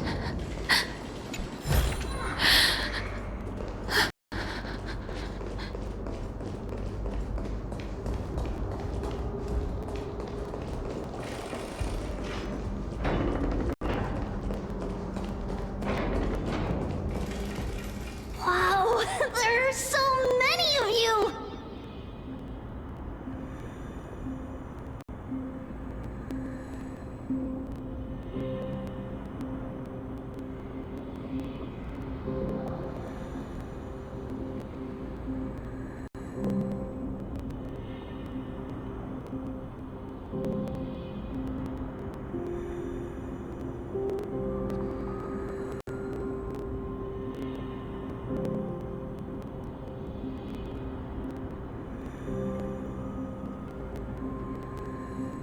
It's little Cass and little Gray.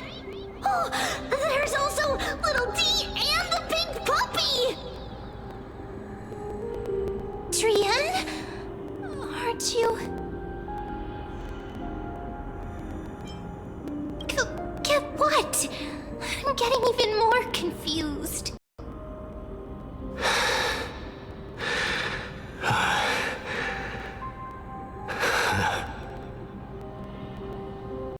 This is the first time I've encountered a deceased friend while going upstream in the River of Souls. It really works like this. Just like the other departed spirits we've encountered along the way. I'm also unable to sense the aura of the living on Lady Trian. Yup, you're right. Trian already knows that she'll not be able to return to everyone's side.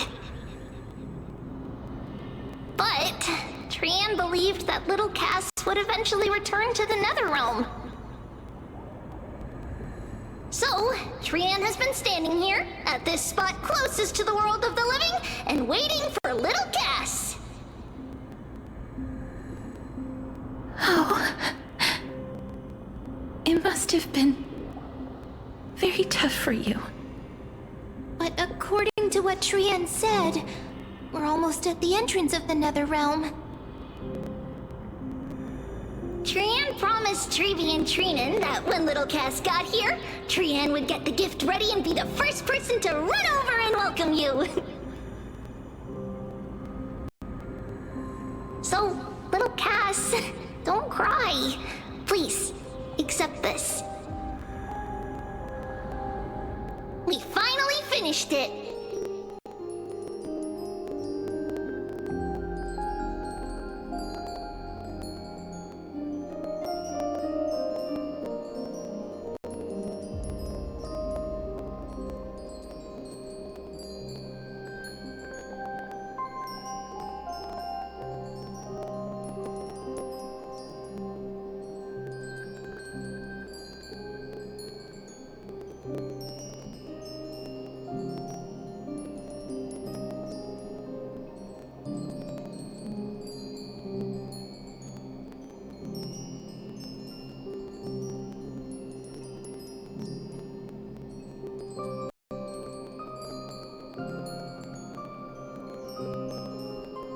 This is what Lady Treeby once mentioned.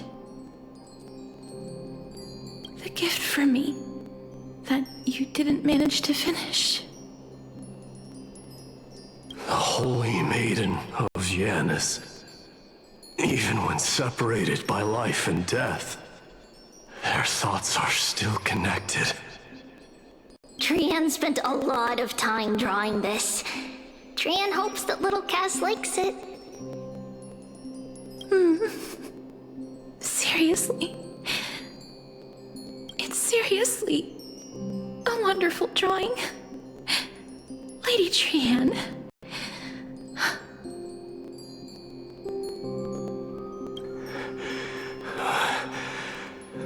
This is our flame chase journey. Little Cass, we don't know what your journey was like before. Trevi has always said that it must have been a very harsh and frightening journey. But little Cass no longer has anything to fear now, because everyone is here with you in this flame chase journey!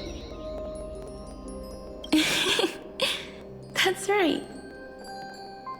Only now, when I see Lady Trian's gift, do do I realize that I've already obtained so many things I would never have dared to dream of since I embarked on the Flame Chase journey. It's the first time I've gained so many companions. The first time I picked up the hobbies of crafting and photography. The first time I had dinner with someone else. The first time I went to the market to buy the Chimera doll I'd liked for a very long time and hugged it to sleep.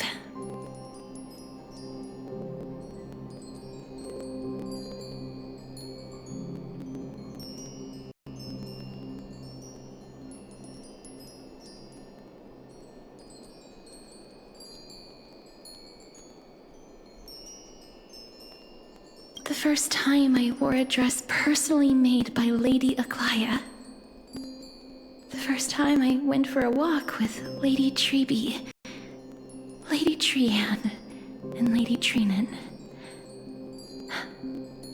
The first time I enjoyed the night breeze and looked up at the stars with Miss Hyacinth.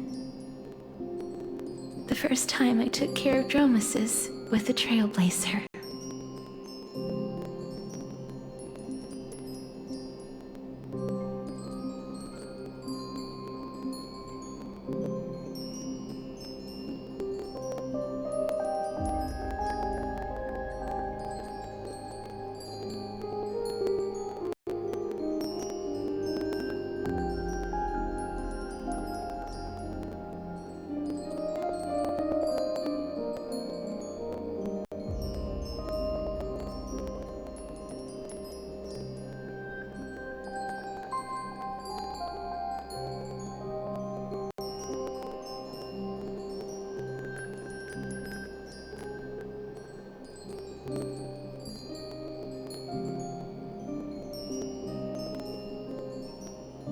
Looking back at all these experiences I never thought were possible, it feels as though the scales of my life had shrunk from centuries and decades down to minutes and seconds.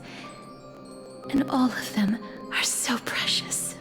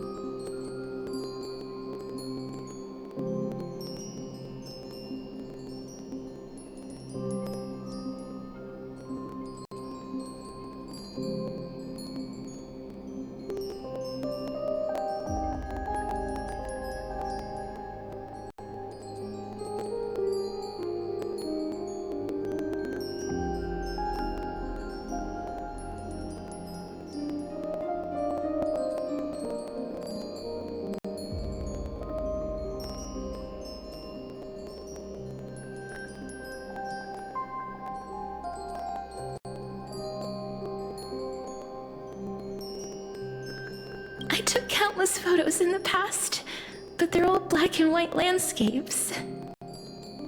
I don't have a single one with friends.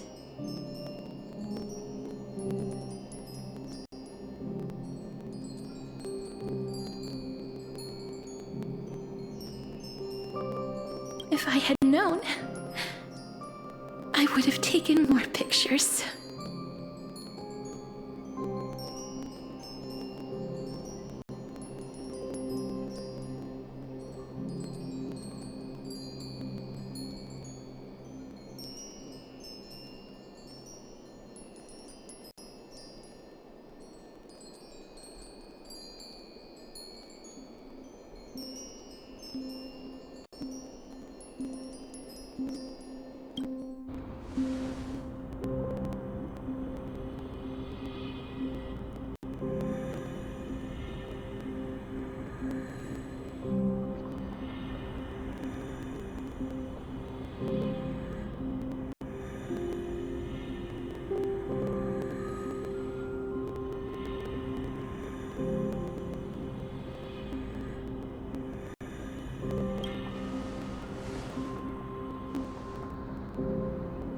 Trianne says yes!